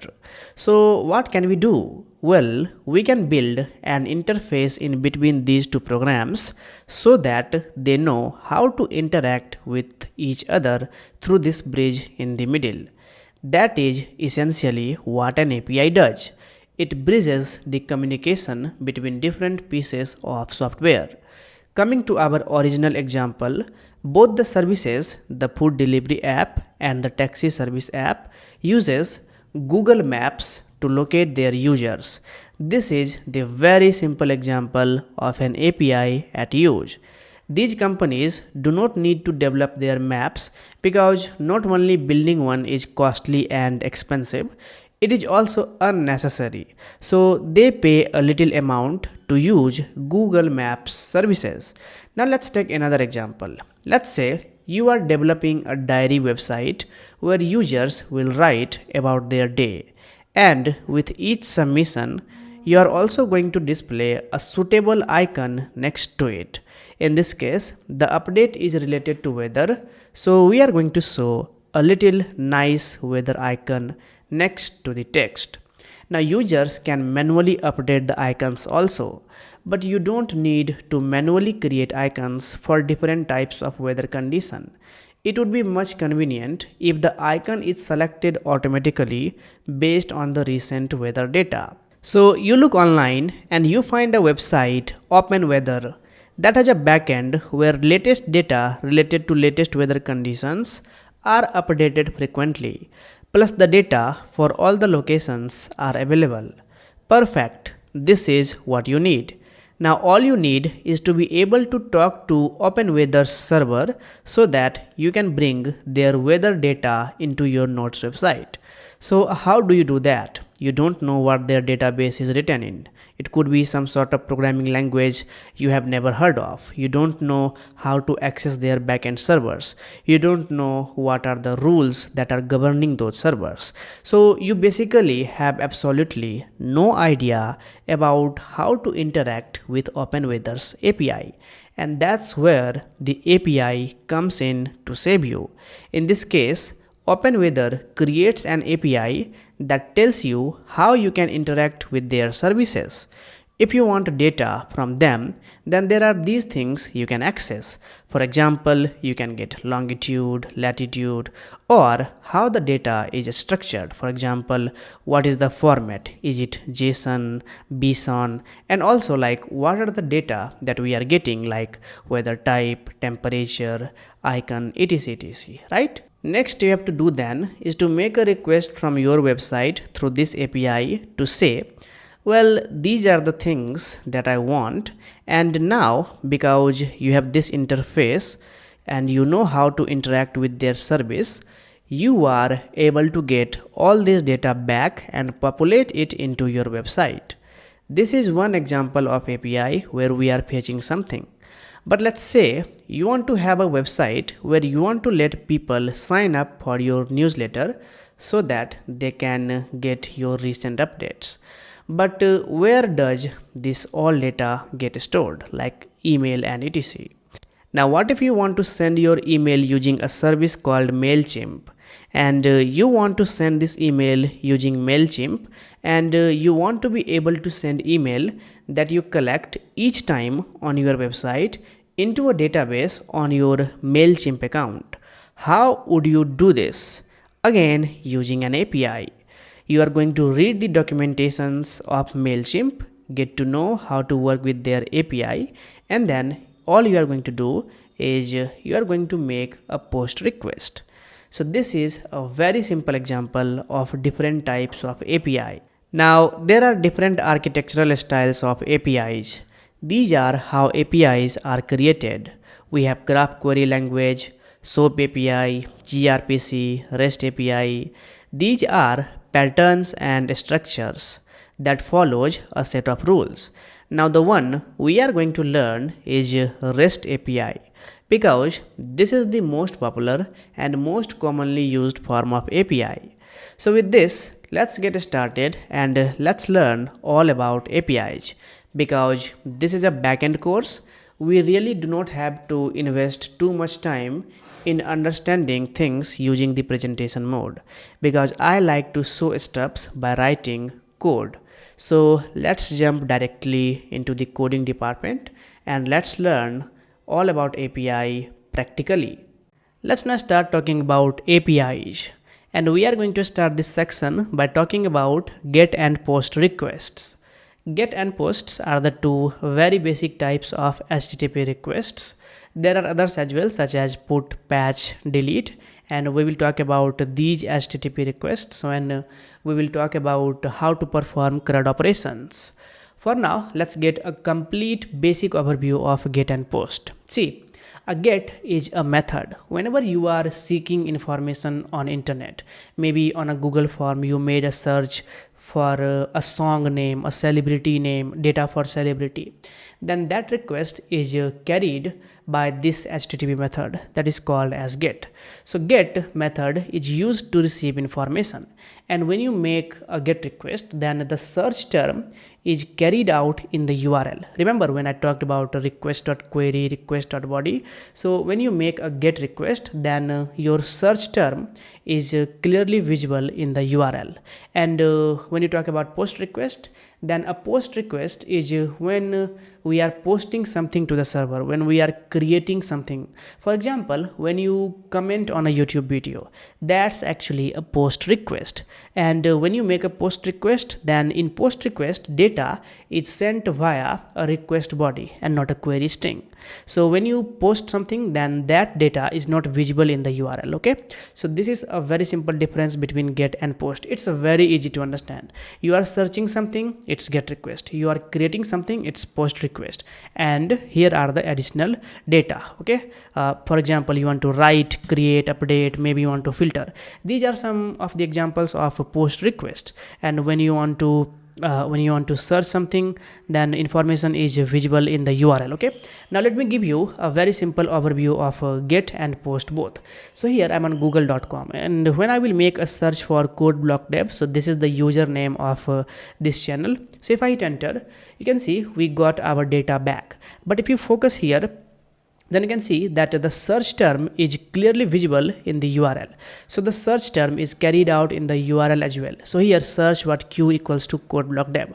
Now remember this pattern. This is the exact pattern that we saw when we were talking about query string back in the section. I don't remember what was the section. Was it Express or was it server or routing? I hope it was Express section. Yes, if I open index.js, somewhere here request.query here. Okay, so this is the exact thing that is you are seeing here. Okay, so now okay, it has additional data as well, but we don't have to worry about this additional data. This is injected by the browser itself. But this is our search term. In a get request, our search term is clearly visible in the URL, and in get request URL is limited to 2048 characters. So it's not like you can send an unlimited amount of character here in this URL. No, it's limited to 2048 character. Okay, so let's now try to mimic something similar to this by writing a few lines of code. So here I'm going to create a new folder well outside of this 04 templating folder, and I'm going to call it 05 API. And inside this folder, as of now, we are just going to work with a very simple HTML form. Let's create a boilerplate and let's call it get and post. Okay, and here we are going to create a very simple form, and here the action will be performed on, let's say, /test URL. Okay, and then we also have to say method, and the method for this is going to be a get method. Inside this we are going to have two input. Type will be text and name will be user name, and let's duplicate this, and this time type will be, let's say, number, and name will be year. And then we will also have a button, and I'm going to call it submit. Now this username and year is the key, and whenever you will fill this form, that value will be associated with this key. So here if you see search this what q equals to code block, in this form if you fill your username like code block dev, then the search term will be username. Let me write it. It will be what username equals to, let's say, code block dev. Okay, similarly it will be, let's say, year equals to, let's say, maybe 2019, something similar to this. Okay, so this is how your data will be processed. Now let's save this and let's go live. Now our form is complete. Now right click and click open with live server, and there you go. Now you can see your form is clearly visible. Let's now try to fill this form and let's see how the data is processed.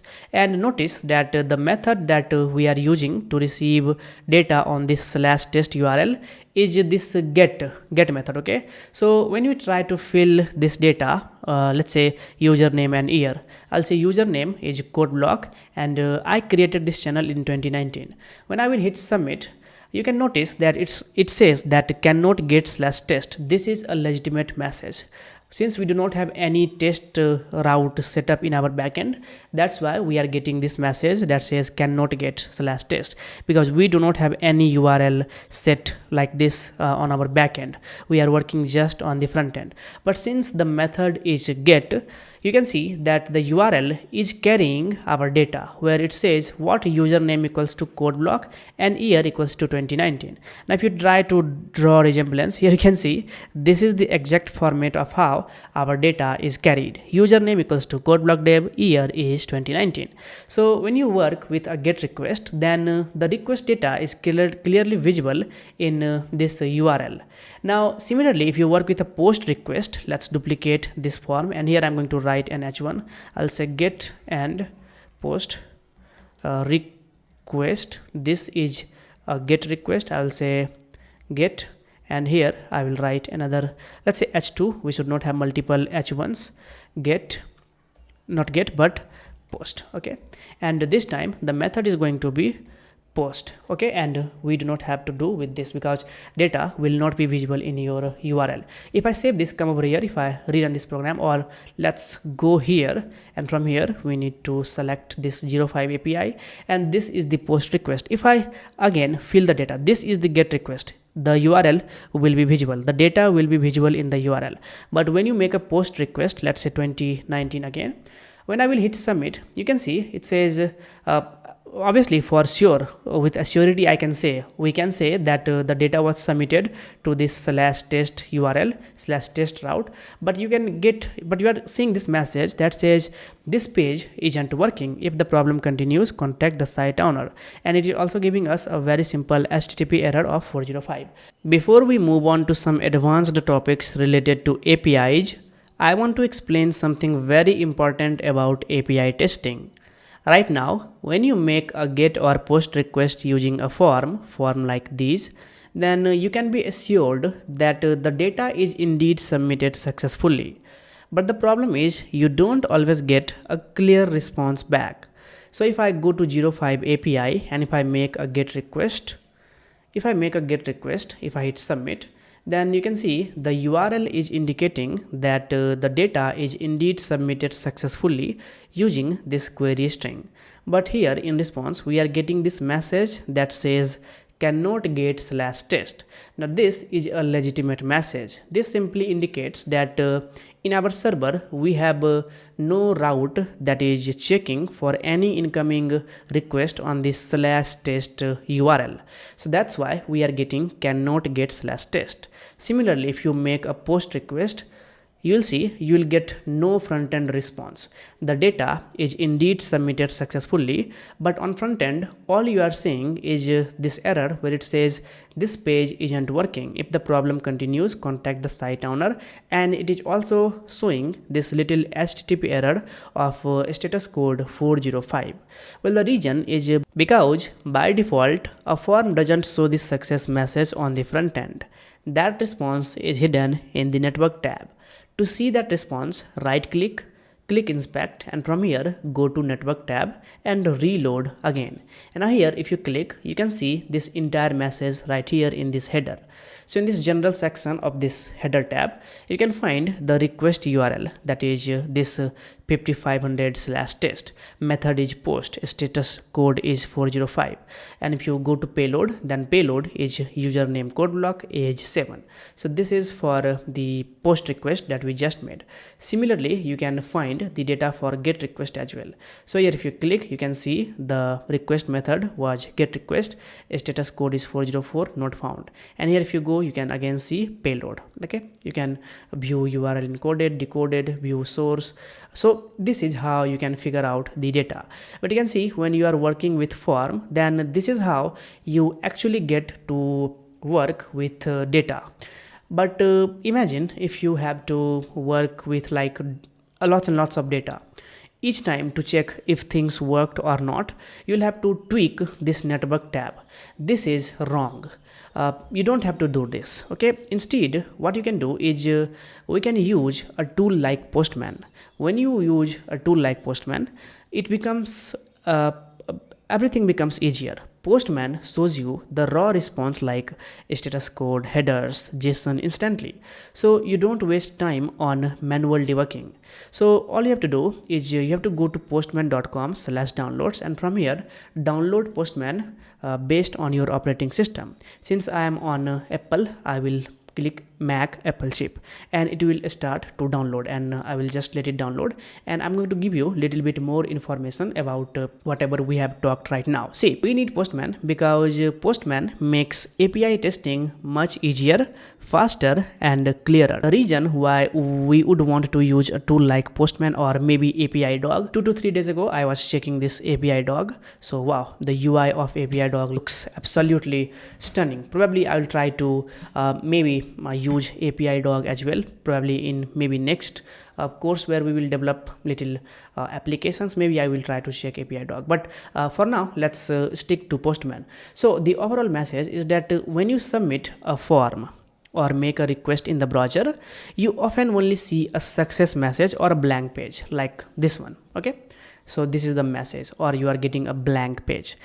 But when you use Postman, when you do this API testing or URL testing using Postman, then you don't have to dig up manually to look for all the resources or the submitted data. Postman shows the raw response like status code, headers, JSONs immediately. So then when you use Postman, then you don't need front end. You don't need an HTML form or JavaScript to test an API. You can send get, post, put, patch, delete requests directly, and all the data will be shown to you without ever needing a front end. Okay, and it's easier debugging. Instead of opening the browser network tab and digging manually, Postman shows everything neatly in one place. It's reusable. You can save API requests, organize them in collections, and you can also share them with your teammates. Okay, and you can test different environments as well. Maybe you have something to check for authentication, parameters, and even if you want to automate tests, you can use Postman for all these tasks. Now imagine doing all of these using front end. You'll have to write too many code. Plus, let me tell you, it is not at all feasible. Okay, you need tool like Postman or API Dog to test your API. So go to postman.com/downloads and download Postman for your operating system. And it's not a rocket science. Downloading Postman is pretty easy. Download Postman, create an account, and you will be up with similar interface like this. And then I will see you with this update. Alright, so I hope you have successfully downloaded the Postman app and created an account. So when you will launch the app, the interface will look similar to this. So let's now go ahead and let's see how Postman helps us to test different API endpoints and without ever needing a front end. Right now, we are working with a front end. We are creating a form and providing an action, and we are setting a method. But with Postman, we can clearly bypass this. Okay, and so let's now go ahead and let's now test these different API endpoints, because right now what is happening is that of course we are making a GET request and we are receiving data in this form, but we are not seeing any success message. All we are saying is cannot get /test. Why? Because we do not have any route that is checking for any incoming request on this /test route. Okay, so let's now fix all of this. So we need an Express app. So I'm going to launch terminal, control and backtick, and I don't like to have my terminal right here, so I'm going to have my terminal on the right side. Okay, so this is just additional setting that I prefer to do, and then I have to go inside 05 API, right? 05 API, and here I'm going to say npm init. This is basic ritual for creating an npm project, and then I need npm I express at latest, and at the same time we also need one server.js to work with. You can create all these folders, files and folders manually.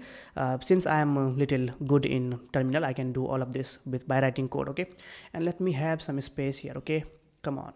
And here I'm going to come over here, and here I'm going to create a very simple Express server. Import Express from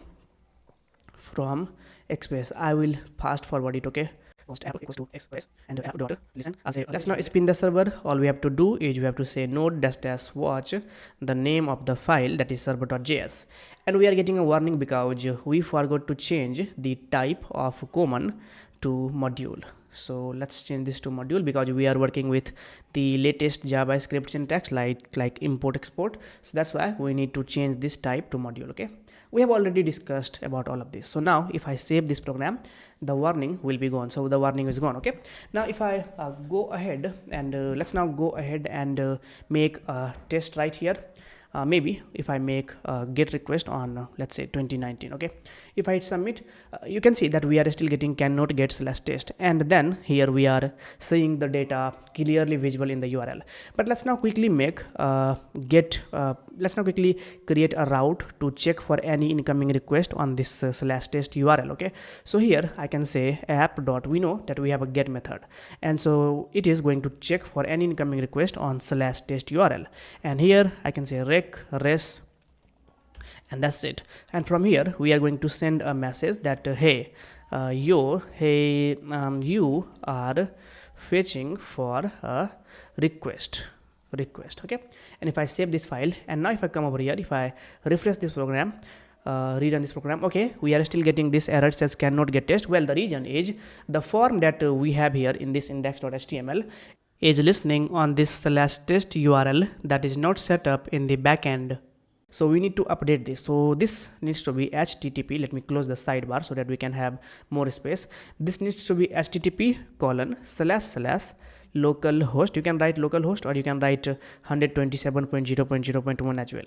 Let's go with localhost :5500/test. Okay, and let's change this for this post request as well.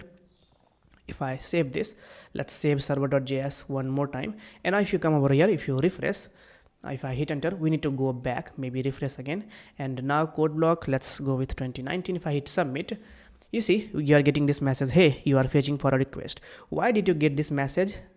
Earlier we got cannot get /test, but now we are getting this message, hey, you are fetching for a request. Why? Because we just set up a route to check for any incoming request on /test. Now if you want to see the data that you are looking for, maybe username, code block, you can extract that with the query string. So you can say const what are we fetching? We are fetching username, and we are fetching year. So year and username, that is coming from, come on, request dot query. My keyboard is not visible. Okay, equals to request dot query, and here you can say the data. You can say searching for dollar. You can say user, need to change this to a template string, and searching for username and dollar year.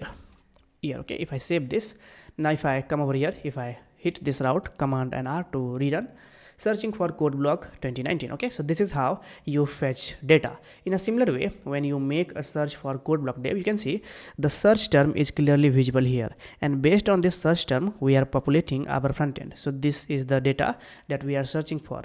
So the data is clearly visible in the form as well as in the URL. So something similar happening here. We are searching for this data, and here on front end we are responding that the user is looking for this data, code block 2019. Okay, similarly you can also make a post request. For example, if you come over here, you can see you can still get this cannot get. I don't know why. If you go back, if you make a post request 2019, you will get again the same problem, cannot post /test. Okay, so what is happening is that now we do not have any post request to check for any incoming request. So let's quickly solve that as well. I can say app.post, and any incoming request that is coming on /test for posting something, for creating something, we are going to respond them with a very simple message. Here we are going to say res.send comment successfully, comment posted successfully. Okay, if I save this, and now if I go back, rerun this program, and now if I post something on 2019, if I submit, comment posted successfully. Okay, so this is how we are getting the data. Now with this, if you want to show the comment as well, then you can also fetch this comment by tweaking the request.body method. That will be a little tricky because we need a middleware as well, but for now let's see how all of this works in Postman. So from here, if you come over here, if you click this plus button, and here you can see we have all the HTTP methods like get, post, put, patch. From here, we can altogether skip this front-end form. We don't have to do anything with this form. All we can do is we can test our API from right here inside of this Postman itself. So maybe you want to make a check for localhost colon 5500/test, and this is a GET request. If you hit this send, you will see you are getting this message searching for, okay, you are getting this undefined. Why are you getting this undefined? Well, because right here, if you make a search, if you run this program, this is a form. We filled a form and then we hit submit, and then we got our GET request. But here in this Postman, we do not have any data. So what we can do is, since we do not have any form here, Postman helps us to add data in the form of key value pair. So here you can provide a key, and we know that in form we have a key called as username. So we can say, hey, we are looking for username, and the value that is going to be code block, and then we have a year, and then year is 2019. Okay, and now if you send, you will see searching for code block 2019. So you can see that we have the form data right here. And imagine if we have to test for hundreds of fields. Creating hundreds of fields right here is like too much work. Instead, you can do all of that in this form itself. Maybe you want, let's say you want subscribers. Right now I have almost 4100 subscribers, so you can populate this one as well. But if you send this again, you will get undefined for subscriber. You do not get any data because you have not imported these subs in your front end. So right here, well, in your backend. So here you can also get subs. Okay, and then to display it, you just have to say subs. Okay, if you save this, spin the server, if you send request, now you get searching for code block year 2019 4100. So you can test this API using front end as well. For that, you'll have to create basic form, you have to provide action, you have to provide method. But all of this can be skipped if you install app like Postman, get request, port request, post request. You can make all of that from here itself. Now let's try to test the post request as well. Okay, so this is the data that we are getting on our front end when you make a GET request using these data. So this is like filling the form with these data. Okay, and when you hit send, you see you get searching for code block 2025 4100. If you want to see the exact preview that we are receiving on our front end, then you can click this preview part here, and you see this is the same preview as a web page. What is this visualize? Okay, I haven't tested this visualize, so let's skip it for now. Okay, now I want to do the same thing for my post request as well. Okay, so when I post something, I want to see that, hey, this was the comment that was posted. So for example, if I come over here, where was it? If I go back, right now all we are saying is comment posted successfully, but I also want to see this data code 2025. Okay, so how can we do that? Well, that we can do that by receiving the request.body object. So remember, I told you that in post request, whatever data we send is stored in this request.body object. So now let's console.log that object itself, request.body. And if I save it, and if I come over here, let's go back and let's fill this form again. If I hit submit, comment posted successfully. But if I come over here, we see that we got undefined. We did not got this data code and 2025 printed here in the form of key value pair. We got this undefined. Now you can ask me that how is it happening? If we are getting undefined, then how are we going to populate this data in our front end? Well, first of all, we need to understand why we are getting this undefined. See, by default, Express is configured in such a way that not every type of data can be posted by default. No. As a developer, you have to configure your Express app to receive suitable type of data. It's not an error, it's built on purpose. So if you go to Express documentation, if you click this request part, here you'll find a section related to request.body. And if you read, it is clearly mentioned that it contains key value pairs of data submitted in the request body. Yes, by default, it is undefined. Okay, and is populated when you use a body parsing middleware such as Express.json or Express.url encoded. So to use any incoming data and to get that in your backend and populate it in your frontend, very simply, if you want to hold the data in this request.body object, you need to configure your Express app with a suitable middleware, and that middleware is Express.json and Express.url encoded.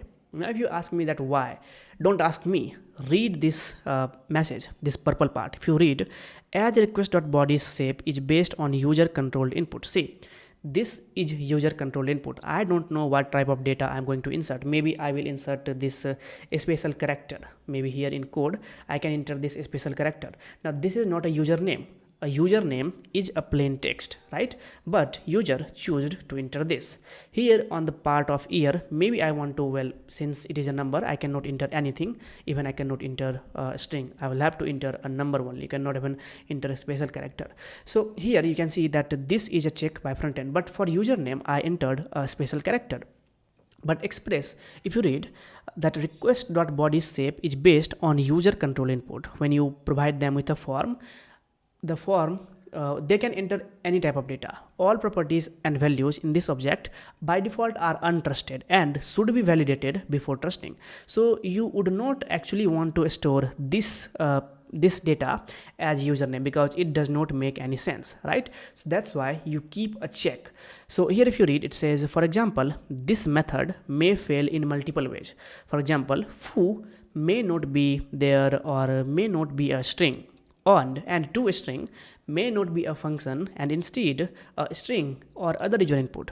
So that's why the first thing that you have to do is you have to check what type of data that is coming from the user controlled form.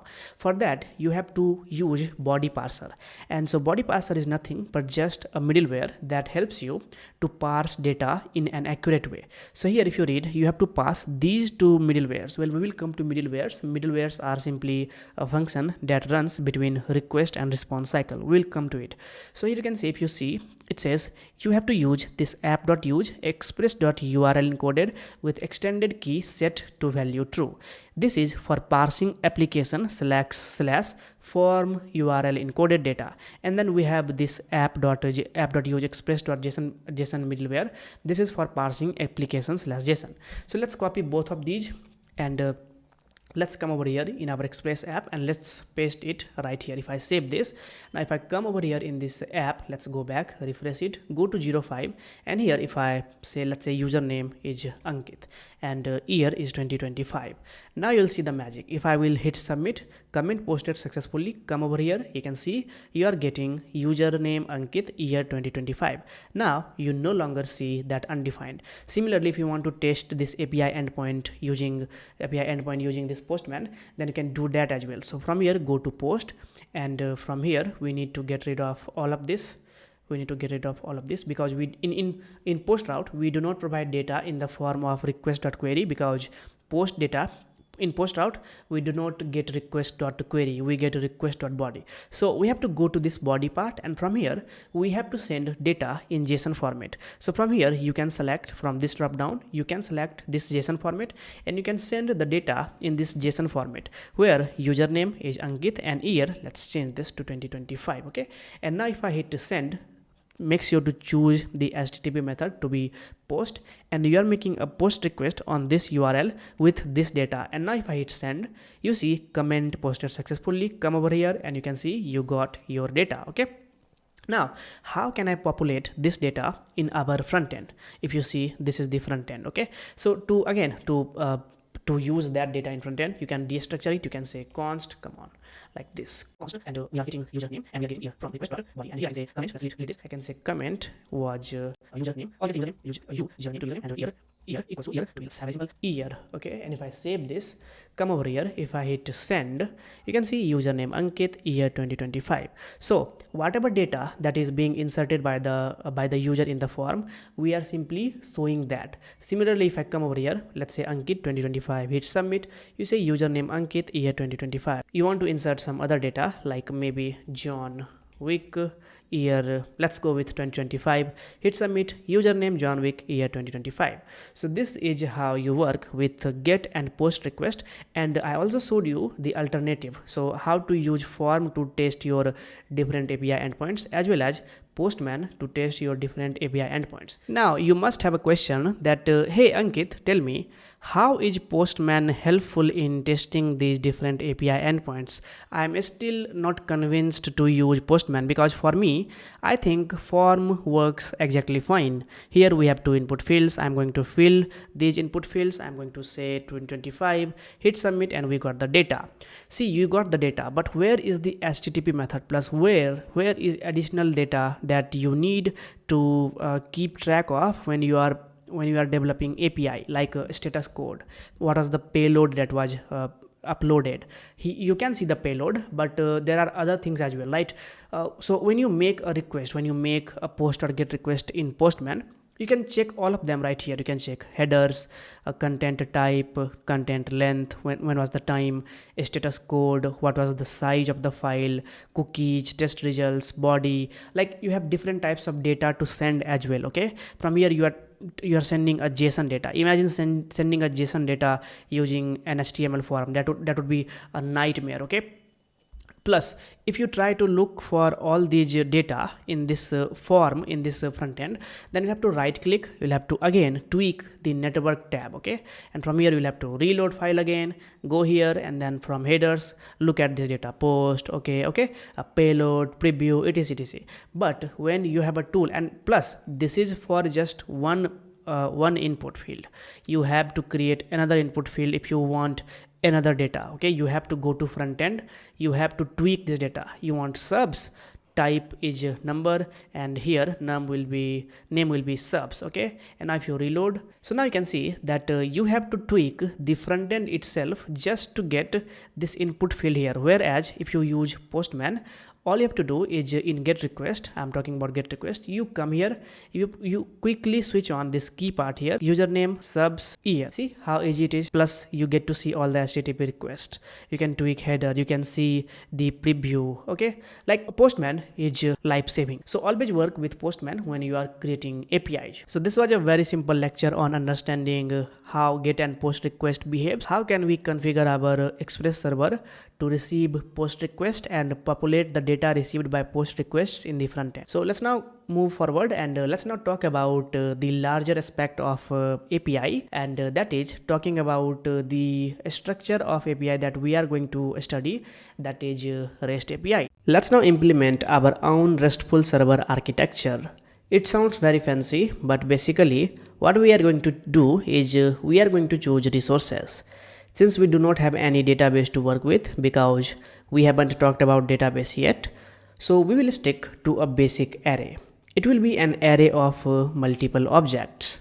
And for our resources, let's go with an example of comments. So comments. Okay, now comments will have two things. One, a comment will have a username, so username who will be making the comment, and then the text. So the text, it means the comment itself. Okay, so here we are creating two resources. One is the username itself, and then the comment itself in the form of a text.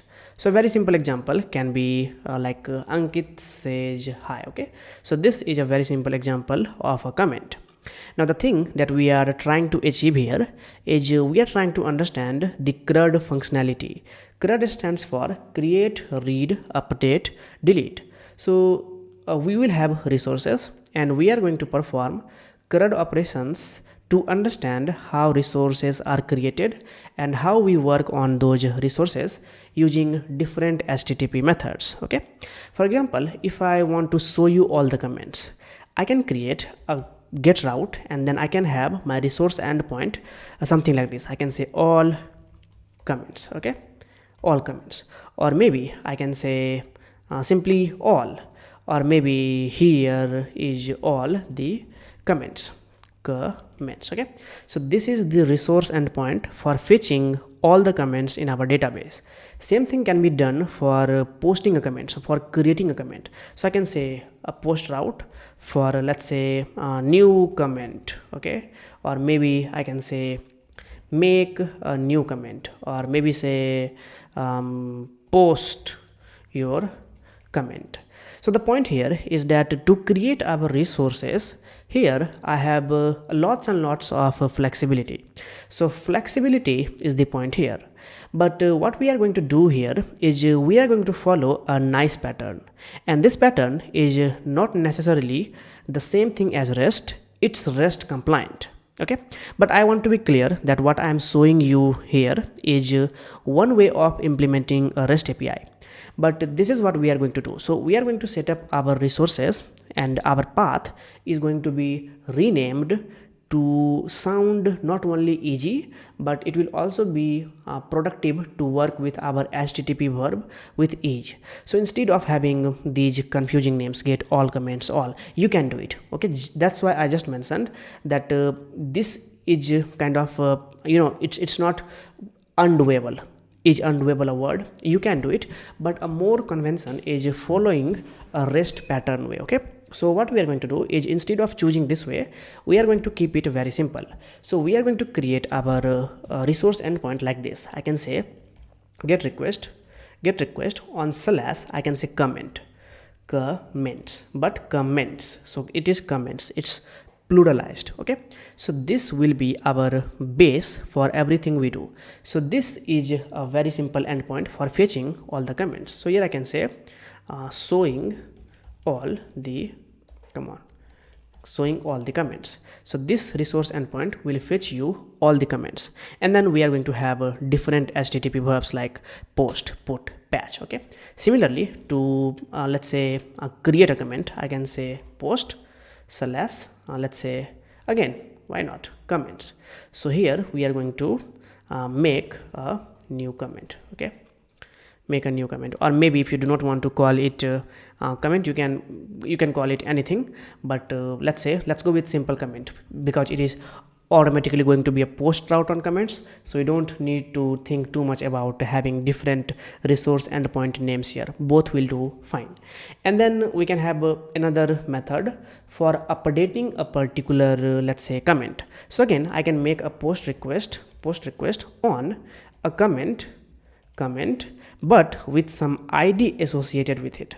So a comment that will have an ID, and if I want to update that comment, so that or maybe I can say get, this is not post, get a particular comment. So we can fetch a particular comment with their ID. So I can say get a comment with its ID. Okay, so this is getting a comment with ID. Now let's say that I want to update the resource of this comment. So I can again do the same thing. I can get, first I will be getting that comment, and then I will be updating that comment. So to update, we can have either the put method or the patch method. So a put method replaces the comment, but a patch method simply fixes a typo. Let's say we want to fix typo. Maybe here Ankit says, hi, I want to get rid of this. So I just have to do this and then hit enter and have the HTTP verb as patch, and then it will be updated. Whereas if you use the put method, then entire resource will be deleted and the new data will be submitted. So put replaces the data, patch updates the data. So here I can say updates a comment. Come on, updates a comment.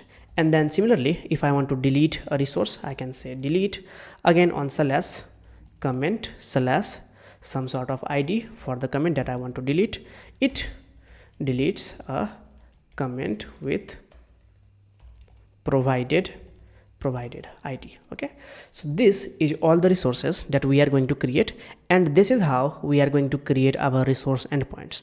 So you can do this, but this is not the convenient way of doing everything. So this is the overall format of our resource creation endpoints for understanding CRUD operations. Okay, and with this I have some additional details to share as well, such as understanding status code, and we are going to use EJS in this project as well, because I want to show you how we navigate back and forth. I think I have already shown you that, but it will be a good time to do little practice on that aspect as well. Okay, so with this and with some additional details, I'm going to see you in the next one.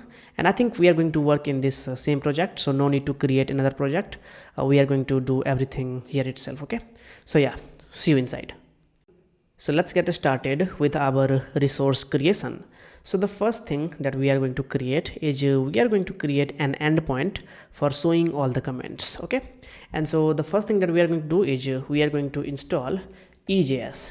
so that I can show you. We are going to develop templates, okay? And straight away I can say app.set, and we have to set view engine to be EJS. You already know all these steps, so maybe I will prefer to fast forward, okay?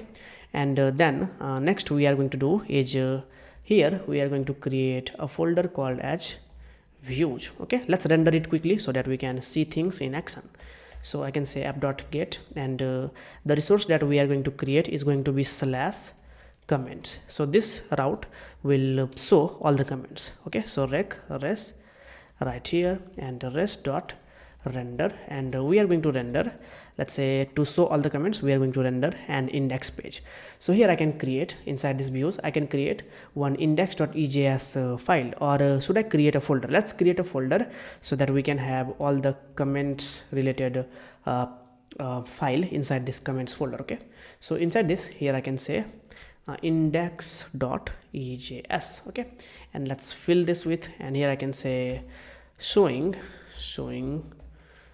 all the comments, okay? And if I save this, let's spin our server, and if I come over here and if I say index, that's it.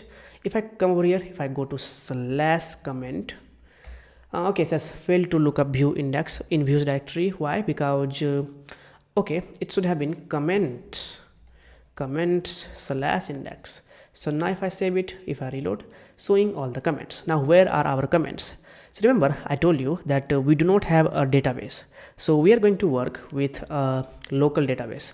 So we are going to create a very basic array. So here I'm going to say comments equals to a basic array of objects where we are going to have two resource endpoint. One is for username, and let's say username is Ankit, and let's say then the text, or let's call it comment is hello world, my name is Ankit, okay? This is one comment, and let's duplicate it 2 to 3 times so that we can have multiple comments, so that we can show it. Username I will say rom, I'll say let's edit it, I'll be fast forwarding it, dog, okay? So here I have an array of comments. So now I'm going to send this entire data over here in this template, and then I'm going to show all of the comments. So it will be like mimicking a real-time database. So here I can come over here and I can pass this entire comments array, okay? You know how do we pass this. Now over here in this index.ejs file, here first of all, here I'm going to say comments, all the comments, not like this, all the comments, okay? And here I can show all the comments. So first I'm going to create an unordered list, and inside this unordered list I'm going to use the for of loop. So here I can say let's say c of comments. So this is the comments that we are sending from here. So this comment, so we are looping over this entire array using the for of loop, okay? So first I'm going to write the logic, and then we are going to put this inside the respected EJS tags, okay? So here I can say every li is going to show what it's going to show. Let's say it's going to show username. What do we have? We have username. So here I can say percent equals to percent close, it will be c dot username, and let's copy this and have double equals, and here I can say c dot comments, okay? If I save this, and let's wrap this one in this respected EJS tag that will treat this as the JavaScript syntax, and let's have this one here and this one here. If this is at all confusing, prefer to check out this templating section. All of this will become crystal clear. So now you can see we have rendered all of our comments. So if I come over here, if I reload, you see we are getting all of our comments. Of course we do have some formatting issue that we can fix pretty simply by providing a space here, or maybe I can say let's put this inside bold tag, and let's put this inside the italics tag, and let's close the sidebar. And so now everything should work as it is. So now you can see that or maybe italics does not look good, okay? Visually it is not looking accurate, so let's get rid of this I, okay, and let's keep it very simple. So you can see that all of our comments are showing here.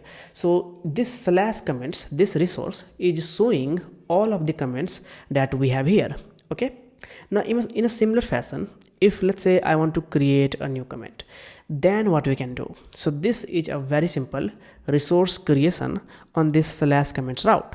So let's now see how do we create resource. So this route endpoint is responsible for showing all the username with their comment, and the next route endpoint that we are going to develop will allow the users to make a new comment. And so for that, what we are going to do is we are going to display a nice form with two input fields. One input field for the username and other input field is for allowing the users to write their comment. And so when they will hit the submit button, that data, the username and comment, will be visible here in this slash comments route endpoint. And so let's now create that. And so now what we are going to talk about is pretty interesting stuff. So now we are going to use two HTTP verbs, get and post respectively, and we are going to target the same route endpoint, and you will see how it happens. So the first thing that we are going to do is we are going to display a nice form.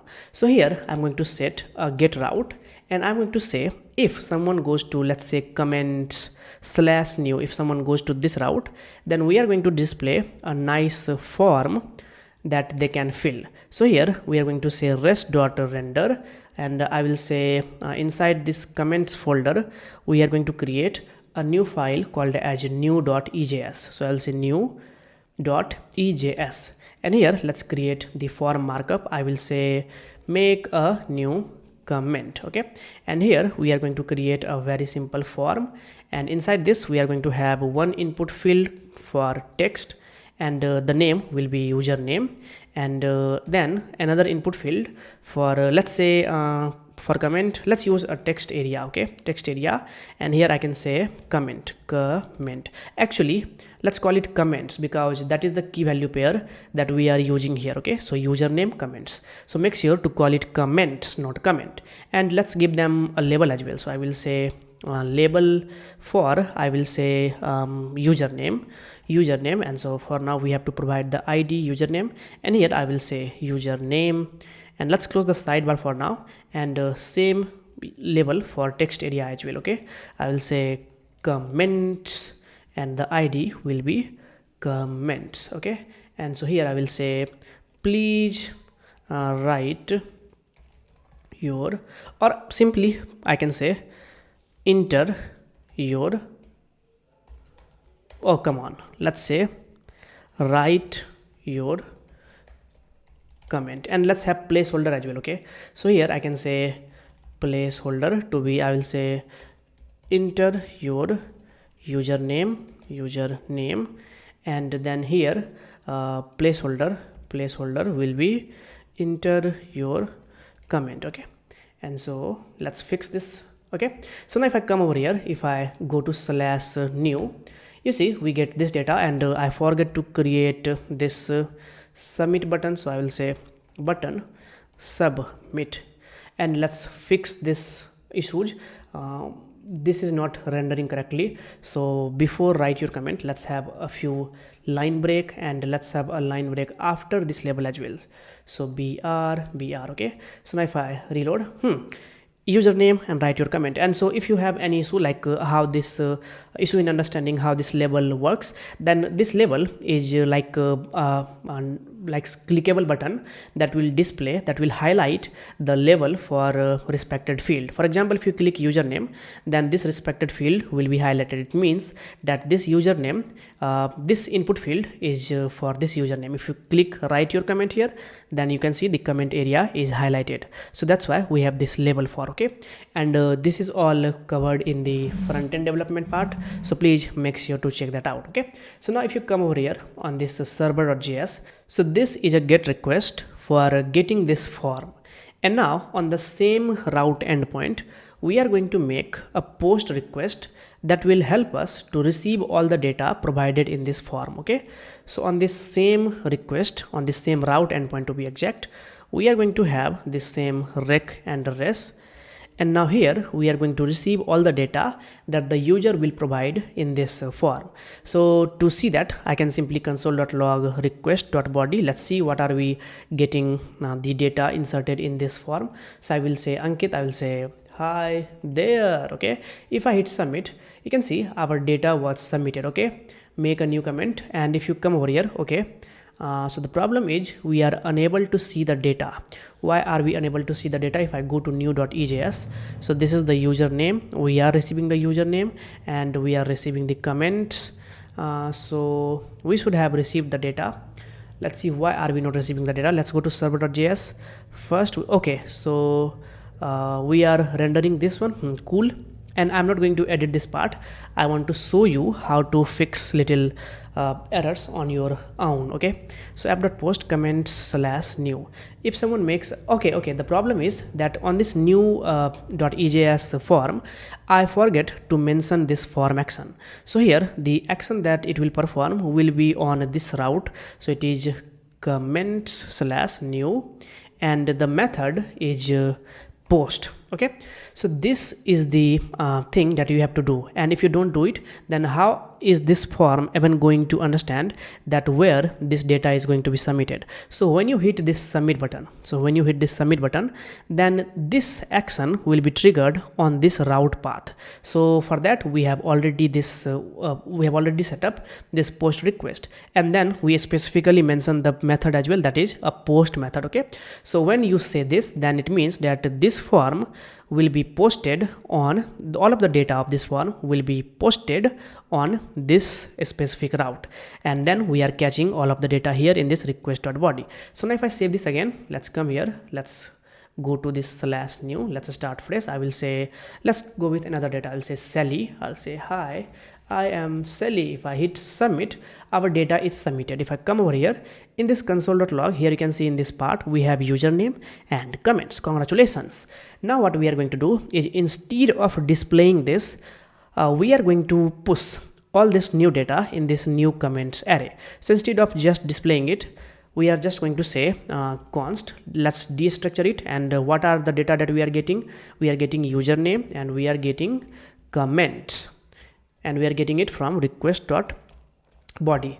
And after this we are going to take this comments array and we are going to push this object with username and comments in it. Okay, and after this we are going to simply send a message, very simple message, and I will say data submitted, or let's say commented, comment successfully posted, comment successfully posted. Pretty simple. If I save this, now come over here, if I go to this new path, I'll say Ankit, I will say hi. Okay, or let's go with another data. I will say Sally Mishra.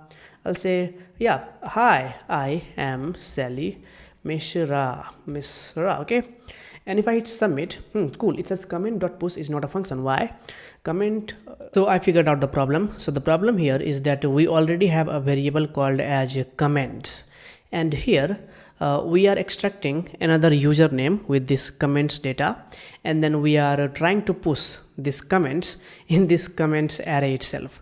So you cannot have a same variable name together with different data types. Okay, so that's why we are generating a type error of comments.push is not a function. Okay, because this comments is right now referred to this array, but inside this array what we are doing is we are trying to push this new comments that itself is a new variable, because here if you come, you see its name, so name is comments itself. So what we are going to do is instead of pushing these comments, either you can change this comments, all of these comments to comment, or another thing that we can do is instead of calling that, wouldn't it be nice if I just change this name itself?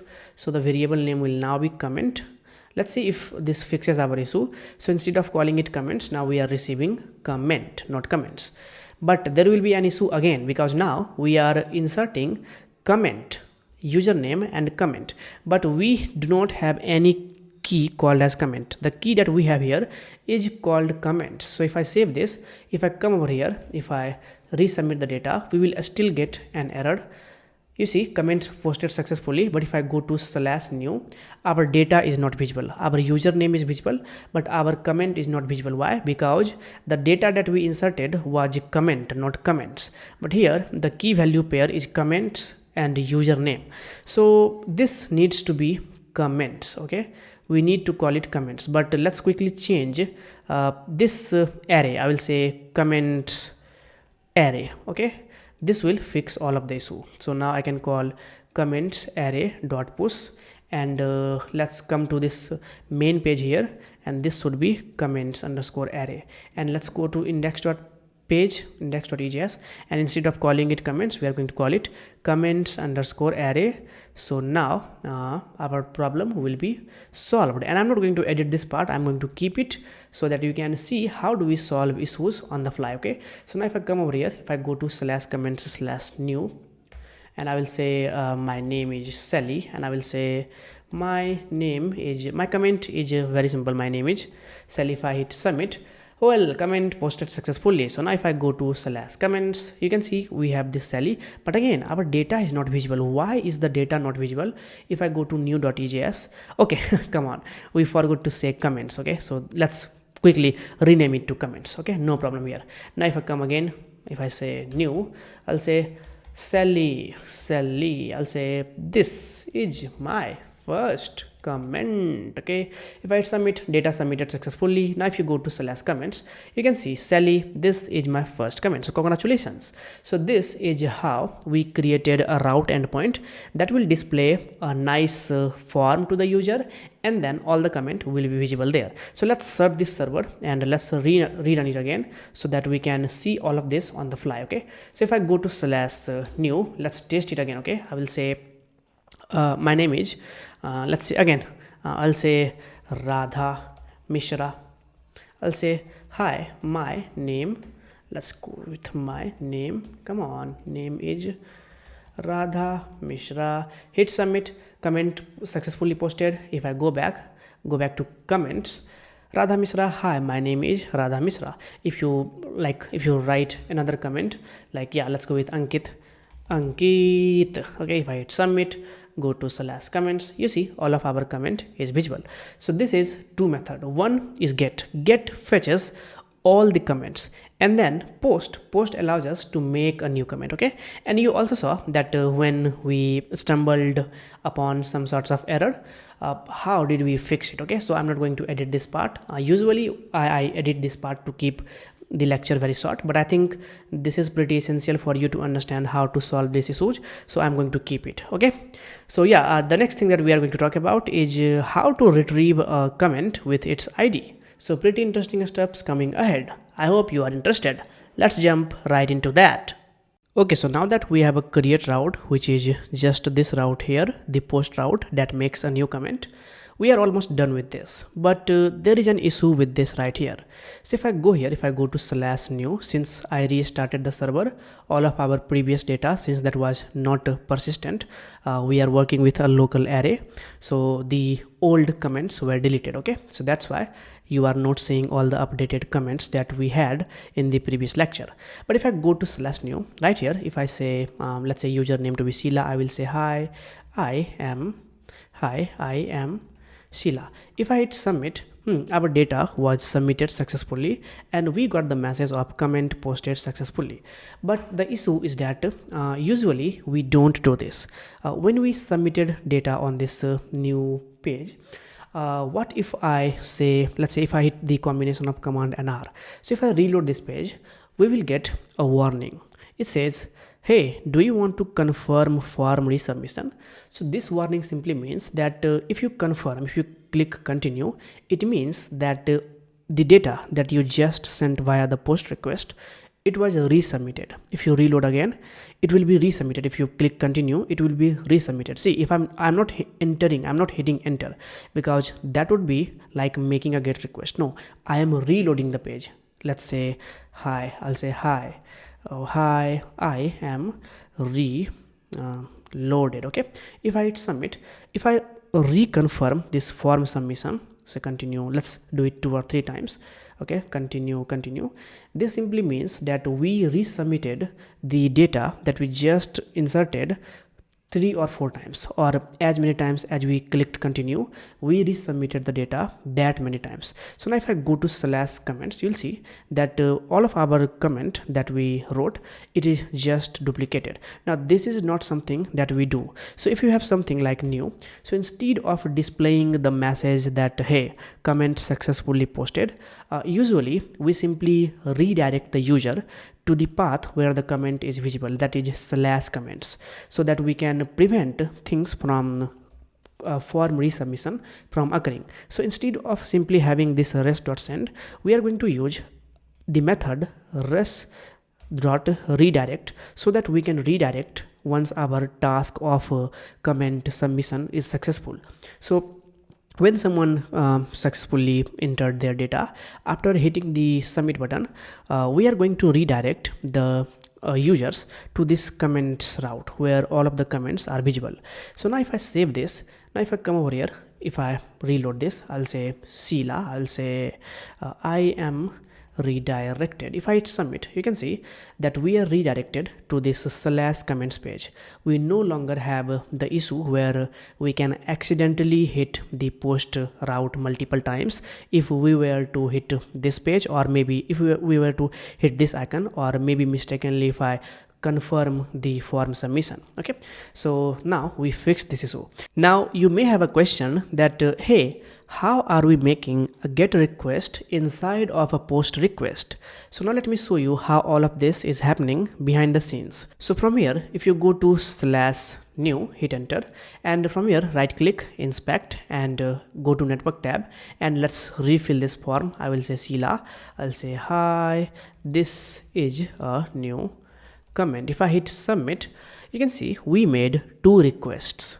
First request that we made was made on this URL, so comments/new, and request method is this post method. Indeed, that is true that we are making this post request, and then we are catching all of the data in this post route. Okay, now after this, if you see, we have this status code of 302. We will talk about status code in details little bit later. For now, let me tell you that when you see 302 status code found, it means that this 302 status code is for resource redirection. When some redirection occurs, then a status code of 302 is the status code that carries that redirection. To find where the 302 redirect occurred, go to response headers, and from here you can see we have this location of slash comments. That means that inside of this post method, inside of this post route, we hit a redirect, and that redirect was for this slash comments URL. So this is the exact thing that is happening here. First we did all of this task, and then we redirected our users back to this slash comments. In response, we are seeing all this data. Okay, so this is how all of this stuff is happening behind the scenes. Now I can see that each time we have to navigate, we have to update the URL, we have to change the URL here. So wouldn't it be nice if we create a menu bar here itself? So after this form, I will have an anchor tag, and I'll say slash comments. I'll say all the comments, and after this we also have slash comments/ new. I'll say make a comment. Okay, and if I copy this and paste it on this index page as well, we will have a very simple menu. Okay, so all the comments, displaying all the comments. If you want to make a comment, let's make a comment. Okay, let's quickly rerun this server so that we get rid of all of the previous data. If I reload, let's click make a new comment. Let's test it. I'll say Sila, hi, this is my comment. If I hit submit, you can see Sila, this is my comment. Okay, so this is what rest.redirect does. Next up, we are going to talk about how to retrieve a particular comment with its ID. So we are going to provide these comments a nice ID, and then I'm going to show you how to retrieve a comment based on some ID. Next up, we are going to fetch usernames and comment based on some sort of ID. So we are going to create resources where we are going to enter some sort of ID, and then based on those ID we are going to retrieve some data. So the resource endpoint looks something like this. So we are going to make a GET request on this resource, that is slash comment and then slash some sort of ID, okay, and then we are going to get the resources attached with this ID back. Okay, so let me give you a real world example of this very simple resource endpoint. Okay, so if you go to imdb.com and if you make a search for any movie, then if you observe, then you'll find that the URL is something like this: imdb.com/title/ some sort of ID that starts with this TT.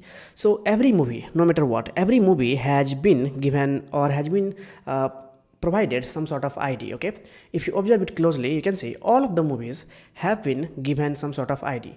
So what happens is that when you highlight the URL, if I hit enter, we are making a typical GET request. Then what is happening behind the scene is that based on this ID, first of all, the database is checked for this ID, and then whatever data that is associated, that is stored on this ID, it is presented right here, and then based on some template engine, we are simply injecting all the data that is based on this ID into the template engine, and then we are rendering it on the front end. Okay, so all of the data, the title, the slug, cast and crew, user reviews, everything is associated with this ID, this simple ID. Okay, and that's why when you hit enter, you are typically just making a GET request. That means you are fetching all the data, and then you are passing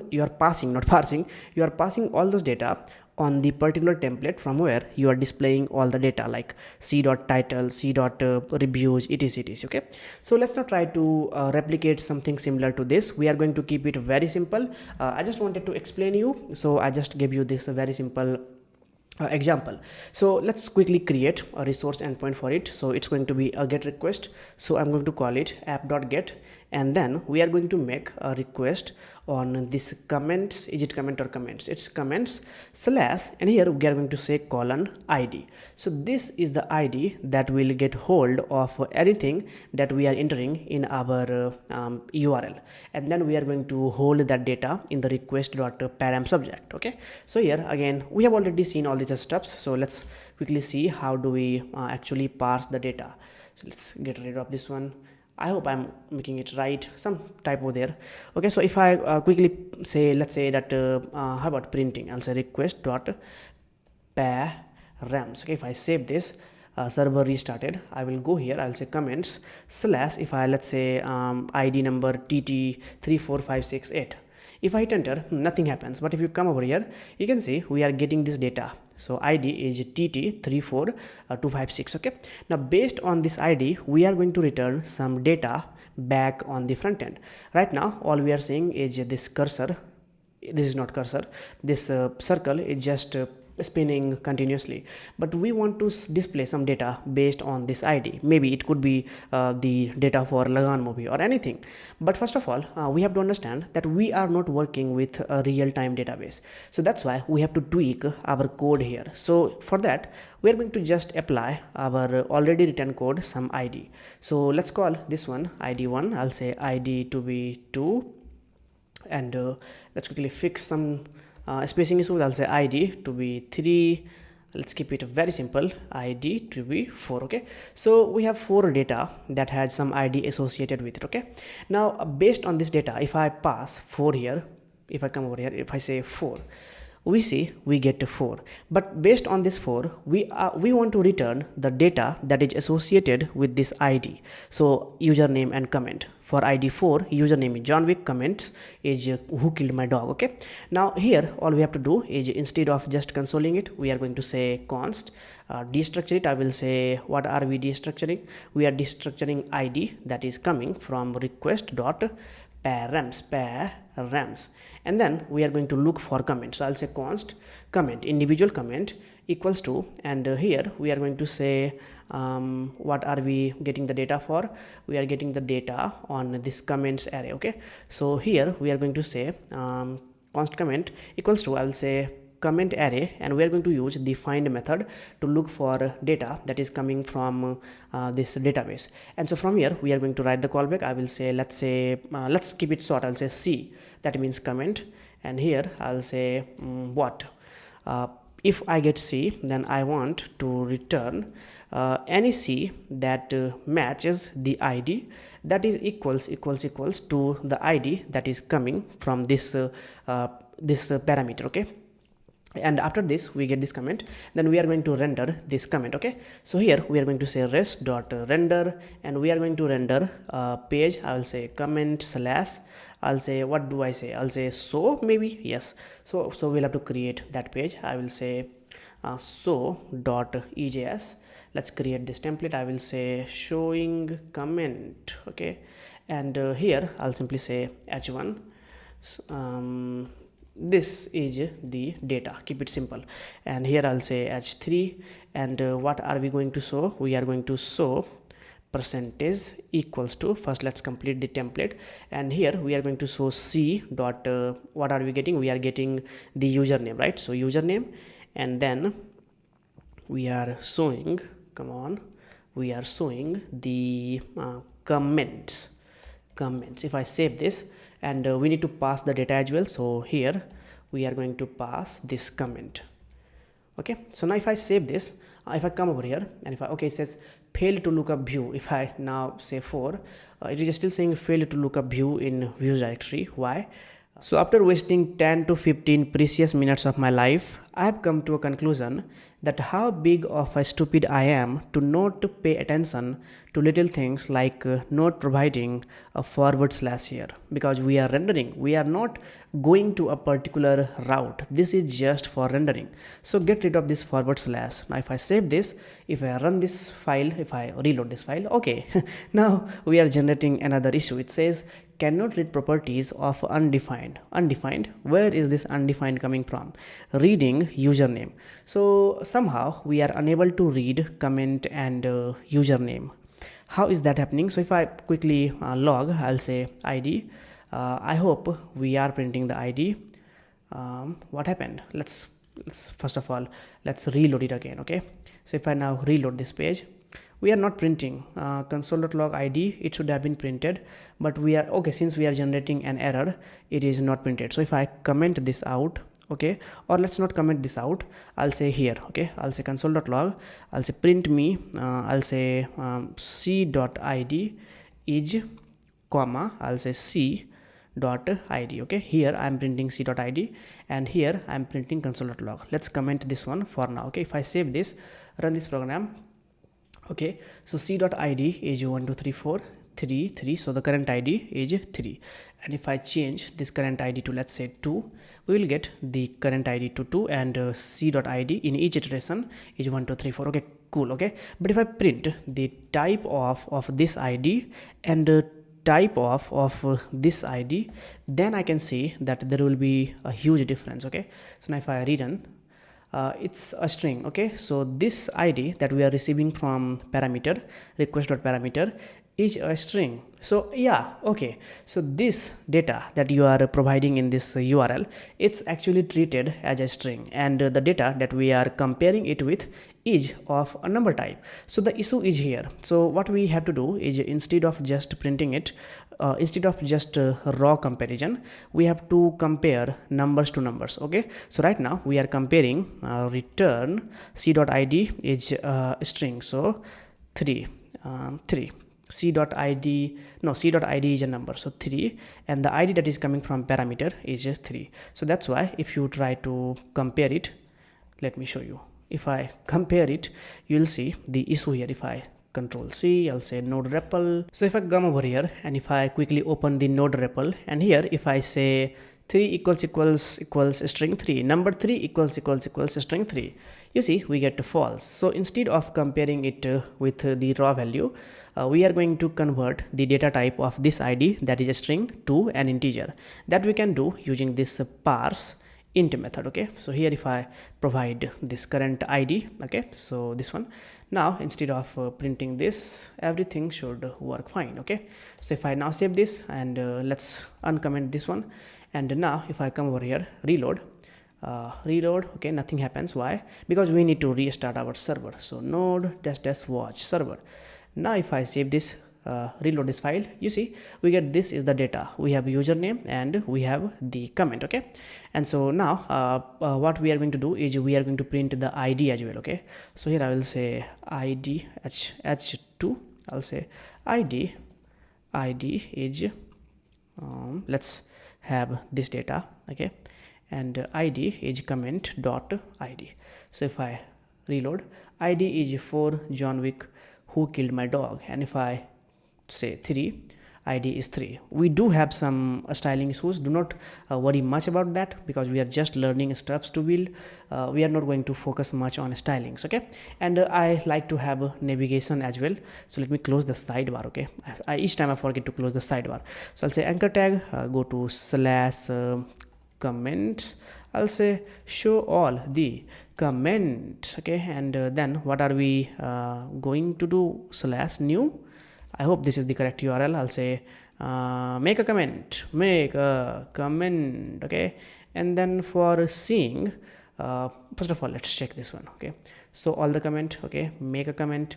Let's make a comment. I'll say Ankit blah blah blah, hit submit. We are seeing the comment, and then what we are going to do is slash anything random 3. If you want to style it, maybe you can come over here and can say a style online, inline style. Okay, here I can not inline style, but here you can say maybe see, let's say background.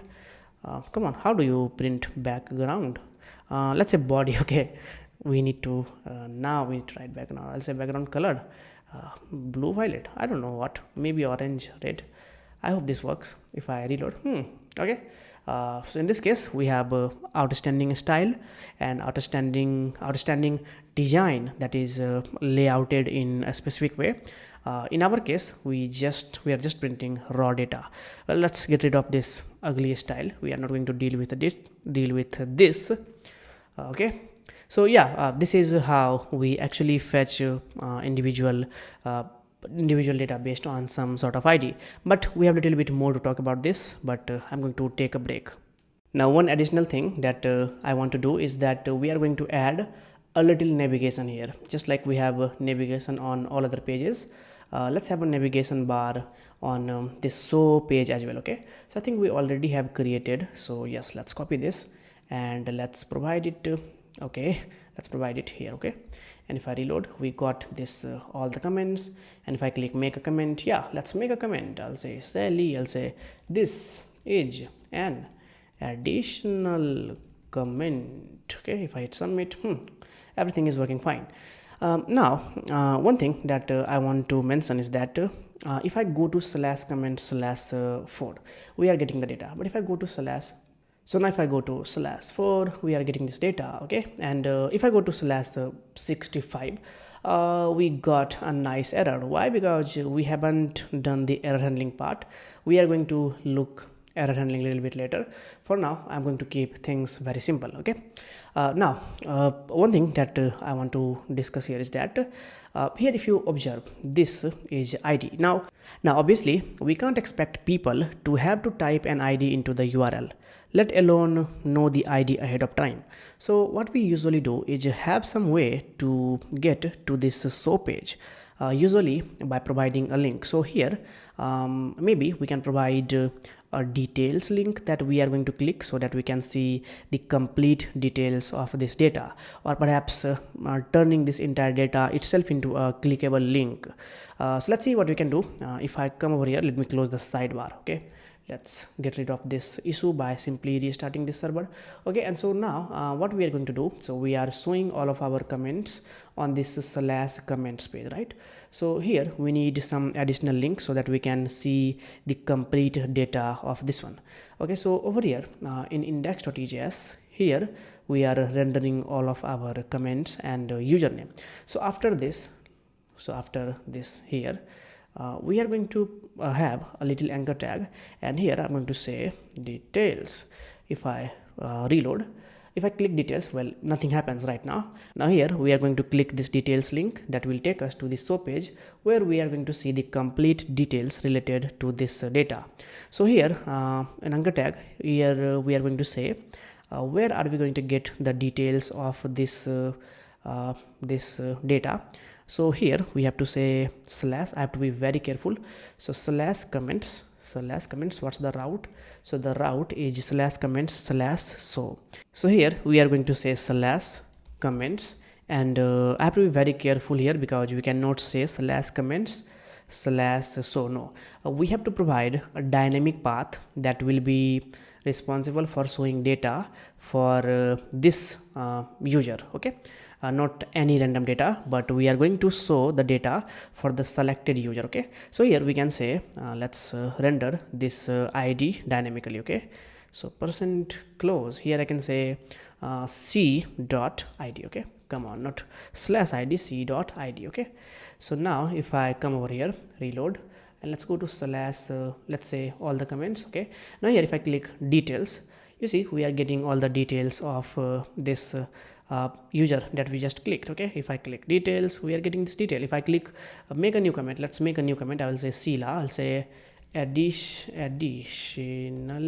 comment, hit submit, we are getting the data. But if I click details here, nothing happens. Why? Well, because Sila is a new entry and the data is hard coded. We are not providing any we are not providing an ID for Sila, okay? We do not have any field to provide ID. For example, if I go to make a new comment, you see we just have username and we just have a comment section. Since it does not have an ID, so that comments underscore array dot find method does not work. So here this comments underscore array dot find does not work on Sila. That's why we are not getting that data.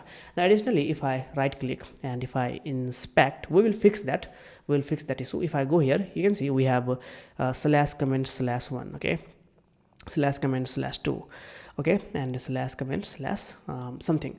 But on this Sila, in the Sila data, the details page, this details URL, the details link does not point to any specific any additional ID. Why? Because the ID was created manually. So let's now fix this. We are going to, so instead of having this very simple manual data of 1 2 3 4, we are going to provide a dynamic data that is generated automatically. So here we are going to have some sort of data, okay, because it would literally be impossible for us to manually add data to this objects, okay? So yeah, let's do this, and so here we are going to use a package that is called as UUID. So now we are going to use a package called as UUID. I think the full form of UUID is universally unique ID.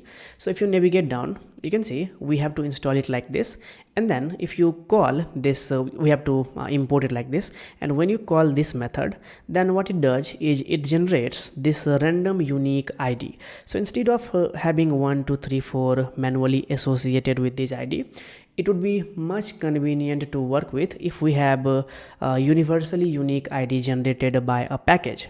Okay, so now the issue that we have right here is if I right click, if I make a new comment, let's say Sila, I just showed you, okay, blah blah blah. If I hit submit, if I click this details, it does not work. Why? Because we do not have any ID associated with this user. It does work for this user, but for Sila it does not work because we do not have any ID associated with, okay? So now instead of having 1 2 3 4 manually, it would be much convenient if we have a random ID generated by this package. So first of all, we have to install it. So if you see, that's how we install npm I UUID, and wow, it has almost 100 million weekly downloads. Amazing package, okay? So let's search this server. I will say npm I UUID. If I hit enter, UUID will be installed. And how do we import it? We import it like this. So let's copy this one, okay, and so on top of it, right here after Express, we just have to say UUID, and let's not call it UUID v4, let's call it UUID, okay, let's call it UUID. We can do the destructuring stuff, okay? So instead of calling it UUID v4, let's just call it UUID. And so instead of having one, we are going to paste this one, okay? So let's copy this method and let's paste it. And so this function call will create a unique ID for all of these users. And I think we need to create unique ID for our this path here as well. So I think here we need to use that ID. So here I can say ID to be id is going to be generated uniquely by this UUID. Okay, so now if I save this, let's run this program, node.js watch server, and now if I come over here, if I reload, and now let's make a new comment. So by the way, if I right click, let's say inspect, come over here, if I click details, you can see that now the detail is now you can see that href is going to slash comments slash some sort of unique ID. So if I click details, we are generating some issue comment.id. Well, because this UUID does not give us an integer, it gives us a string, so we don't need to parse it anymore. So let's fix it. Let's go reload, let's go back and let's reload it.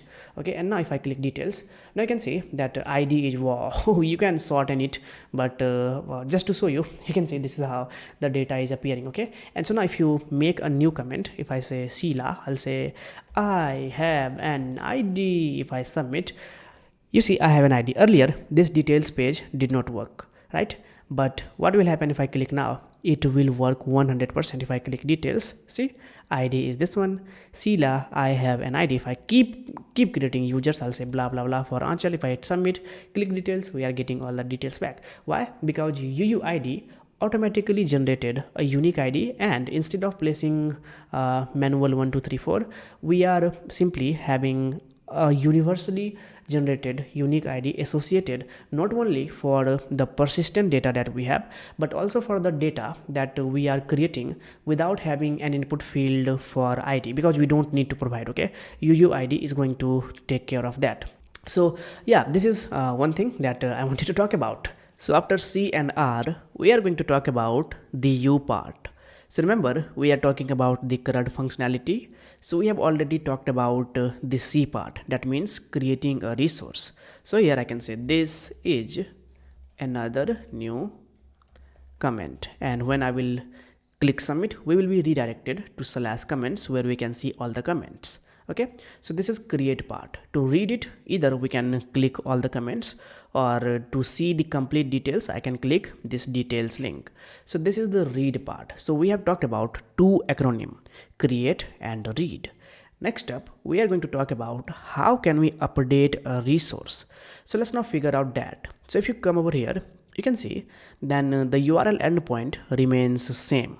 So slash comments slash some sort of ID, and then we are going to update a comment. So first we are going to fetch the resource based on some sort of ID, and then we are going to update that resource. So the URL endpoint always remains similar. So here we can say, and if you notice, then the HTTP request is patch. So this time it is patch. Now this is the correct time for me to give you additional information related to all these HTTP verbs, and talk about some of the confusing steps related to all these verbs. So here I have pulled up the doc of HTTP request methods on MDN. MDN is amazing resource if you are a web developer. If you're learning something, reading documents of MDN, it will give you a fresh clarity. Okay, so if you come over here, if you read, it says get. We have already seen that. Get, head, very rarely we use. Post, to post something, and then we have put. If you read, it says the put method replaces, that means we are talking about update part. So the put method replaces all current representations of the target resource with the request. Now keep this in mind, order point to be noted.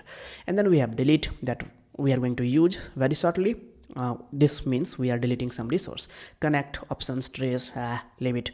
And then we have patch. Buddy, the patch method applies partial modifications to a resource. So when you talk about updating a resource, then we have two HTTP method. We can use put and we can use patch. Now you can ask me that which one to use. Well, it depends on the architectural style of your CRUD functionality. How do you want to structure your CRUD functionality? So let me give you a difference between, let me give you the overall difference between the put and patch. Then you can figure out on yourself that which one to use. So I asked ChatGPT to give me a very simple analytical and a logical example of put and patch. So if you read, then if you use the put method, then it means that you are demolishing the entire house and building a new one in its place. So what put does is that if you have old data. For example, my name is Ankit. If you use the put method with some additional data, then the entire previous data will be deleted and it will be replaced with the new one that will be my name is something, or perhaps whatever data you inserted. If you use the put method, the old data will be deleted. So you demolish the entire house and build a new one. Whereas if you want to keep the data intact but just want to change a very simple, very few certain parts, like my name is Ankit, on place of Ankit you want to have my name is John Wick, then you can use the patch method. It simply means that you keep the house, you just fix or modify the part that needs change, like painting one room. Okay, so in example, it has also given us an example of a profile update. Imagine your profile is a house, the action that you will perform and what you do. So if you use the put method, you rebuild the new house, the whole house, even if you just want a new door. So even to replace a new door, if you use the put method, then you will be rebuilding the complete house. This is very wrong. Whereas if you use just the patch method, you only replace the door and leave the rest of the house untouched. So this is a very simple example of put and patch. Put replaces all the content, whereas patch replaces only the content that is worth replaceable. So it depends on how you want to structure your CRUD app. Okay, so let's now do all this stuff. Okay, so first, if I go to all the comments over here, let's say I want to update, if I click details, then we are fetching the details based on this ID. So this ID is not going to be updated, very rarely, or rarely what. This is universally unique ID, so we don't need to take care of this ID if you want to update or not. No, there is no question about it. This is generated uniquely. We are not going to update the ID. There is no need for that. So the thing that we can update is username and the content. Now we very rarely update the username as well, but we can update the content. Imagine going to x.com, formerly called as Twitter. Earlier we did not have an option to update our tweet, but now since the takeover, now it is called as X, there have been very different updates that helps us to update our tweet once we posted it. And if you are a premium member, then you get this option. Okay, but nevertheless you get this option to update a tweet. That means that most of the times we are going to update the content, so the comment itself, and very rarely we update the username. Okay, we can do that. Okay, it does not mean that we cannot do that. We can do that, but for now we are going to only understand about updating the comment, not the username. So this is the perfect data that we can update. So let's go to all the comments, and from here let's click details, and if I copy this URL, and let's go to Postman, paste it, and from here if you get this data, you can get this data.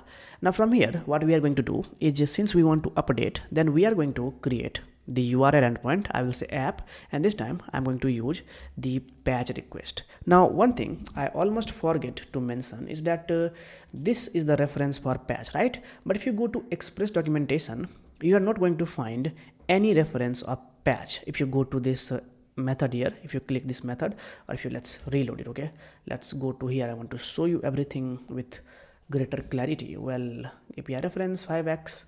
From here, if you go to Express and perhaps a router, where maybe method or whatever, application, sorry, we have to go to application.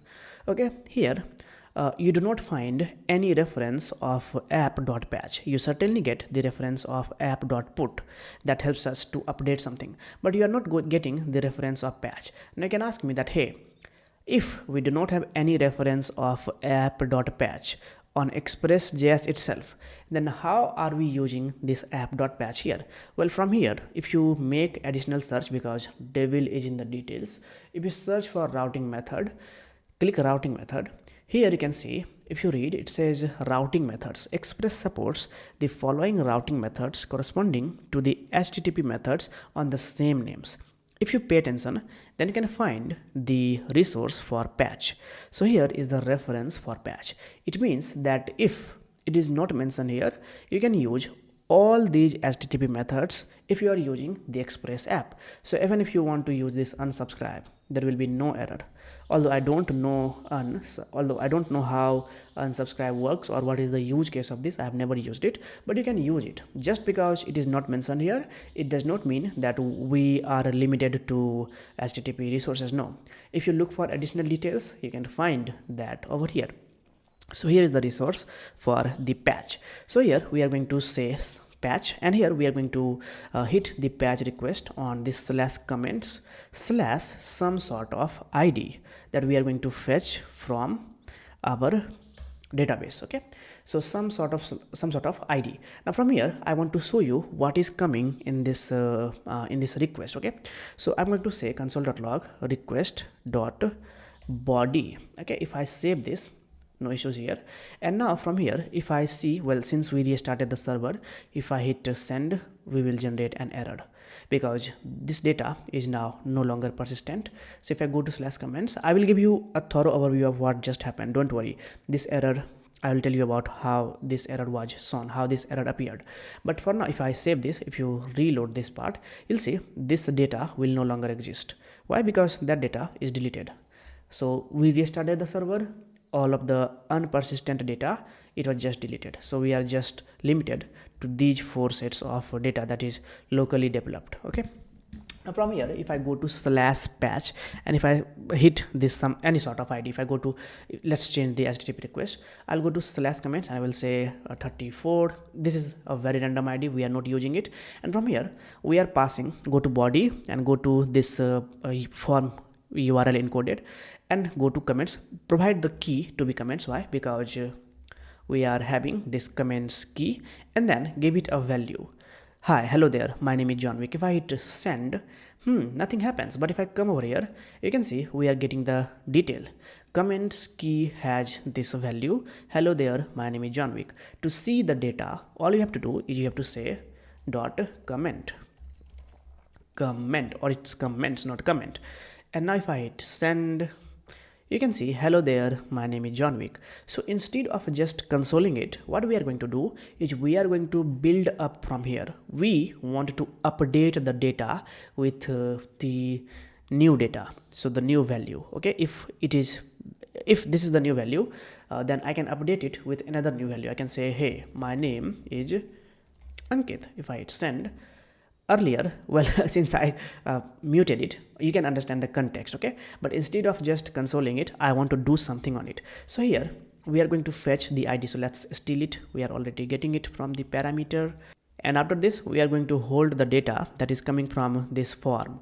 So here I can create a new variable. I can say const, I will say a new comment, new comment coming, or new comment text. We are receiving this from request.body.comments, and please make sure to call it comments because this is the key. This is the key on which we are updating our value.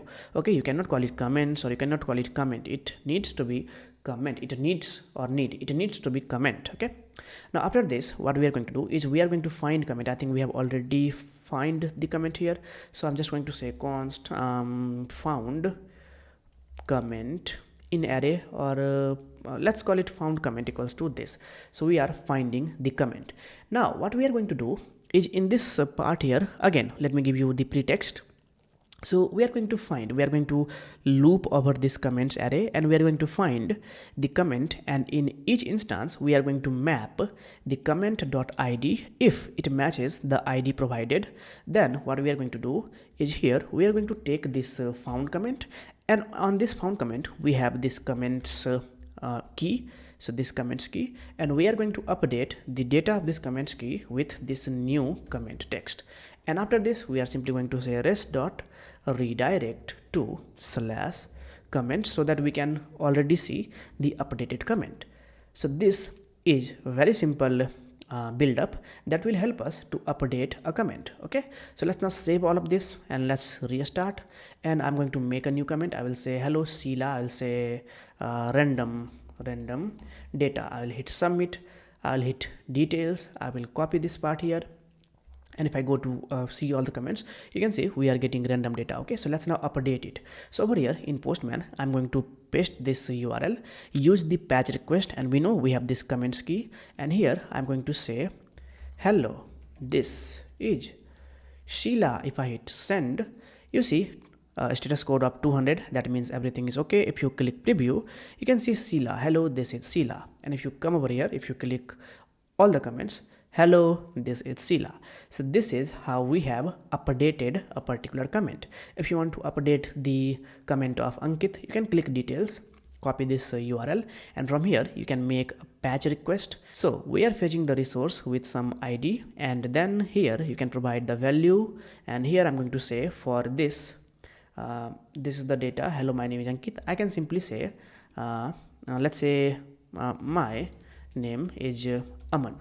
Hit send, hello, my name is Aman. Okay, so this is a very simple update method. So this is the U part, the update part. The next thing that we are going to do is we are going to provide the users a nice form where all this content will already be available, and they can simply get rid of this comment. They can update this comment with a new comment, and then they are going to hit the submit button, and then this data will be updated. Because right now we can update this content using the Postman, but for users, they only can make a comment and they can see a comment. So if they go to details page, then somewhere here we are going to display a link that will say something like edit this comment.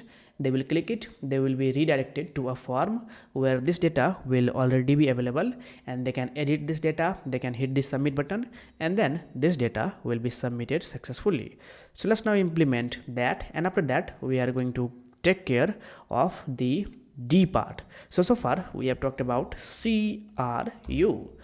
Next up is the D part, but first we go to D, we need to display a nice form. We are mostly done with the U part. We have written all the logic that will help us update this comment.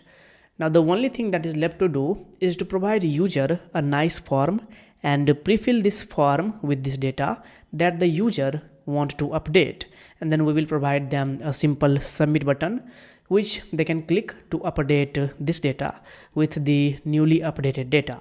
Now the biggest issue here is that by default an HTML form rendered in the web browser can only make a GET or a POST request. That's evident. By using an HTML form, you cannot make a put, patch or delete request. It's simply not doable in a traditional way. You cannot do that. We are using Postman to test our different resource endpoint, because Postman is a tool that helps us to do all of that. But right now we are going to provide the user a nice form, an HTML form. But the biggest issue is that an HTML form can only make either a GET request or a POST request. So how are we going to solve this issue? Well, thankfully, if we cannot solve this issue with the traditional approach, then we can tweak the code little bit. So if you go to the original documentation of Express, from here if you go to resources, middleware, you are going to find many middlewares that helps us to do certain tasks that cannot be done traditionally, such as body parser, compression, error handler, CORS, that is cross origin resource sharing. Body parser is one good example. I want to dwell a little bit more on that. So if I click, you can see this body parser helps us to parse the form data. Remember that Express.js that we used? So that body parser is literally this part that we had to install earlier, but now Express comes built in with body parsing data, body parsing way. That's why we have to use Express.js earlier, prior to I think 2021 or 2022, I don't exactly remember, but earlier we had to literally we had to install body parser to parse the data coming from the form. Okay, now that does not mean that a body parser is no longer used. It is used if you have to do advanced filtering steps, For that you are going to use body parser, but for doing simple tasks like retrieving data from form, we don't have to install body parser. We can do it simply by writing these two middlewares, express.json and URL encoded extended to true. Okay, but yeah, body parser is one such example. Then we have CORS, cross origin resource sharing, error handler. Now among all of these middlewares, one middleware that I can see is its method override, and if you read, it says override HTTP methods using header. So if you click and if you read further, it says this method lets you use HTTP verbs such as put or delete. Well, there is no mention of patch, but consider patch as well. So lets you use HTTP verbs such as put, patch or delete in places where client, that is our web browser, doesn't support it.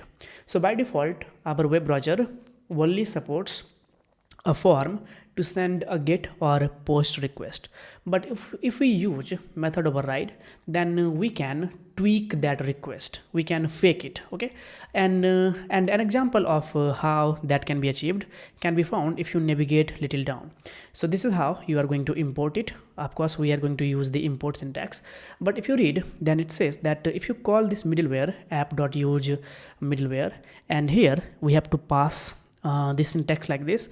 Now here if you read, it says override with post having this data format where question mark underscore method is going to be delete. In this case it is going to be delete. In our case for now it is going to be patch, but eventually we are going to make a post request, but we are going to override that post request with this format where we are going to deliberately say that hey, method is going to be delete, even though this is a post request, but I am overriding that post request and I want the method to perform a patch request or delete request, but in our case it is going to be a patch request. Okay, so let's now see how to do all of this.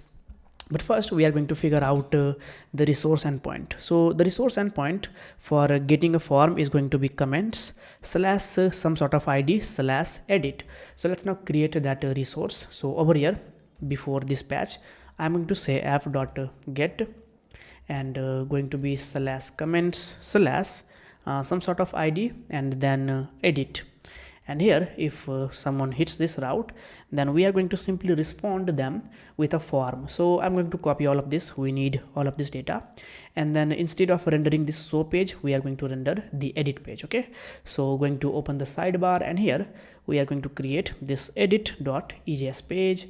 Here I'm going to have a very simple h3. I will say you can edit this data. Okay, and after this we are going to have a very simple text area. Name is going to be comments, and if I save this, and here I'm going to have a very simple dummy data. I will say this is the data. Okay, let's see how it renders. So if I reload, if I go to details and if I go to slash edit part, okay, the UI does not look good, but if I enlarge it, and the content is also in center, but since the focus of this lecture is not to style it, to see this stuff, I think this is good. Okay, now instead of showing this data, how about showing the original content, that is hello world, my name is Ankit, because that is what eventually we are going to get rid of so that we can update that content with a new data. So instead of showing this data that we have inserted right here, we are going to show the dynamic data. So that I think we are already receiving in this comment object. So here I can say, here I can use the EJS syntax of this part here equals to, and here I can say comment dot comments. So on comment we have this comments key. So if I reload, hello world, my name is, if I enlarge it, my name, hello world, my name is Ankit. So this is the exact data that is showing here. Now the next thing that we are going to do is right now we have to manually tweak the URL. For example, if I have to go to, let's say, this comment, and to go to the edit page, I have to manually tweak the URL. I have to say edit. I don't want to do that. I simply want to create a menu bar somewhere here, a link that we will click, and it will take us to that page. So instead of having this, perhaps let's go to this show.ejs, and here I'm going to say slash comments slash the ID. So the ID is going to be this. So comment.id slash edit. Okay, and here I will say save. Okay, and if I reload, should I say save? No, I should say what? Edit this comment. If I reload, edit this comment. If I hit click here, we are being taken to the page. Okay, we are being taken to the correct URL. If I reload, let's check randomly. Okay, who killed my dog? Okay, now the next thing that we are going to do is we are going to have a nice submit form. So if we are about to submit this data, then we need to have a form, right? So let's cut all of this, create a very simple form. For now, let's leave the action text area, and let's create a button, and I'm going to call it now I'm going to call it save the data. If I see this, save the data. Okay, now the next thing that we are going to do is what do you think should be the action? Where are we going to perform the operation if someone hits this save the data button? Well, the action is going to be triggered on slash comments slash the comment ID. So here we are going to provide the comment ID that is going to be fetched by this comment.id. Okay, and then now the next thing that we are going to do is since we are going to override the method, we are going to use this syntax where we have this question mark, what method equals to delete. But to use this syntax, we have to install the method override package. So that we can do right here. Let's start the server. I'm going to say npm i method dash override, and very soon it will be installed. Okay, installed successfully. So over here in this server.js, we are going to import. Let's close the sidebar. Here I'm going to say import, I'll say method override from method dash override, and then we are going to use it. So I'm going to say app.use and method override, and I'm going to call it as a function, and here we have to pass this string format of underscore method. Okay, and this is essential to do. If you come over here, you can see this is how we use it. So app.use method override method. Okay, now we can use this format to override our post method. So over here, if you come to this form edit.ejs, the action is going to be performed on a method that is called as method is going to be post, but the action will be overridden if I provide this question mark symbol, and then here I'm going to override the method by simply saying underscore method equals to patch. Okay, simply doing this will help us to make a patch request inside of a post method. So this is method override. So if I save this, come over here, and if I let's go back, let's reload it, let's go back, let's go to comments. Okay, I need to start the server.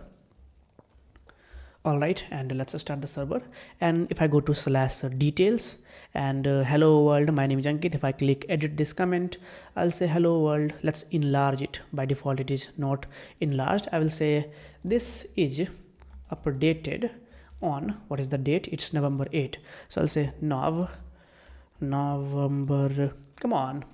8 2025. If I hit save the data, you can see we are redirected to this page, and now the data is updated. This is updated on November 8 2025. So now we are providing the user all the ways of how they can update a data. Okay, so here we are saying all the comment. If you want to make a new comment, you can make a new comment. I'll say blah blah blah, hit submit, we get to see blah blah blah, click details, blah blah blah, it's showing. And if you want to edit, you can edit blah blah blah to hello.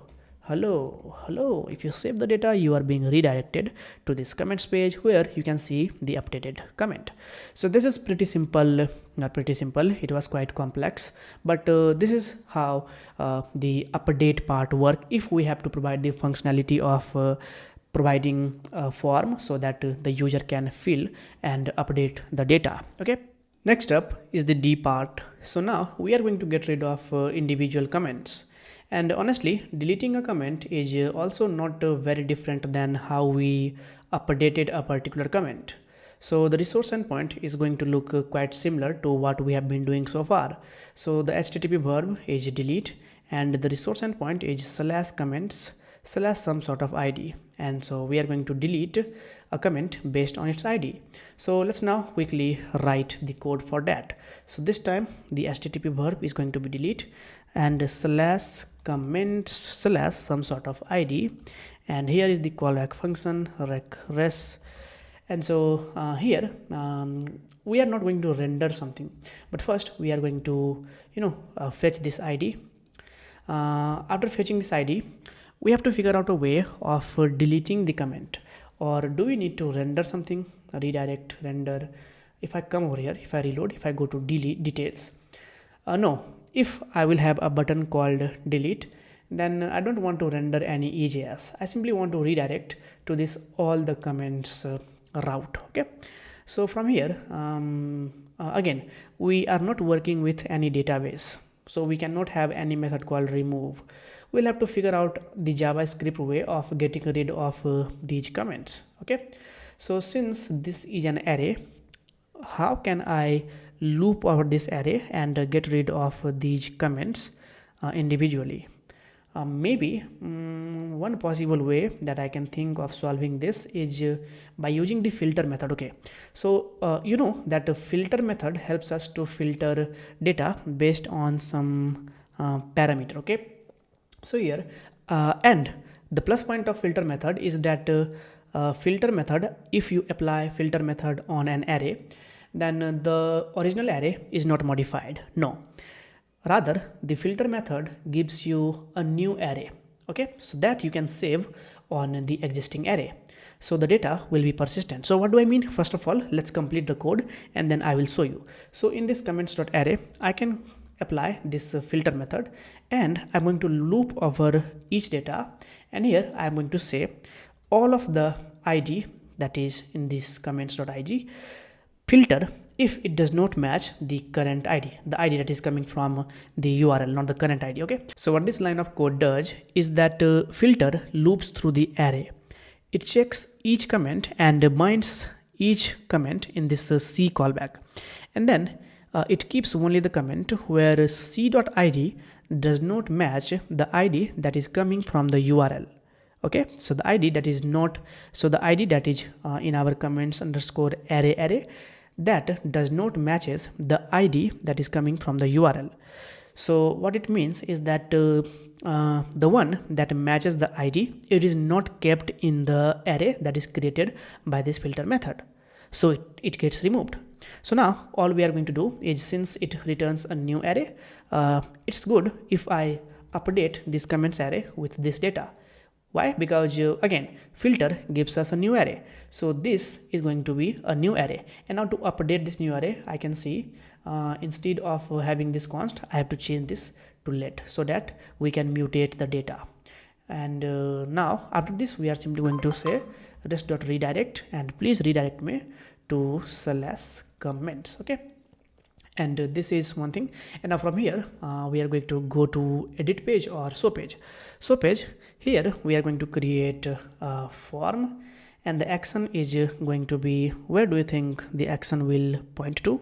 So the action will point to slash comments and slash some sort of ID. So it is going to be comment.id, and then here it is going to be a query string where method equals to delete, but the original method here will be a post method, so post method. Okay, and right here we are going to write delete. Okay, so I hope this works, and so let's cross check it.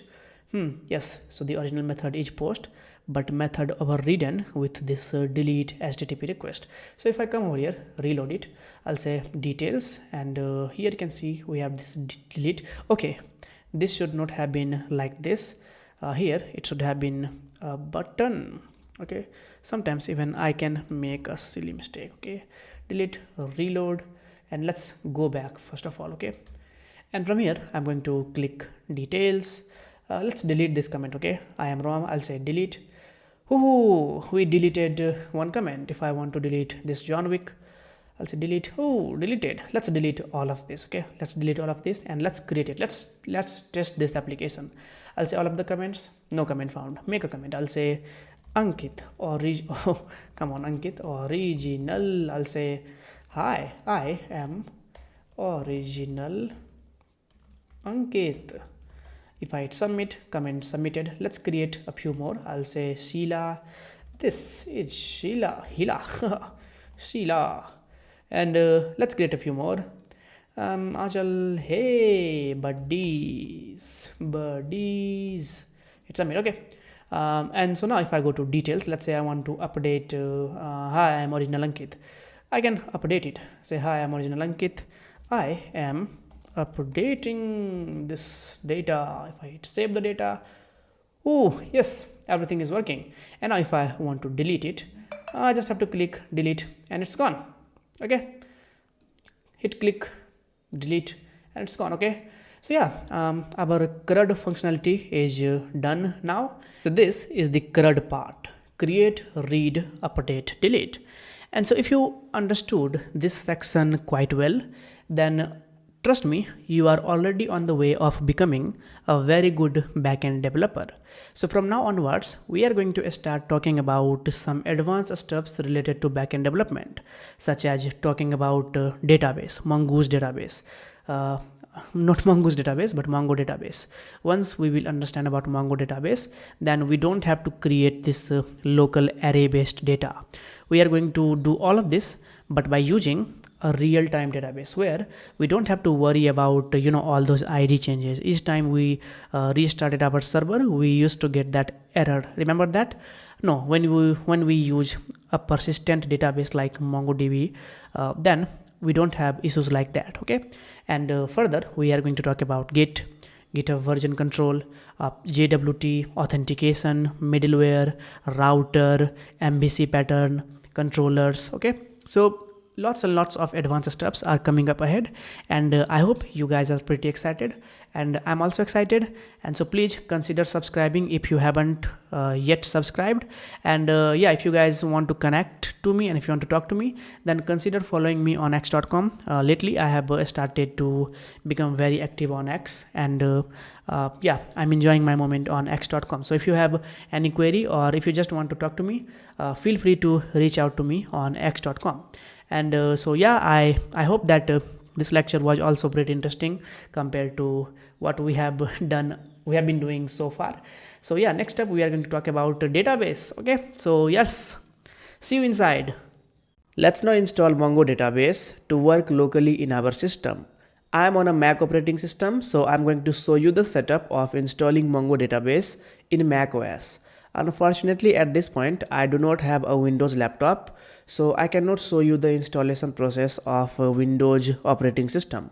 But for sure, in the description of this video, I'm going to provide you with resources that you can follow along to install Mongo database in Windows operating system as well. So let's get started and let's configure Mongo database in our operating system. But first, I want to show you how is Mongo database configured in my system. Item, okay. Now from here, if I provide the command mongod, it will spin the Mongo server, and I will have to open a new tab by pressing command and T, and here I have to run mongo sh. This means Mongo shell, and this is the interface from where we can interact with the database part of Mongo database. For example, if I run a few commands like maybe show dbs will show all of the databases that we have. Currently, since this is a fresh install and I haven't worked on any project, we just get to see the 3 default databases provided by the Mongo database. But quickly, if I, for example, let's say I want to create a YouTube database, I can use the command use YouTube. This is the command that we can use to create a new database in MongoDB. So if I hit enter, I can see it says switched to DB YouTube. But even if you recycle through previous command and if you say show DBS, you'll see that we do not get to see any database named YouTube. Why? Because we do not have any collection inserted in this YouTube database. That we can do simply by saying db. And if I hit enter, you can see acknowledged true, inserted id, object id, this one. And now if I run through previous command and if I say show dbs, now you can see we are getting to see a database called as YouTube. So working with Mongo database using cell becomes very easy, and we don't have to navigate back and forth at many softwares if we have configuration done like this. Okay, so now we are going to configure our Mongo database in this similar way. So let me close this item for now. Now from here, go to mongodb.com. okay, and once the site reloads, go to products, and from here click community edition, and from here click download community, and it will take you just till down. Now my suggestion will be to do not touch any of this. MongoDB is smart enough to figure out what package it needs to download, and it already figures out the operating system.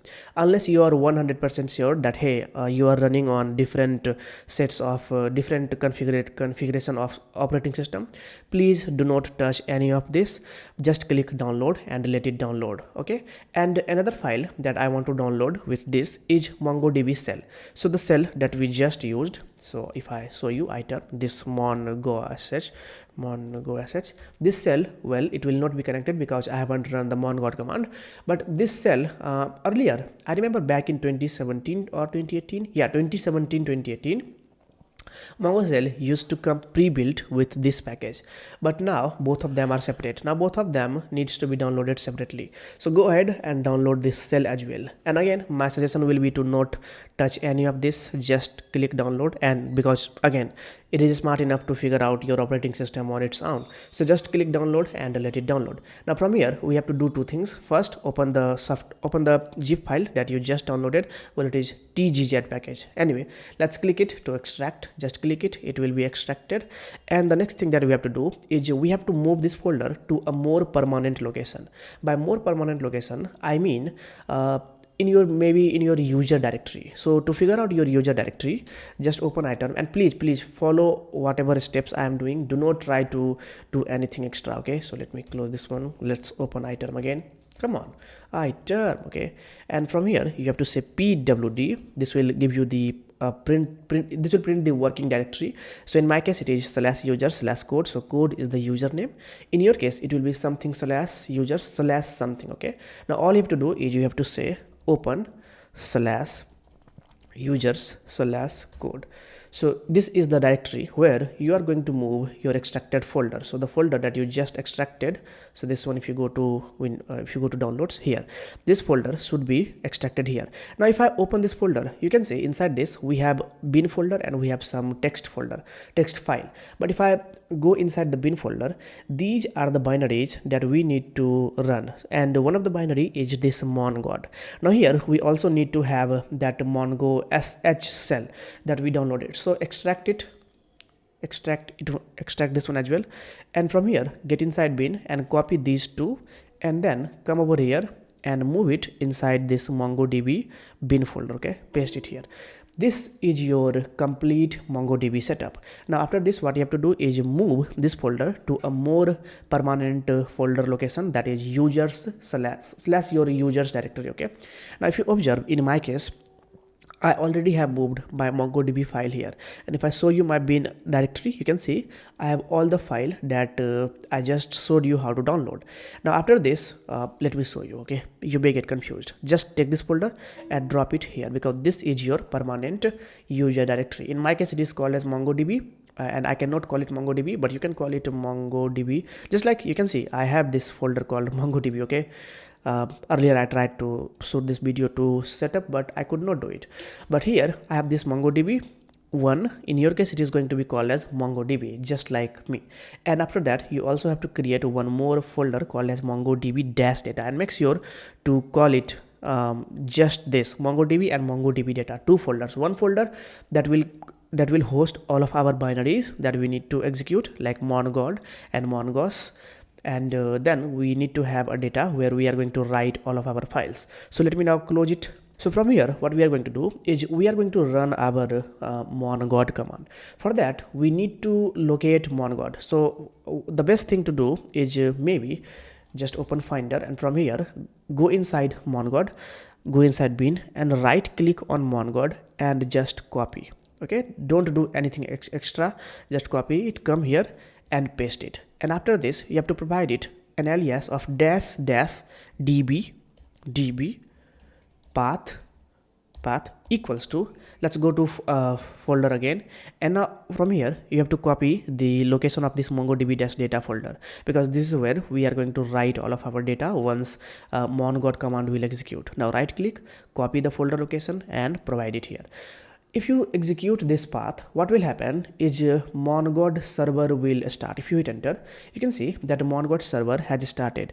And now if you read, it says the message is waiting for connection on port 27017. That is the default port of Mongo database. So it is waiting for connection. That means that if you open a new tab in terminal, and now if you run this mongo sh command, congratulations, Mongo database is successfully configured in your system. So this is how you connect with Mongo database. Okay. From here you can run all the commands that I just ran. So DBs, you can see it is exactly working the way I intended it to work. Now each time you close this terminal, and if you want to start Mongo database, you'll have to provide this path. Like you have to write this long line of code. Come on, I don't want to do that, right? Now from here, instead of typing this long command again and again to spin our Mongo server, we are going to build a system where we just have to say mongod and it will spin our server. Okay, just like it is configured in my system. For that, I am giving you a very simple command. Just paste it and please make sure to update your path. In my case, it is users/code/mongodb/bin. In your case, it will be users/your username and then mongodb and then bin, and make sure to write all of this exactly as I have written. Hit enter, nothing happens. After this, you have to write source tilde slash dot ZSHRC, hit enter. It will simply refresh your ZSHRC configuration file. You don't have to think too much about it. And now if you run mongod command, it will start to spin your server the way it spins in my system. And even if it does not spin, then make sure to open this file by simply saying this one, open-e. Let's open this ZSHRC file.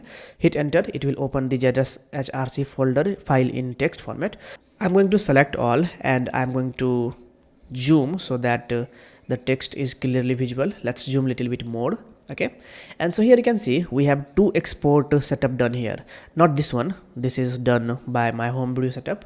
Here you can see we have export path, and please try to just copy it and replicate it with your directory. In my case, it is $path:/user/code/mongodb/bin. In your case, it is going to be /user/your username, then mongodb, then bin. Okay, so this is one export path, and after that we have set an alias for mongod command that will spin this exact command. So remember, we used to run this command to spin our Mongo server. Now we have set an alias for that. So alias mongod equals to users code mongodb bin mongod dash dash db path equals to this one. So if you do these two setup, save this, close this from here, and now you just have to clear it. And now let's close this terminal once and open it again. And now you will be able to run this mongod command, and then in another window, in another tab, you can run mongo sh, and you will be able to work with Mongo database. So this is the complete setup of installing Mongo database in Mac operating system. Let's now start digging deep into the world of Mongo database. In this video, not only we are going to find answers to very common questions like why to choose Mongo database in 2026, plus what benefit does it provides us over other types of databases. Plus, we are also going to do very few of the simple database query. So I hope you are up with your server. So here we have to run this mongod command, and here we have to open our Mongo shell. So mongo sh. So here we are going to do all of the database related stuffs. But first, let's try to get a very simple overview of MongoDB. So from here, if you go to mongodb.com, from here if you click documentation, so if you read, I will be zooming in. So welcome to the MongoDB docs. So this is documentations. So if you read MongoDB database built from the ground up and focus here as an alternative to the relational databases for modern applications. Focus on this point here. I want all of you to pay attention to this statement where it says that this is built as an alternative to the relational database for modern applications. If you read further, it says unlike relational database like MySQL, MongoDB allows developers to store rich JSON-like documents. It means that like in traditional databases like MySQL, we store data in a row and column format. But when it comes to storing data in MongoDB, we can use these JSON-like documents. So JavaScript object notation like documents. So the data is just like object. If you read further, it says JSON like documents that map naturally to the objects they use in their code. So a very simple example is right here. So this is a very simple example of a MongoDB data, where we have a very simple object that looks pretty similar to what we have in JavaScript, where we have key and value, okay? So first name is Bob, last name is Smith. Later here, if we have to store more mapping data, like we have here for address, where we have to store street, city, we can create further nested object where we can keep all of the related data related to a key in its separate pair. Okay, so this is the key, and this time the value is very simple object. Now this is a very simple MongoDB data. Now this entire data is this part here, JSON like documents. So JavaScript object notation. Now finding data, when you have a database like this, finding data becomes very easy. Imagine if I tell you to find last name, you will simply say object dot last name and you will get a Smith, object dot email and you will get this one. Okay, so a very simple example is already given here, which you can retrieve with queries such as users.find, where you just have to say address.zip. So address.zip, where the value matches this one, so it will simply return you this entire address or perhaps this entire user. Okay, so retrieving data, if you are working with Mongo database, then not only retrieving, I should not suggest retrieving, creating, finding, inserting many, all of them becomes very easy, and only because the documentation is pretty simple. So the data is stored in this object type of notation. So that's why MongoDB becomes really easy for us to operate on. But nevertheless, this was my example. Let's go ahead and let's not try to analyze all of this answer from ourselves. Let's not try to find answers to a few of the common questions. So let's not copy all of this. Now, since we are in the era of 2026, I really suggest you to not only reading docs, you can read the docs, but also use AI like ChatGPT or Gemini or Claude to find answers to a few of the statements that are mentioned in the official documentations. So I highly suggest all of you to do refer to ChatGPT and try to dig deep through any of the documentation that you are looking for, because here you are going to get crystal clear clarity. Here you have control over the query that you are going to make, plus you have additional control over the response that you are seeking. So here I am going to paste this entire statement, and here I am going to additionally tell ChatGPT to explain and also tell me why Mongo should be used in 2026 and what it gives us over relational type of database with and press enter and just wait for the result by ChatGPT. So see how easily it will explain everything to you. So MongoDB is a document-oriented database alternative to relational database, stores JSON-like document. So if you read, it says there are two main styles. Old style, where we had SQL, we still have SQL, where we store data in this row and column format. So the structure is given here. So here a very simple example is given. In a relational database like MySQL, you need multiple tables like ID, name, age. So here you have a row. This is one row, and then you have column. So this is column 1, and then you have this column 2, and similarly column 3. Mistakenly I took a screenshot anyway. And similarly we have an order ID, user ID, product as well. So we store data in a row and table format, whereas when you use database like Mongo database, it is a no SQL type of database. It means that it does not have this way of storing data where we have rows and tables, rows and columns. No, here we store data in a document format, especially that is called as JSON format, that stands for JavaScript object notation. So here you can see we have name, Ankit age 22, orders, that is an array where we have further data like product is shoes, price is 50. Okay, so this is a very simple way of storing data in Mongo database. If you were to do this entire thing in a relational database like MySQL, then you would have to create one row, one column, etc. But MongoDB makes it very simple to create documents like this.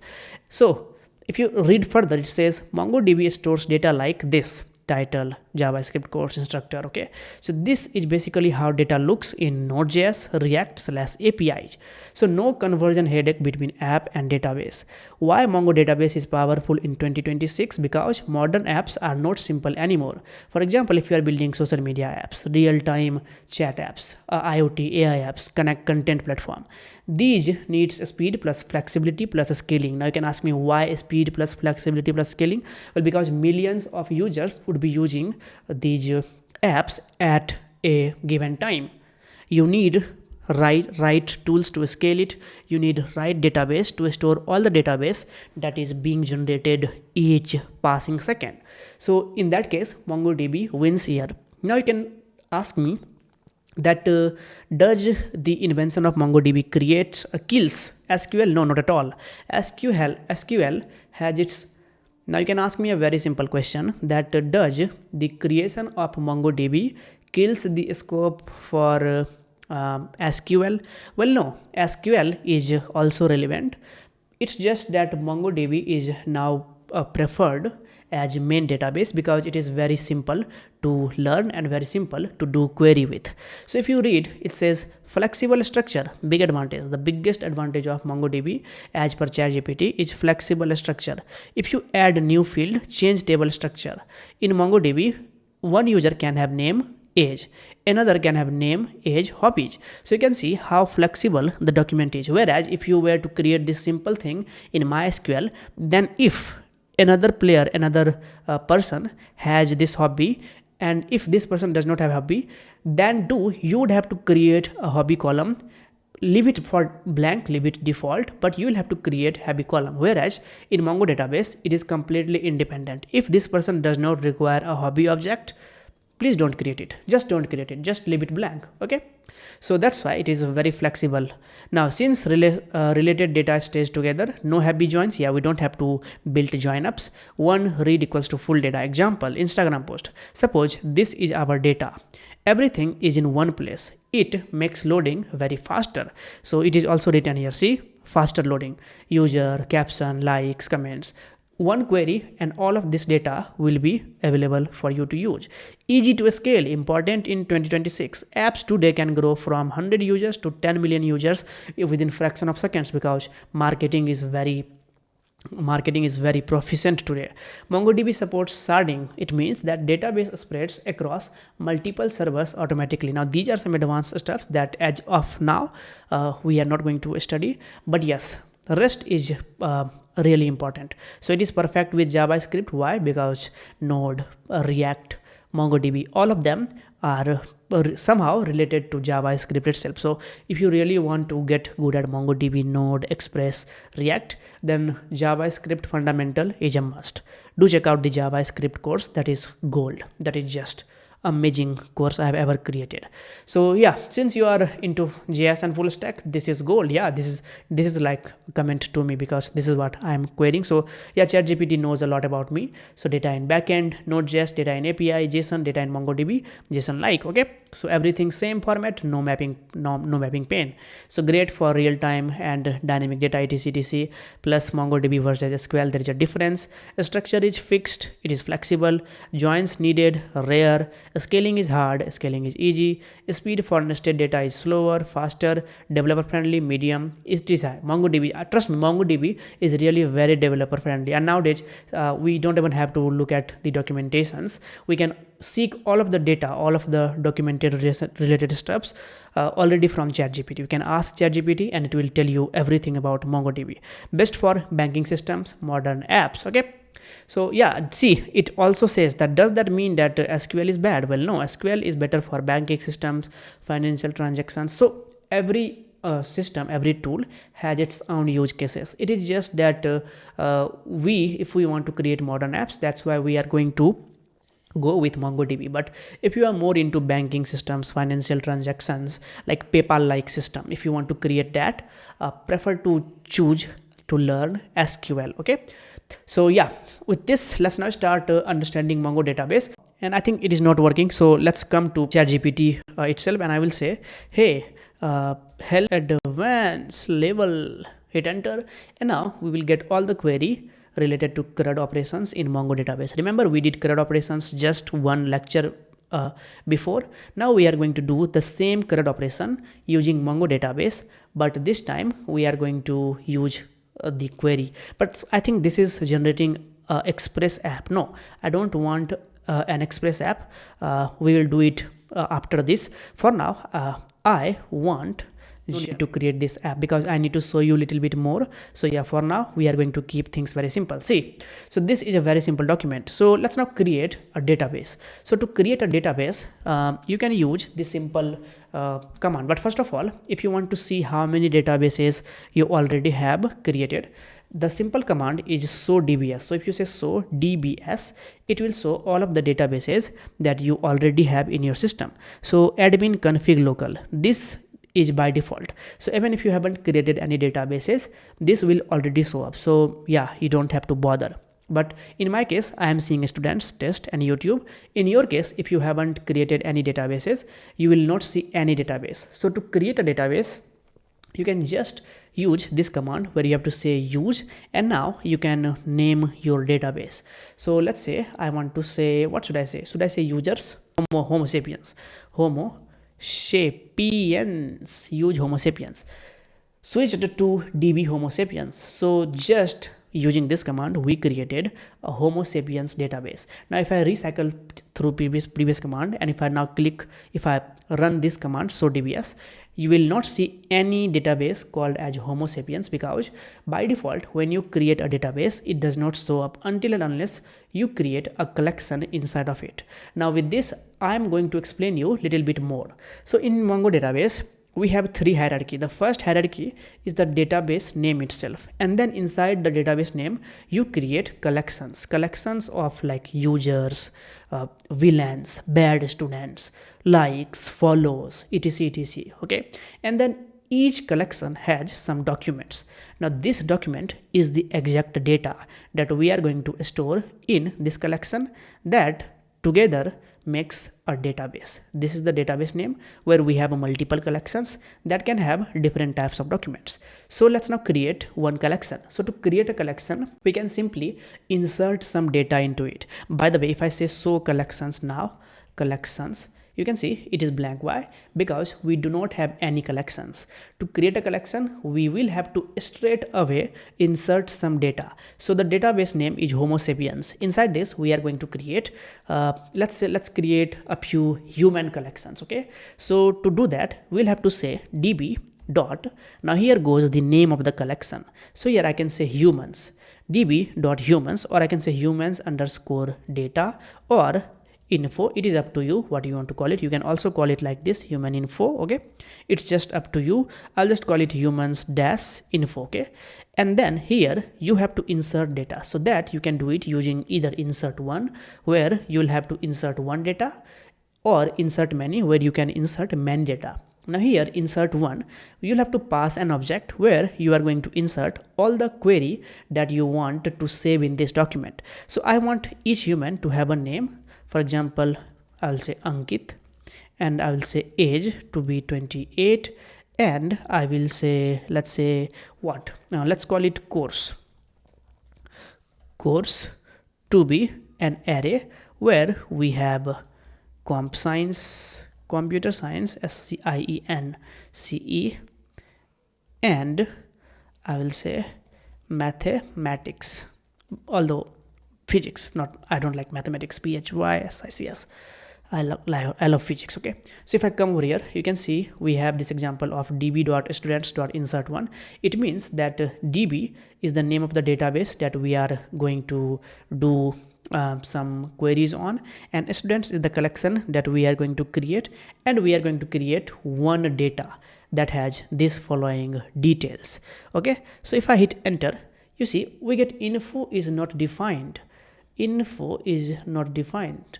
So it means that this is not how we are supposed to create names. So yeah, I can think that this is the problem. So I can simply say humans info. Okay, human underscore info, information. Okay, now if I hit enter, now it says acknowledged to true, inserted ID, this one. So each time you create a document, you will always get this object ID. This object ID is universally unique for each type of document. So here when you say acknowledged true, when you get this message acknowledged to true, it means that this data was successfully created. Okay, so see how easy it is for us to create a data in MongoDB. We just have to say db that refers to current database, that is Homo sapiens, then the name of the collections, and then insert one. It means we are going to insert one document in it. So now if you recycle through previous command, and now if you say show collections, it will show this collection, that is human information. This is the collection that we created. And if you say show dbs, now it will show Homo sapiens as well. Okay, see how easy it is for us to create database and also to insert some data inside it. So if you want to create another collection, you can say db dot human beings, or I will say robots, or hominoids. Is that a word? Humanoids dot insert, and this time we are not going to insert one, but here we are going to insert many documents. Using the insert one method, we are going to insert one data, but if you want to insert many data, you can use insert many as well. Okay, so that is how you insert many data. So here you pass an object, that is what we have done. Inside this object you pass an array. Inside this array you pass two objects where again you put key value pairs. So here I can say let's create two names. I'll say name is also robot1, and outside of this it should have been an object. Okay, an object, and after this an object. After this object we will have another object. I will say name equals to robot 2. By the way, this is flexible, so we can also add age to it, or I will say work is cleaning earth from parasites. Okay, so this is a very simple data. This time here we are inserting many data, particularly two types of data. Here we are just inserting one data, but this time we are inserting many data. So if I hit enter, see acknowledged to true. At 0 index, this is the object ID for the document. At first index, this is the object ID. At first index, this is the object ID for the data. So now if you again say show collections, now you will get to see two collections. One is humans underscore information, other is humanoids. So if I hit enter, see we have two collections. So this is the database inside which we have two collections, and inside which we have multiple types of data. Now to see the data, we just have to say db dat collection name, that is humans underscore, let's go with humans underscore information, and all we have to do is we have to say find. If I hit enter, we will find all of the data. Right now we just have one data, that is name Ankit, age 28, course this one. So that's why we are getting just this data, but for humanoids we will have multiple data. So humanoids dot find, it will get us two data. So id1 has this data, id2 has this data, and see the flexibility. In first ID, in first document, we just entered the name of the robot, that is robot1. Here with name, I also wanted to insert the work that it is required to do, and since Mongo database is flexible, it helped us to create this database. So we understood two things: creating database, creating collections, inserting one data, inserting many types of data, and then finding data. So this is how you find data. By the way, this is not the only way how you find data. If you want to find data with the name, you can also do that. So here again you can say find with name. Let's say I want to find with this query. I'll say, hey, find me this data that has the name robot2. So instead of just calling find, I can call this find, and it will just find me data that is robot2. See, so this is how we find data. And if you want to find it using work, you can also do that. So here, but this time you'll have to write it completely that, hey, its work is this one. So this is like writing too long, so I'm not going to do that. You can do that, but yeah, this is how you fetch data. After this, we also have to see read. Read is already find db.students.find, and I already taught you find one.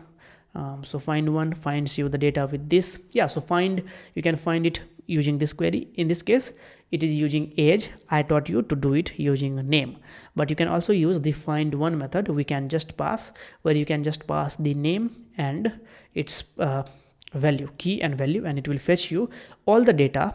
Not all the data, but since you are using find one method returns you the first reference of this matched scenario where name is Ankit. Okay, so this is find one. Now if you want to update the data, updating is a little bit tricky.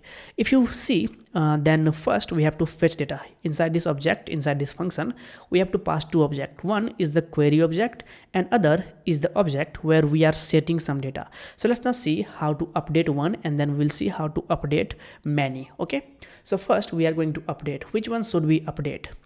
Let's say let's update robot 1, and let's add work to it. For now, we do not have any work assigned to robot 1. Let's do that. So first here we will say db dot collection name, that is humanoids dot, I'll say what collection name is humanoids dot update 1. I'll say dot update 1, and here call this like function. Now here we are passing two objects, so let's pass two objects like this, and in first object we are going to fetch robot. So here we are going to say, hey, fetch me the robot whose name is robot1. Okay, so this parameter, the first parameter, will fetch this robot1, and now in this second object we have to set the key value or things that we want to update. So here I wanted to update, let's say since it does not have any work, we are going to add work to it. Okay, so here in this object you can see we have this variable called as $set. So here we can use $set, and then here we are going to pass an object, and here we are going to reference work equals to also fix electronics, or we will say work is deliver foods. Okay, so this is updating robot1. What have we done here? We have simply said $set, and then in this object we have passed work deliver foods. If I hit enter, see acknowledge true, inserted null, it is always null. So match count 1, that means that this reference matched, that's why we are getting match count 1. Modified count 1 because yes, it was successfully, so it was successfully modified, so that's why it is saying modified count 1. So now if you say find, or if you just say humanoids.find, now you will get all of the robots data. But this time, earlier it was just robot1, but now we have updated robot1 to also deliver food. Okay, so earlier there was just one key, that was name, but now we also have a work key, that is deliver foods. So this is update 1. But now let's talk about update many. In update many, we can update many types of data like course to CS, and increment, we can increment marks to 5. Pretty interesting, huh? So let's do this with some numerical data. Or maybe, do we have some numerical data? Yeah, we do have. This name is Ankit, so let's now fetch this data. So this is humans. Let's copy this. Okay, let's copy this, and I will say update many, and here we are going to find name to be Ankit, and here we are going to first what are we going to do? We are going to say, okay, so this is like a finding course, so we are finding update many, course is to be CS, and then we are incrementing marks to 5. But why is this update many? Okay, so I can provide multiple types of data to it. Okay, so let's try to do it. So I will say dollar, first I will say set, I will say age to be age to be, let's update the age from 28 to 25, and then after this, outside of this, should I come outside of this? Let's come outside of this object, and here I can say dollar increment. Is that the keyword? So yeah, increment to be let's say age, increment it by how much? Let's increment it by, let's say 10. So it means that our age will be updated first to 25 and then 10 will be added, that means 35. So if I hit enter, okay, there is some issue, it says unexpected token. So probably what mistake I made is in querying I made this mistake. So let's get rid of this object, let's do it individually. Okay, so now if I hit enter, okay, it is still saying this error. It means that the problem is somewhere here, Ankit. Okay, so this is the problem here, it should have been closed. Okay, because this is a different object. So I hope now everything should be cool. Okay, now acknowledge to true, insert a null, matched count this. Okay, so now if I say db dot show db dot let's do this, db dot humans dot find, hit enter. Now you can see our age is updated to 25. So this is update many, but this time what we did is we just updated the age. Let's now update many things, like if I go again update many, this is dollar set, but this time outside of this we can also, let's say dollar set, and this time we are going to set course to an array where we are just going to say physics, physics and physics, and I'll say AI. Yeah, so we are updating many documents all at once. So if I hit enter, again we generated an error. Why? So this should not have happened. What mistake am I making? So we'll have to, let's enlarge it so that I can see all of this in one line. So okay, so what we did, okay, what I can do is I can copy all of this. If this is not at all readable, then what you can do is you can copy it, you can come to ChatGPT and you can say I am trying to update many with this command, help me fix this, and let ChatGPT do the work. So it is saying your query structure is slightly broken. You are using $2 set operation. Okay. So yeah, this is what Mongo database does not allow.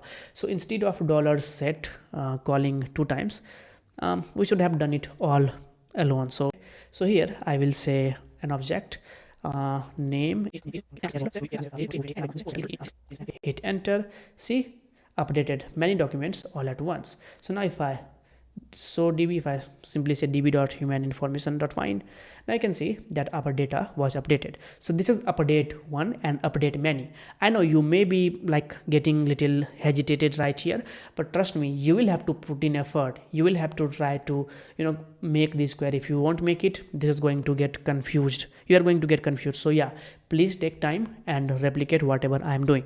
After this, we have again we have average marks. These are some advanced type of things like aggregate. We are not going to go into these, but yeah, I think one more thing that is left, that is delete. Delete is pretty simple.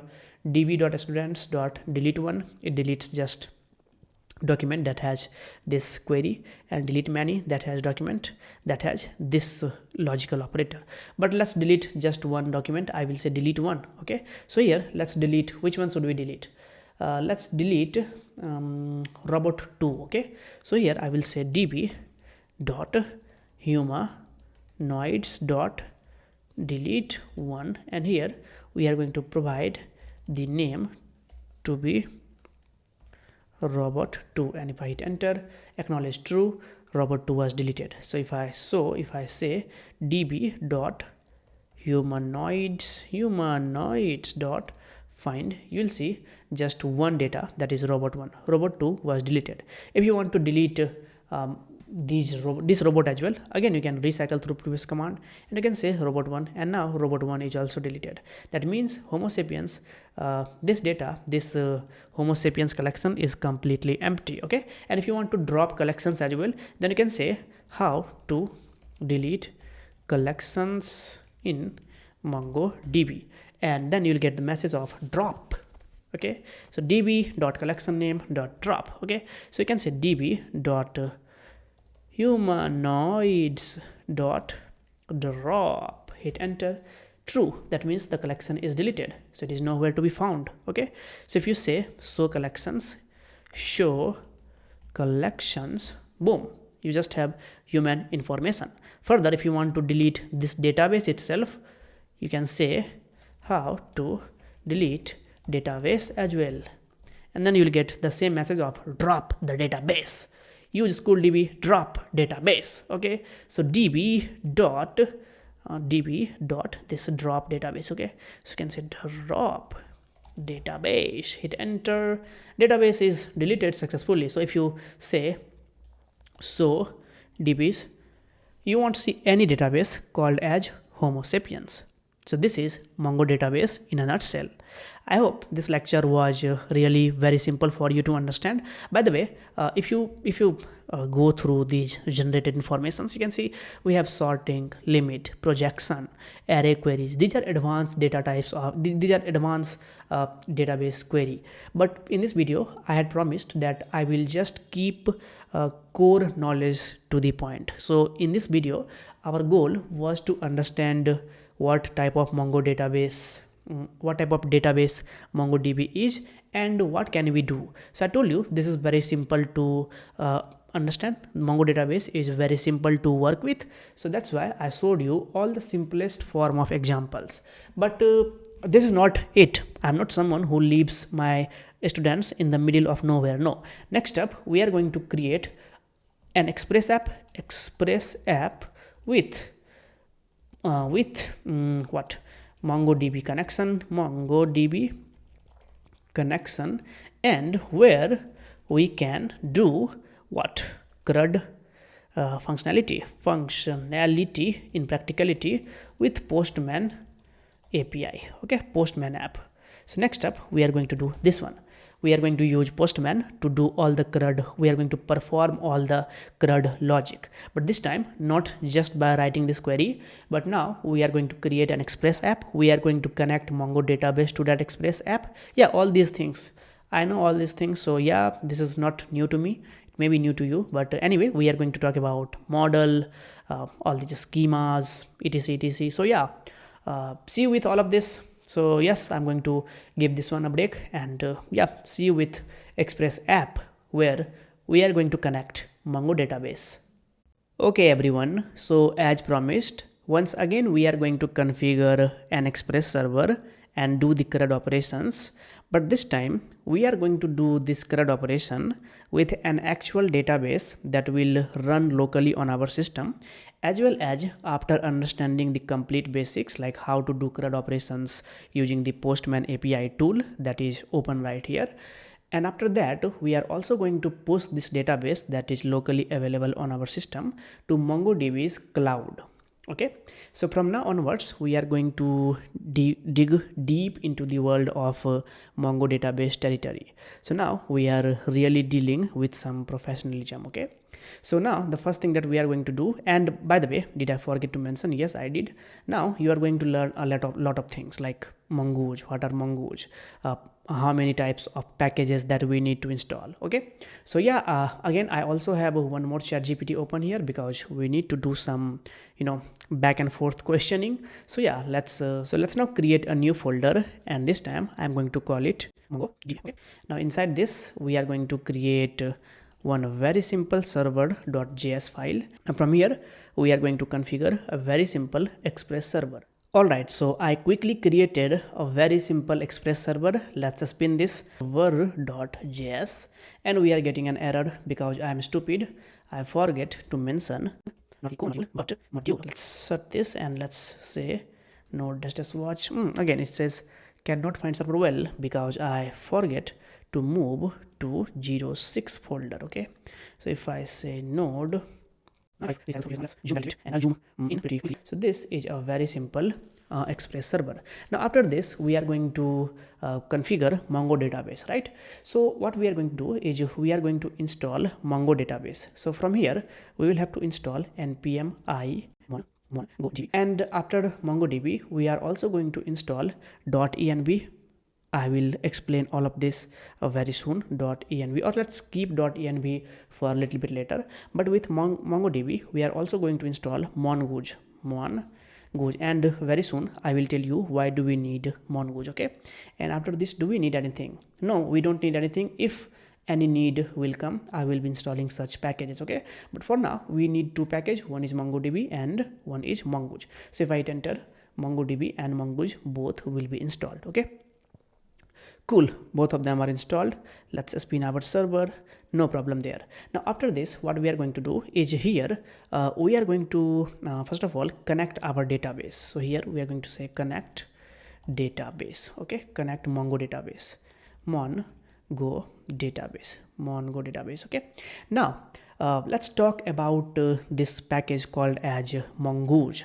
Why do we need mongoose, and why did we install mongoose? See, if I come to ChatGPT and if I say that hey, explain my viewers the need of mongoose in simple terms. Okay, you'll see that why it is very important. See, again I could have created a presentation, but again that would have easily costed me 3 to 4 days because I need scripting as well. But since I'm using ChatGPT, we can do it within fraction of seconds. So if you read, it says what is the problem. So when we use MongoDB with Node.js, we can deal with a raw database just like we did earlier, where we just used the words like methods like insert one, insert many, where we were simply inserting this data. But this data did not have any format, like we did not created a schema. But when we talk about our CRUD app, for example, let's say I'll say I want to create maybe a list of students data. We are creating a list of students data where we will be storing name, email, and their age. Okay, now this is the format of our data. Now this format additionally needs some documentation, like hey, what type of name is this going to be? Of course this is going to be a string, like, right? And then min, length, max. So here we, to get additional control over the creation of our blueprint, we need an ODM called as mongoose. So mongoose is an object data mapper. So if you go to mongoose.com, here you can read a little bit more about it, but trust me, you don't have to read a lot about it because I'm here to explain this. So if you read, it says, let's face it, writing MongoDB validation, casting and business logic boilerplate is drag. It is drag. It's just like using raw node. Remember I explained you how to use raw node somewhere here, where we have used raw node somewhere here. Server and routing, yeah, servers and data. Just see, this is raw node, but all of this became pretty easy to do. This routing is pretty complex when we are doing it with Node.js, but all of this became pretty handy when we switched to Express, right? So this is the same advantage that we are getting here by using mongoose over raw MongoDB, because if you use MongoDB, then again read it, this becomes really drag, and let's not even waste time about talking about that drag. Why not invest that time to understand things that is used in industry? So this is how you use mongoose ODM. Okay, so if you read, it says elegant MongoDB object modeling for Node.js. Let's go back. Mistakenly I clicked here. If you click read the docs, you will be able to read the docs, but again I don't think you need to read the docs because I am here. But one thing that I want to not one thing, but I want to talk about many things. Okay, I don't know why I'm saying one thing. Let's have some space here. Okay, some spacing issues. But if I go to Chat GPT, why not? If you read again, it says MongoDB itself does not care if age is a number or text, email is missing, name is empty. If you hit submit, it is going to be stored in the database. But do you think that if a user, if it is not providing age, for example, if I am asking for an age and age is 21, it is the data type of 21 is number. But even if the user enters 21 like this, if you use MongoDB, this will be validated to true. But we know that this is not the correct data type that should be stored for something called as age, for some variable called as age. So here we need to check that the user must enter a number, not a string. I know that this 21 makes sense, but for our program, this 21 does not make sense. Why? Because this is a string. We need a number. So by default, MongoDB cannot do this. Doing this would be very tough, or yeah, it's drag. But doing for Mongoose, doing all of this is pretty easy. Okay, and I will show you how all of this happens. So if you read, where does Mongoose come in? So Mongoose is like a bodyguard plus manager for MongoDB. Your app talks to Mongoose, and then Mongoose validates your data, and then if there is an error, it tells you that, hey bro, here are some error that MongoDB by default cannot do, but Mongoose on behalf of MongoDB can do it. And once everything passes this Mongoose check, then it is stored in MongoDB. If you read, it says it sits between your Node.js app and MongoDB. So it talks to MongoDB on behalf of you, plus it has the full functionality of checking if things are going right or wrong. If there is any error, it will simply say, brother, there is some problem, you need to fix it. So we cannot proceed with this because this is a corrupt data. If you try to do all of this with raw MongoDB, you will be wasting a lot of data, plus you will be wasting a lot of bandwidth, because you will be storing the default data. You will be storing 21 like this, which really does not make any sense. Converting 21 back to a number is really not something that you should do on backend. Okay, because this is not at all required, where we can already check it. Why to even delegate this process? We can already check that, hey, this needs to be here. We just have to say that this age type is going to be a number, and by simply saying this, even if the user will try to enter this string like 21, it will be an error. Okay, they will get an error up front. They will not be able to move, they will not be able to proceed with the form submission, because this Mongoose will show them this error that no, this age needs to be a number. That cannot be done with raw MongoDB, but Mongoose handles it with age. So here with Mongoose, users must have name, email, age. Okay, no missing fields allowed. In Mongoose, what we do is we create a schema. A schema is like a blueprint. Let's say that we are developing a township, where it is mandatory that all of the houses that are going to be constructed in this township needs to follow same map. So for that, we are going to create a blueprint of simple, let's say 2 BHK house. Now all of the houses that are going to construct in this township will follow this blueprint, and all of the houses will be same. Even slight modification to the houses will result into an error. So this is called blueprint. This is called creating a schema, and based on this schema, we can generate as many houses as we want. We just have to call this blueprint, and based on this blueprint, we just have to repeat the materials, and that house will be constructed with less hustle. Okay, it will be constructed very fastly. Okay, so here this is how we do it. So we create a schema in Mongoose, but all of this will come pretty handy. But first, let's connect our database, our Express app to our database. So here we are going to connect our database. So what we are going to do is, first of all, here we are going to import Mongoose from Mongoose. Now let's go to Mongoose documentation, and here if I search connect, hit enter, it will give me the documentation for connecting. So if you read, it says you can connect to MongoDB with the mongoose.connect method. So if you call mongoose.connect, and here you have to provide this URL. This URL is the exact URL that we use to connect to our local MongoDB. So in this case, our server is already spinning. You need to have this server started.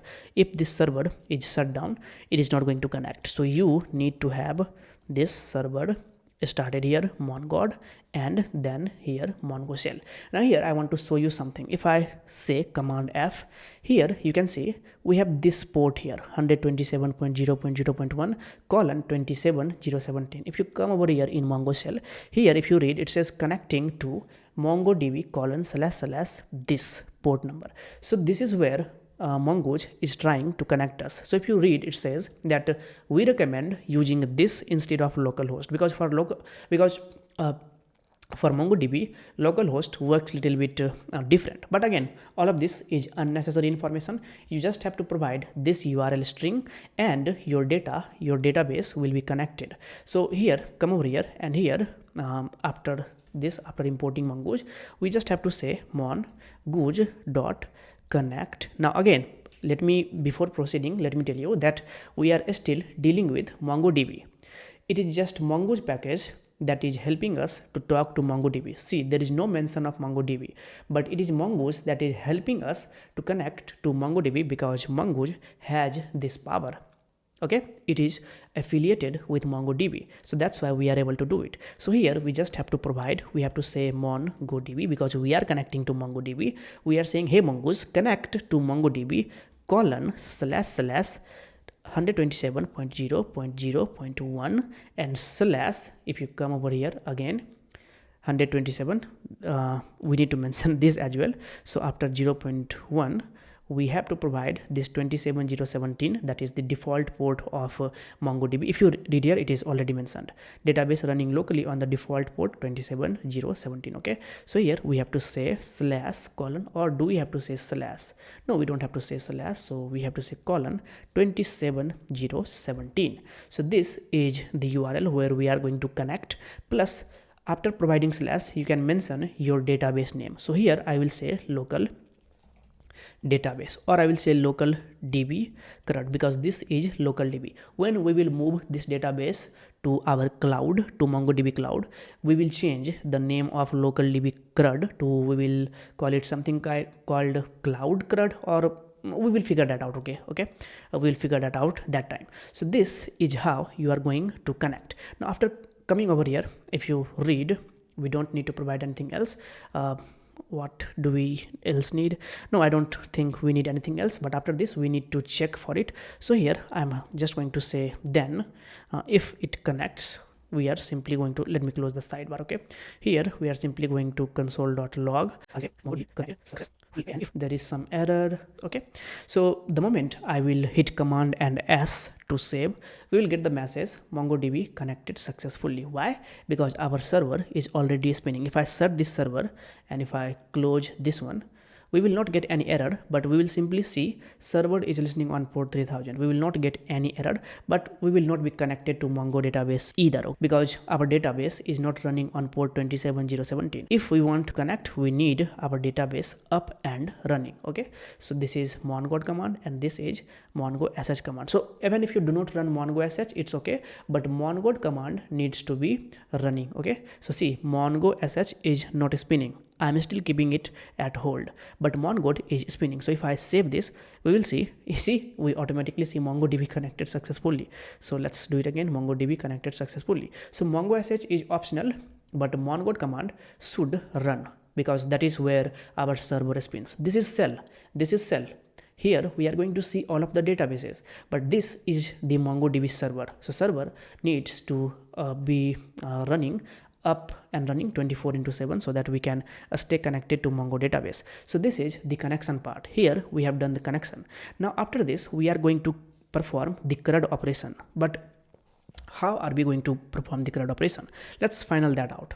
Okay, let's figure that out, not final that out. So let's say that I want to store name, email and age. So we are going to create a simple boilerplate. So here we are going to create a schema. In Mongoose, every blueprint is called a schema. So here I'm going to say blueprint. Okay, so we are going to do the CRUD functionality for storing name, email, and age. For that, we are going to create a very simple schema. So here we are going to say const user blueprint, but generally it is called as a schema. You can call it blueprint as well, but schema and blueprint both means same. Okay, after this you have to say new mongoose dot a schema. Okay, and call it like this. Now here you have to pass this object where you define the data that you are going to store in your database. So I'm going to store name, and then you can define the database, the data type. So the data type is going to be a string. See,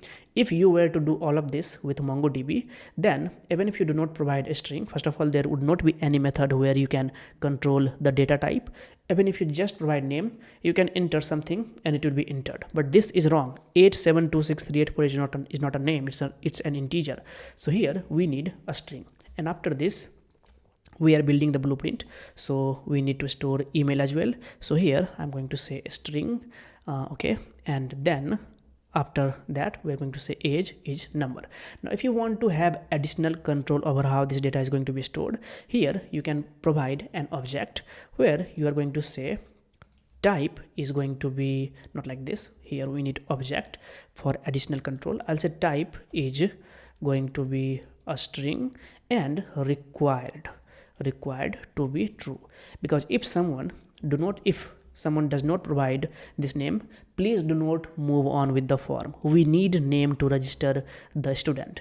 If someone does not provide a string, we can do this for this as well. Okay, so email type is string, required is true. We will keep age optional. So if someone does not provide age, let's keep it optional. If it provides, okay. If it does not provide, it's still okay. But again, you can do that as well. So this is kind of having control over how the data is going to be stored, plus what type of data it is going to be stored, plus if it is optional or it is not optional. Okay, so here you are having 100% control over how you are going to create your data. Okay, so this is how you create a schema. Now based on this schema, you are going to create collections. Remember collections, MongoDB collections. So let's now create collections, but this collection is not typically called as collection. This is called as model. We are going to create new models out of it. It's just like creating a new house. So here, let's write a comment. I will say model. Okay, now here we are going to say const, let's create a user model. So what are we going to create? We will create user. Now typically in Mongoose or in MongoDB, it is a convention to create your model with this uppercase convention, where the first letter is uppercase. It's not user, it's uppercase user. Okay, so always remember to create it like this. Okay, and after this you have to say mongoose dot model. We are going to model our user on this blueprint. So here we just have to pass the blueprint, but first this model expects us to provide two arguments. First is the collection that we are going to create once this validation passes. So we are going to create user data, or let's call it user.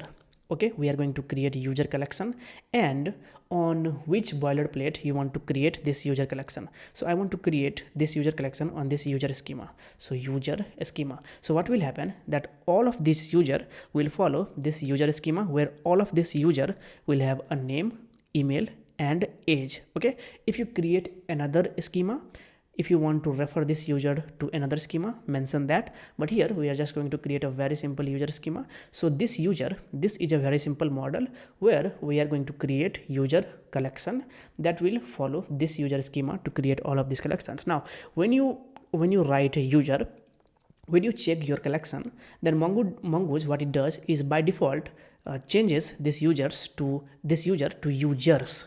So if you have orange, it will change it to oranges. Okay, I don't know why it does, but it simply does it because it can have more than one data. So that's why it just pluralizes it. Okay, so if you call user in collection, it will be called as users. But moreover, this is your model, and this is the collection that you are going to create, and this is the boilerplate that this collection is going to follow to create all of the data. So this is the creation part. Now after this, we are going to perform the CRUD operation. So here we are going to say CRUD operation. So let's now first of all we are going to, let's say, what should we do? Let's get all of our data. First of all, we are going to create we are going to create a user, right? So to create a user, we have this post method. So here we are going to post on slash, what should we call our URL? Users. Let's call it users. Now don't get confused. See, this users is the URL path, this user is the collection name, and this is the model name. All of these are different. You can call it my route, you can call it app.com, you can call it Ankit, you can call it anything, but since we are creating user, we will call it users. Okay, and after this we will just run an async function, and here again and here we are going to create the user, right? So here I will be saying const user equals to, let's await, and now here we are going to say user, this is the model. On this model we are going to create this user collection. So on this model we are going to simply say create. Now here comes confusion. We are not using the method like insert one or insert many because we don't need to. We are not dealing with MongoDB, we are dealing with Mongoose. So that's why we are using the Mongoose method, we are not using MongoDB method. Let's come to ChatGPT and let's say that, hey, I say, can you give me alternate of MongoDB methods for Mongoose? Come on, Mongoose, like insert one and insert many, is it, okay? And it will tell you that yes, raw MongoDB versus Mongoose. You can see the Mongoose alternate is model, that is user model.create. So model that is user model dot create. So this is dot create. Insert one MongoDB, the method to insert data in MongoDB is insert one. For Mongoose it is mongoose dot model dot create. So user dot create. Okay, insert many, model dot insert many. Okay, so sometimes it overlaps, sometimes it matches, but nevertheless we are going to use Mongoose alternative. Okay, but behind the scenes this model.create will be converted to insert one, that we don't have to care. Okay, it will be handled by Mongoose because Mongoose not only handling the conversion of this method from one to another, but it is also handling this schema validation. Okay, so that's why we are using Mongoose database. Okay, Mongoose ODM actually. Okay, now here we are going to say create. Now how are we going to create this user, where this user data is coming from? Yeah, very simple, request.body. See, sometimes even I forget. Okay, so this will come from request.body, and after this we are simply going to say res dot let's show the status code as well. So when something is created, the status code is 201. It means that the resource was successfully created, and after this we can simply say that JSON, and let's print this user. Okay, so res.status 201 JSON is user. Now let me do a little bit back to status code. I'll say okay, and it will tell you why status code is needed. This is a topic for beginners. Status code is short number, 100 is continuous, server says I got your request. So these are some messages, these are some numerical messages that we send to backend server via some code. So when you say 201, it means that resource was created. So when we create new data, sign up, post is created, it simply says that 201 resource was successful. 204 will be passed when if you do not provide any content. It results into success, but it will simply means that there was no content. Okay, so login success is 200. When something is created, it is 201, and similarly we have 400, 404 not found. When some URL is not found, it simply sends 404. This means that data or page doesn't exist. Okay, so from here if I save this, now let's go to Postman, click here, and here I'm going to say localhost user, and from here this is a post request. So let's go to post body, from here select JSON, and here we are going to provide a name to be 34. Let's go with 34. The moment I will hit send, let me zoom a little bit. The moment I will hit send, you will get a message of 201. That means okay, we get 500 internal server error. Why? And the issue is I'm stupid because I forgot to parse my JSON. So here I will have to say app.use express.json. Okay, now everything will be okay. So now if you hit send, you'll see that our data was created. So if you want to check now, you can say show DBs. You can see local DB CRUD. So you can say use local DB CRUD. And so collections, see users, you can say db dot users dot find, hit enter, you can see your data is showing here. Okay, so see, this is how we created one data that is stored in our database. Now let's play with it, and let's not provide either name or email. Okay, I will simply not provide any name. Let's see what happens. By default it generates an error, but if I pass this very simple string, what happens if I hit send?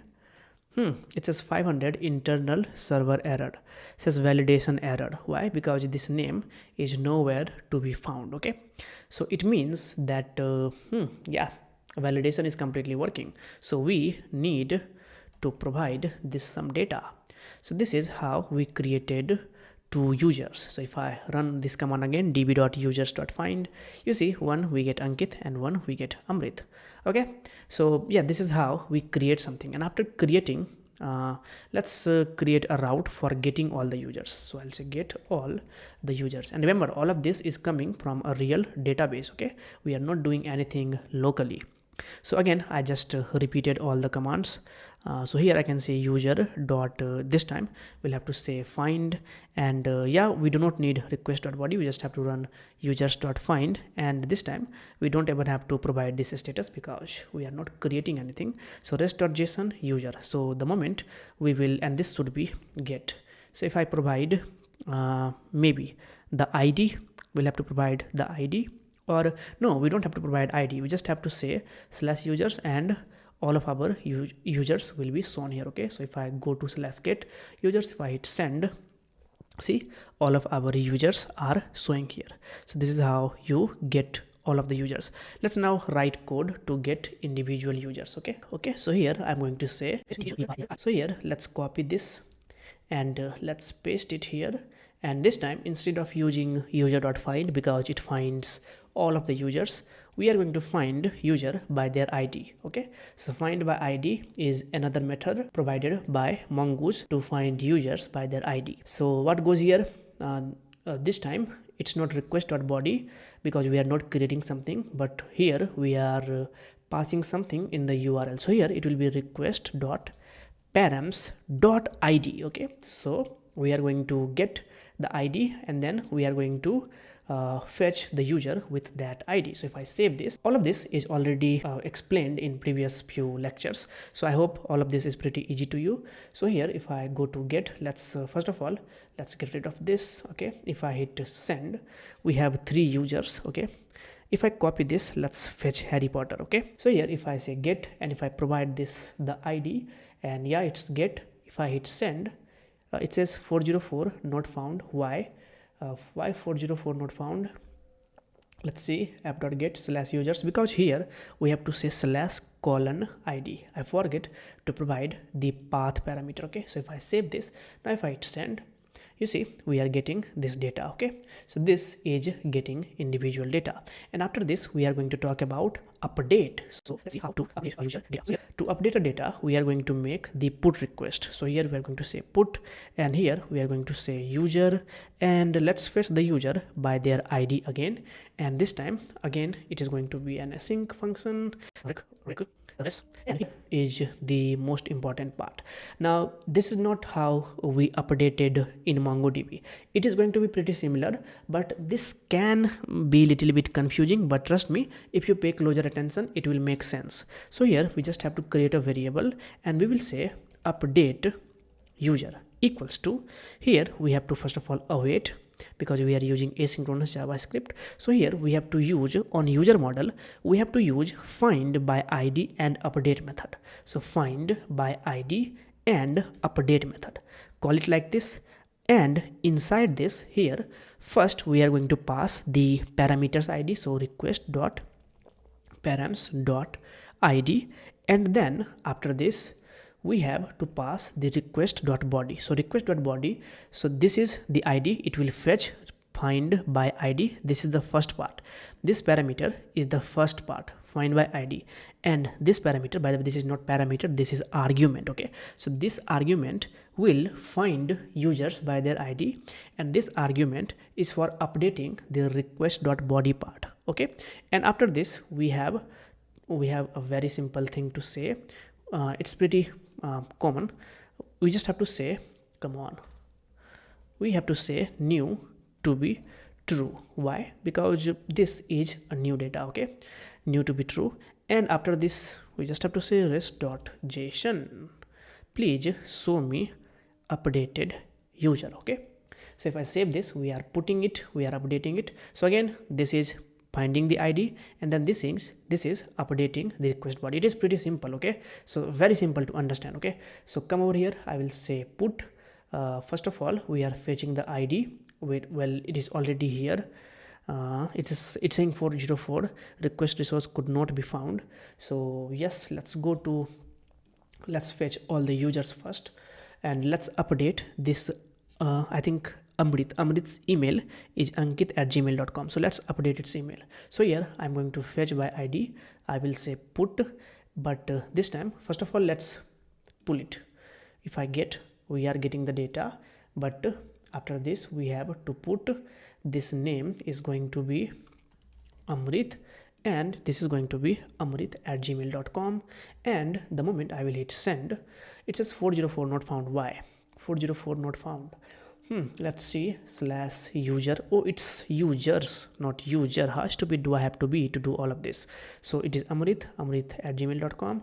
so if I hit send, you will see that the data is successfully updated. Okay, so it means if you now go here, you can see for Amrit the email is ankit@gmail.com, but if you say so users.find, now the email is updated to amrit@gmail.com. so all of this is happening on our backend. Even if I shut the server, the data is not going to get deleted.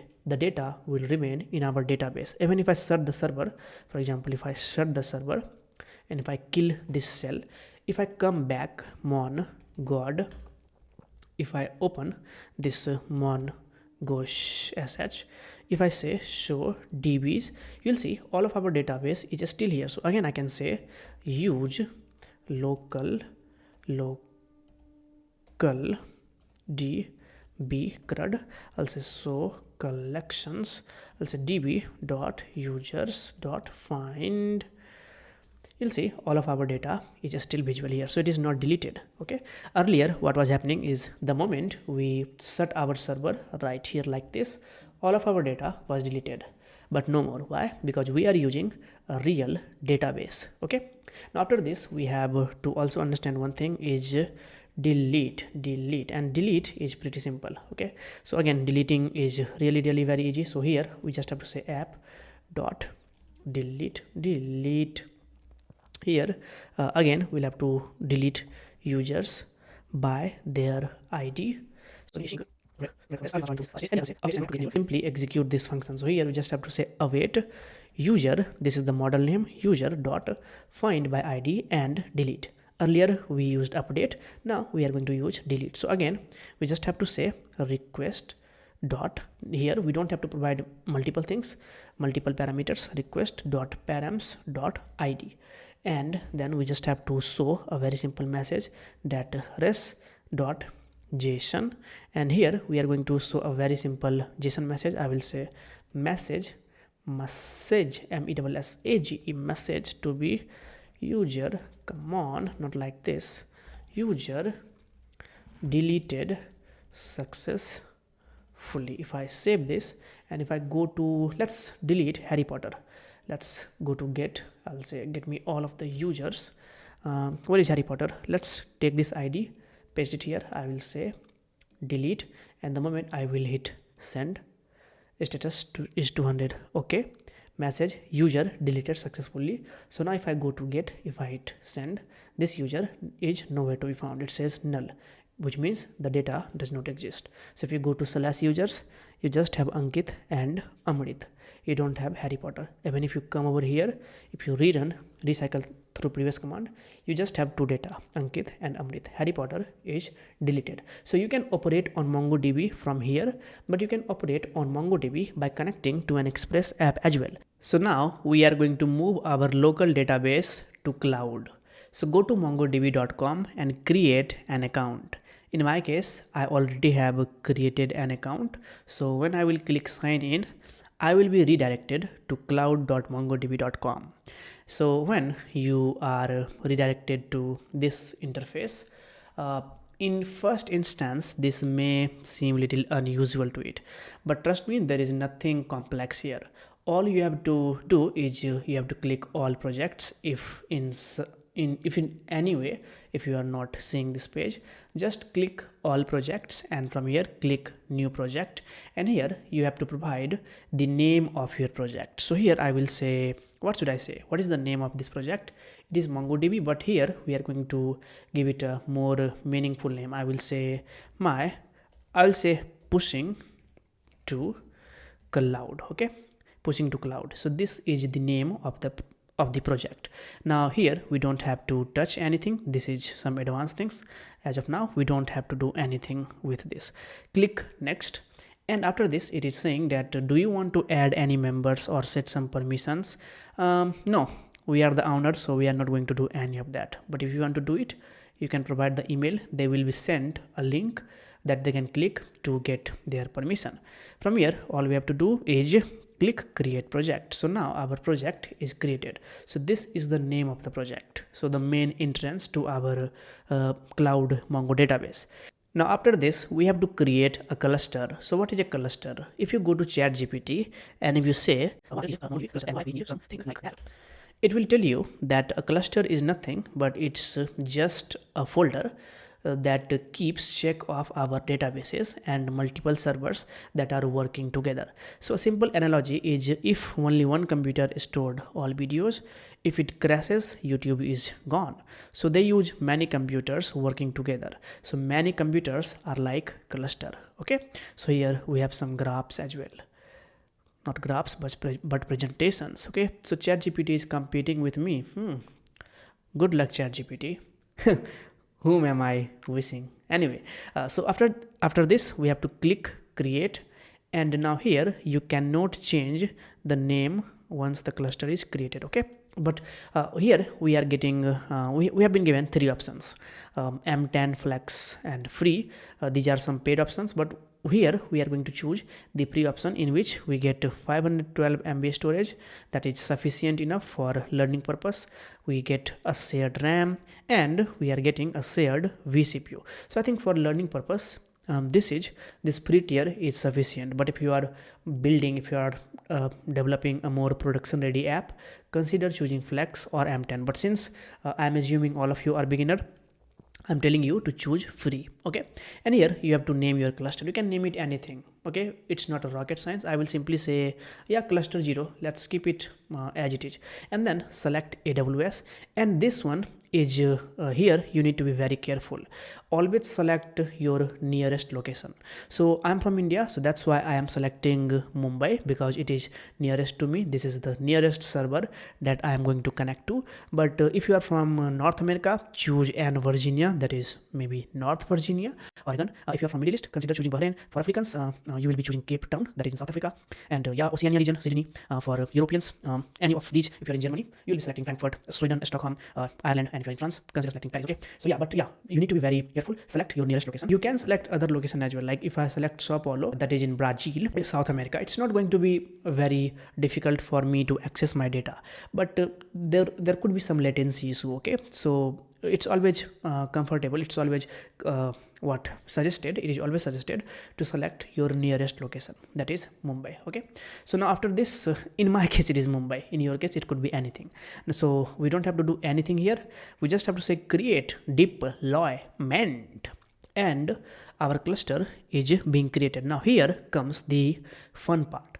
Here you have to be always you have to pay attention, because this page is very important. Here you are being asked to create a database username and password. It is also very tricky, because once you create database user, you will not be able to see this password. So it is always recommended to save this password or create password that you remember. So I'm just going to save this password and also have a meaningful username. So I will say what I will say cloud db cloud underscore db. Okay, and so here I'm going to save this somewhere here db. Okay, and after this we have to click create database user. We will be creating database user, and now we have to choose a connection method.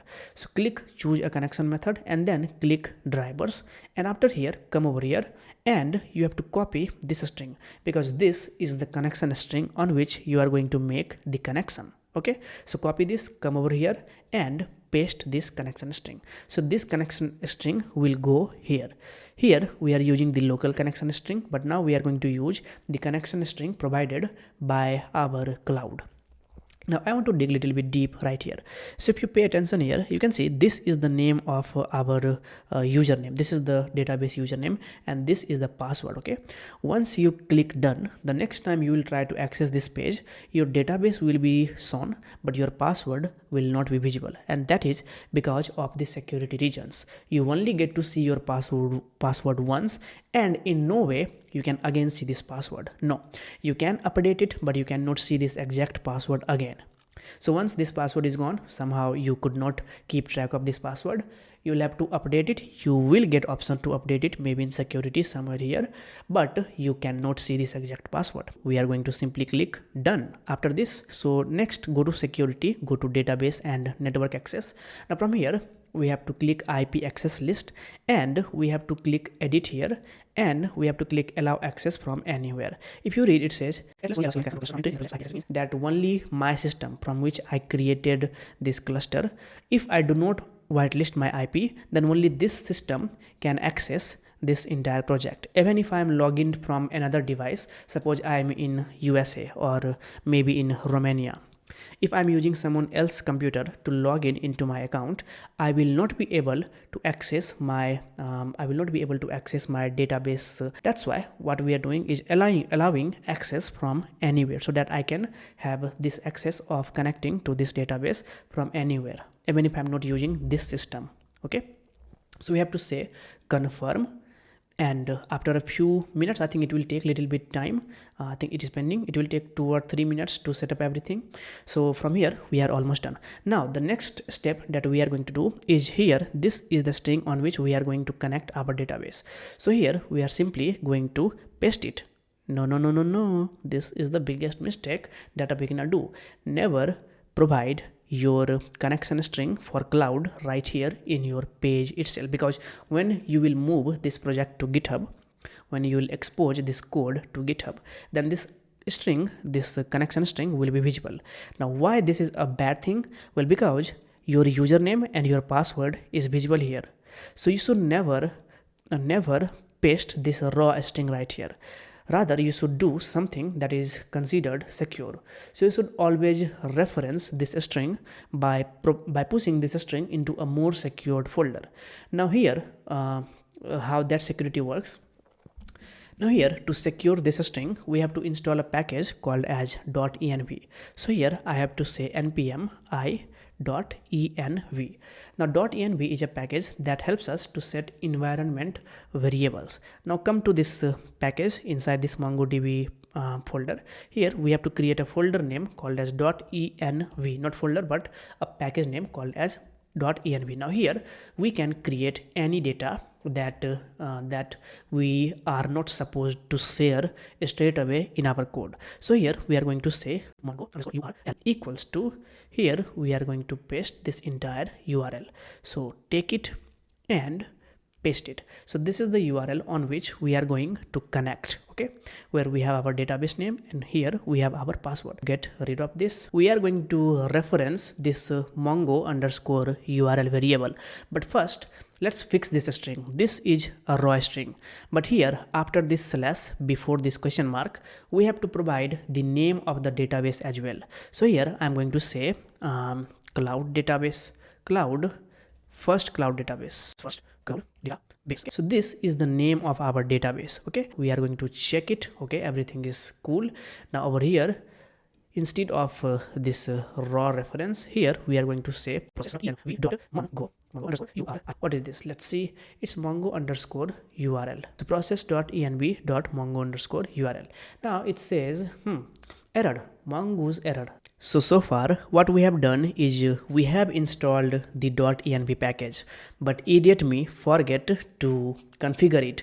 So we have to say require .env. Okay, so first of all we will have to import .env, and this is mandatory to import on top of the file. Okay, so import .env from this .env package, and after this we have to say .env.config,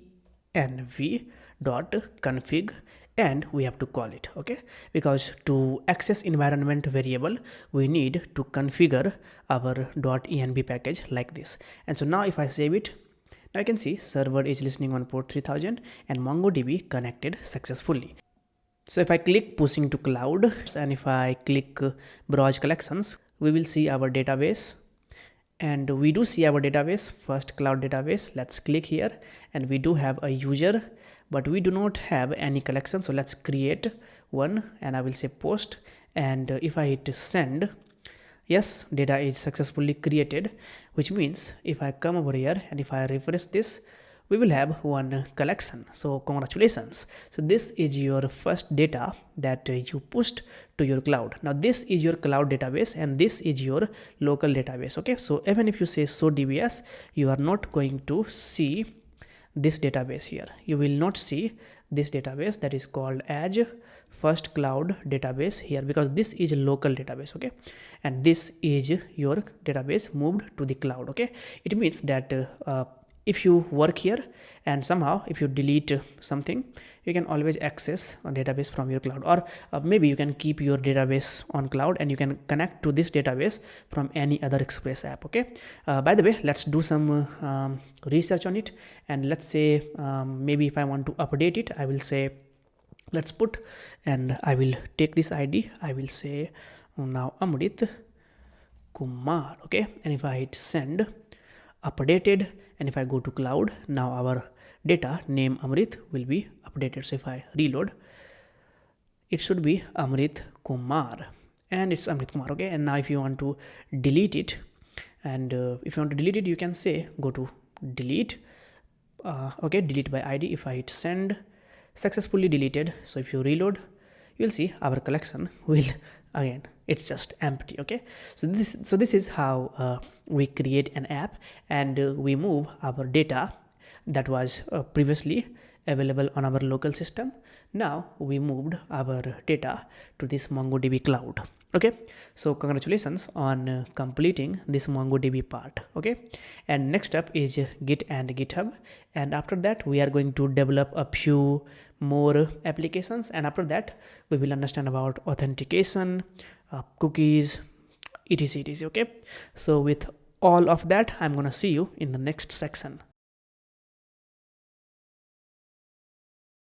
Hello everyone and welcome to another new section.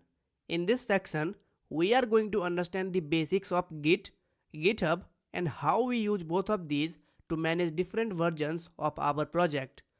If you have been related to development from a while, there is a high level of chance that you must have came across these terms Git and GitHub. Git and GitHub is very common to hear nowadays, as it is an absolute necessity in development phase. Any serious developer in general, or if they wish to get a good job in any high ranking company, must have at least basic knowledge of Git and GitHub, as it is very convenient tool which is used by millions of developers around the globe to efficiently manage their development workflow. And that's why it is also necessary for us to understand, since we are also learning to develop web apps, and at some point we also might find the need of managing our developed project. So first we are going to understand what is Git, and after that we will understand what is GitHub. So what is Git? Git is a software or program that we install in our system which gives us the ability to manage different versions of our project. Now let me simplify all of this like I am talking to a 5-year-old kid. So suppose you are developing a project. It could be anything. It could be the next giant social media app or any other web app. So you started the development, and in first attempt you developed 20% of the project according to the features you have planned. Now in the second attempt you finished 40% of the development, and then in third attempt you finished 60% of the development. Now when you were almost done developing 60% of your project, you made some mistake in your source code which resulted into altering of the functionality of the entire web app, and there is no undo and redo as the files are extremely lengthy and hard to read individual parts. Now you are in the middle of nowhere and you don't know what to do. After a long time you suddenly decide to write the same code again. Now that's completely possible, but that's a lot of work, and if you want to do that anyway, you need a picture perfect memory to write the same code again, which you likely won't have. So now you are sitting alone and worrying about losing all the correct codes and thinking what to do next. Here comes Git. No, Git in any way can't get you all the codes that you have just lost, but it will simply give you one choice to make, and that to use Git whenever you will start developing any future project. Git will allow you to commit different versions of your project, and at any stage if you made some mistake, you can simply go back to the previously committed change and can start developing right from there without worrying too much about losing the entire web app. Now other than Git, we also have GitHub. GitHub is the database where we store all of the committed files under the name of repository. A repository is nothing but just a location where Git stores all the codes.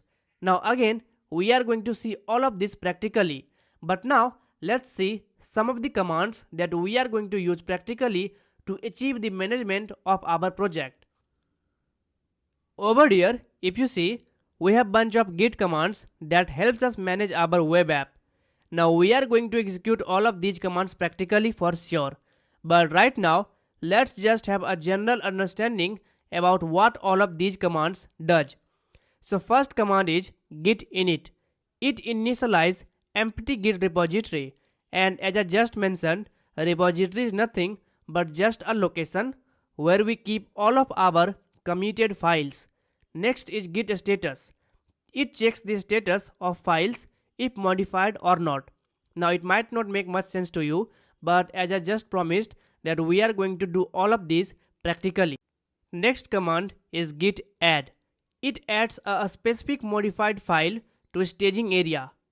Then we have git add space dot. It adds all the modified file to staging area at once. And after that we have git commit -m. It makes the commit with the updated message. So whenever we will make some commit, we are going to give a message related to the specific commit. For example, if we have add some features and then at that particular point we are going to make a commit, then we'll in this -m flag mention that this is the feature that we are committing at this stage. And finally we have git push. Git push simply pushes the code to the repository.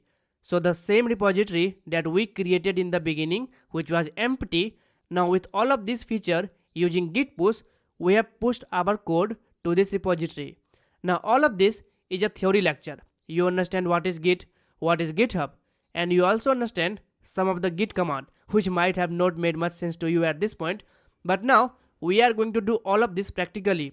But before doing all of this practically, we have some installations to do first, okay? So now head over to the next video where we are going to do some installations that will allow us to use Git and GitHub on our system. Now I will quickly guide you to how to install Git in your system. Just make a very simple search git download and then click here. That will take you to this website git-scm.com, and then you can choose your operating system. And since I'm on Mac, I'm going to choose Mac. By default, Mac already comes with Git installed, but even if somehow for some reason if you want to install it again, then here are some of the methods that you can choose. Now earlier back in 2020 or 2021, I remember Git used to give us a package, a DMG package that we could download right here. If you read, it says provided an installer for Git until version, this one, So now these installers are no longer linked from here because there are no updates. Okay, so now we do not have any binary installer, so we will have to choose either homebrew or Mac ports or any of this. I think homebrew will do just fine, so you will have to install homebrew, and if you just run this command brew install git, git will be easily installed in your system. For Windows, I guess for Windows, I don't have much experience with Windows operating system, but I'm sure I'll try to give you a few links in the description that you can follow along to install git in your system. But trust me, installing downloading and installing git in your operating system, it's really not a very big thing. I will try to give you the I'll try to link you with a few resources that can guide you to install git. But I just wanted to make this video, I just wanted to clear this concept. Now let's move along with the video. Alright everyone, so now we are going to configure Git in our system so that with the help of Git we can manage different versions of our web app. So remember, in the previous video I told you that Git is a software that gives us the capability to manage different versions of our project with the help of commands, to be exact. Now we are going to learn about commands for sure, but right now we are just going to go through the basic setup of Git. So we will be installing Git in our system, and then we will be configuring our system so that we can use Git internally. Okay, now from here the process for installation for Windows, Mac and Linux all are same, right? So you have to pull up your web browser, and from here, thank god I did not mention code editor. Okay, now from here pull up your web browser and make a search for Git SCM, and make sure to make the exact search as me.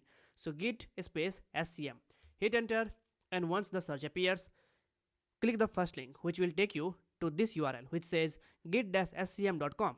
So please click. So if you read, it says Git is a free and open source distributed version control system designed to handle everything from small to very large projects with speed and efficiency. Okay, so it's a version control system, to be exact, a software that gives us the capability to manage different versions of our project. Okay, now from here if you go to this little iMac section, this is an iMac, right? Okay, so here you can see it says download 2.31.0 for Mac. Now if you are on Windows, it is going to say Windows.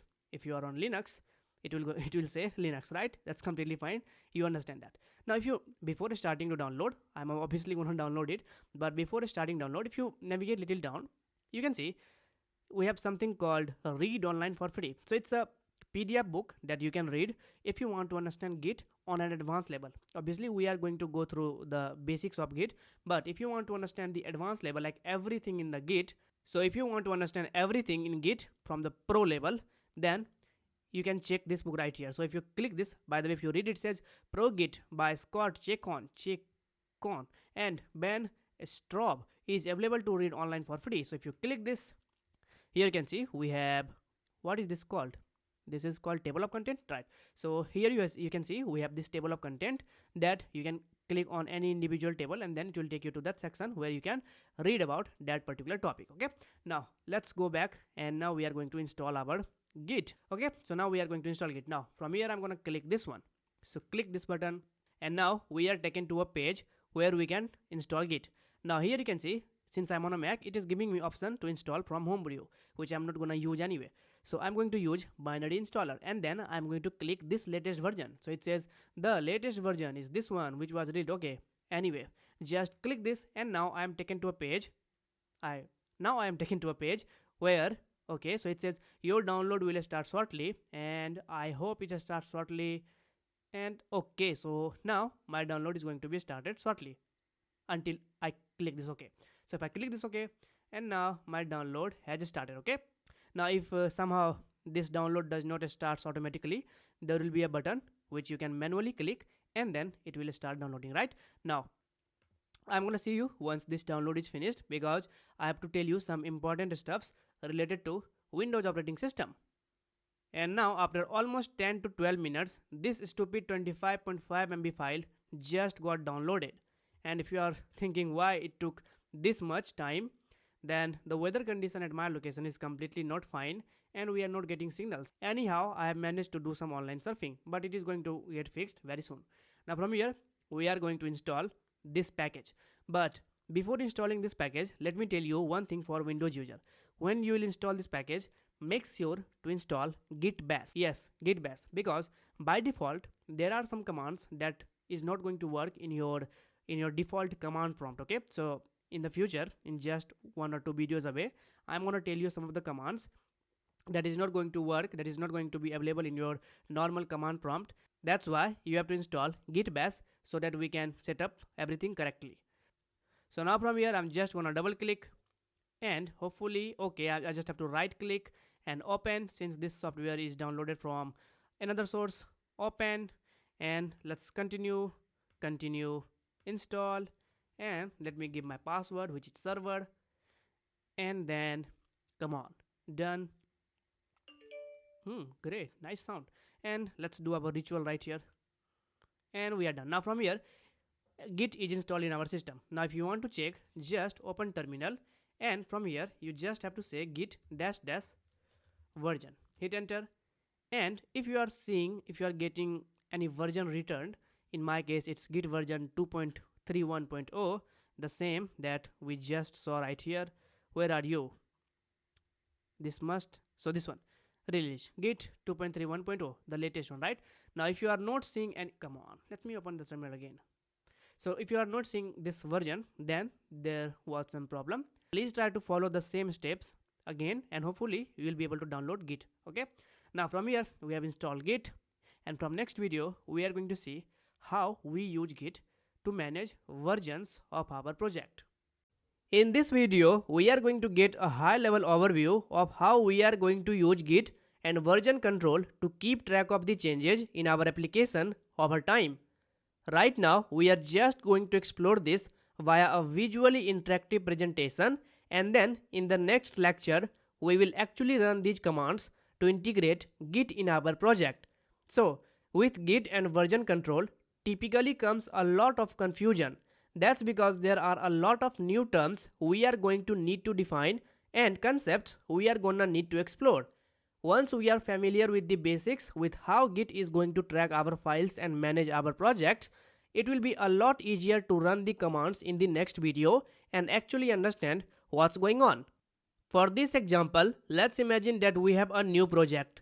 So I created an empty directory on my computer, and I will say that I am building a node application which is going to be world's next giant social media. Now I decided I want to use version control with git, and the first thing that I would need to do is to run a command to initialize git in that new project folder. We will talk about that command in the next video, and we will actually run it. For the moment, it's actually enough to know that you have to start with git in every project where you want to use it. Now once git is initialized, you can start to add files into your project, and that is where these 4 columns are going to come into place. We have untracked files, unstaged changes, staged changes, and then we have commits. So let's start with the first column, which is untracked files. So by default, git doesn't track files you add to your application. You will have to run some commands to tell git that you want to track specific files. So if you add files to your project, by default they are going to appear as untracked files. Now from here, I am going to add one app.js file which will hold the initial code for my app, and then I will add one readme.md file which will hold the documentation related to the application. So by default, all of the files will show up in untracked files. Now at this point, we can start the process of getting them into commits. When something has been committed to git, git is already tracking it, and that's a 2-step process. The first thing we do is we move everything we want to commit over to staged changes. So this is where we put things we want to save, and then when we save, all of these things gets wrapped up into a commit. So let's see how that looks like. So we would run a git add command, which we will use in next video. This is going to allow us to take one or more files from untracked files and bring it over to staged changes. In this case, I will just bring one file over, leaving the other in untracked files. I can bring both of them if I want, or I can just bring only one. Now from here, as I mentioned, staged changes contains the things that are going to be included in the next commit, the next saved point. The next process would be to actually create a commit using the commit command, which we will also use in the next video. When we use the commit command, it is going to take all of the files in staged changes, in this case just one. It is going to wrap them up into a single commit, and that is going to show up over here. Now each commit has an identifier which is unique to that, and we can track commits by this ID. So after running those two commands, git add and git commit, we would have a setup that looks something like this. We have a single commit tracking some changes to our project, and we have a single untracked file readme.md. Now let's say that we are going to continue developing our project. We added a new file, and as we know, it is going to show up under untracked files. So I added index.html in the root of the directory, and that is going to show up here in untracked files sitting next to readme.md. Now we have included this new file into our project, and it's time to use it. So we make some changes to app.js, rendering this index.html file into it. So when we make a change to the files that Git is already tracking, that comes under unstaged changes. Now what categorizes a file that Git is tracking? It is a file that has been included in a previous commit. In this case, app.js was the only file included in the previous commit. So this would be the only thing currently under unstaged changes. So now at this point, we are going to make another commit. Remember, that's a two-step process. So we bring the file we want to commit over to staged changes. Then we make the commit taking all of this file and then wrapping them up into a new commit. So right here, I'm going to use the add command once again to bring two files to the staging area. These are app.js and index.html.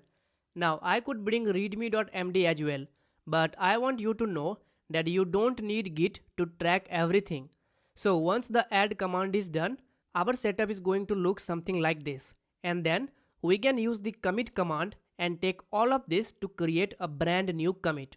Right here, I use the commit command that wraps up all of our files from staged changes, and it puts them into a new commit. Now at this point in this process, we have two commits inside of our setup. We can revert back to those commits to get the application in that point of time. So at this point of time, our first commit, we have a single file app.js in its old state. With the second commit, we have two files app.js and index.html in its updated state. As we continue to add new features to our project, we can create new commits, and that would show up over here alongside our two initial commits. Now this is all theory. The goal was to just let you familiar with how Git works, and now in the next video we are going to do all of this practically. So head over to the next video where we are going to do all of this practically. Now if you remember, in previous video I told you that if you want to use Git so that you can manage different versions of your web app, then the first thing that you need to do is to initialize Git inside the project. So now first of all, you need to navigate inside the project. So make sure that whenever you want to use Git, you must be navigated inside the project where you want to use Git. So I want Git to track different versions of weather app. So we first will have to navigate inside weather app. Now I am already inside weather app. So here we are just going to execute one single command, and this command is git init. So when you will say git init, Git will be initialized in this project. So if I hit enter, and now if you read, just ignore the above this message, just ignore this message. From here if you read, it says initialized empty Git repository in this location, and then with an additional .git file. So which means that Git has been initialized in our app, and there is a single file that is called .git that has been created in our directory. Now if you focus here, then you can see that the color has already been changed. Right now you can see all of them are turned to light green. Okay, which means that Git is initialized once we ran this command. So git init. Okay, now if you read it further, it says initialized empty Git repository, and I told you what is repository. It's just a location which holds all of our file. Okay, now we are going to talk about repository in depth anyway, and at this location. So it says initialized empty Git repository in users/code/desktop, and then we have weather app, and inside weather app it created a .git folder. Now this .git folder is something that we don't have to touch. No, Git use this internally so that it can create a data structure of all the changes that we have made over the time. Okay, and if you see, you cannot figure out .git folder right here in the tree view. Okay, we are already inside weather app, but still it says that it created .git folder inside weather app. But if you look closely, we do not have any folder or any file named .git, right? Because by default it is hidden and we don't have to touch it at all. Now if you want to anyway see this .git folder, just come over here, and if you say ls-a, ls-a will simply lists all the hidden folder inside the directory. So if you hit enter, now you can see we have all of the files like index.js, package.json, views, node modules, public, readme.md, and then we have .ds stored, and then we have .git, and then we have another 2 secret folders. Okay, now this is how we view secret files. Now from here, what we are going to do is that the first thing that we need to do is that we need to check what are the unstaged file. Okay, now whenever we are working with Git, just in the previous video I told you that we first will have to stage our file so that Git can track for any possible changes. So first of all, we'll have to stage all of the files that we want Git to track.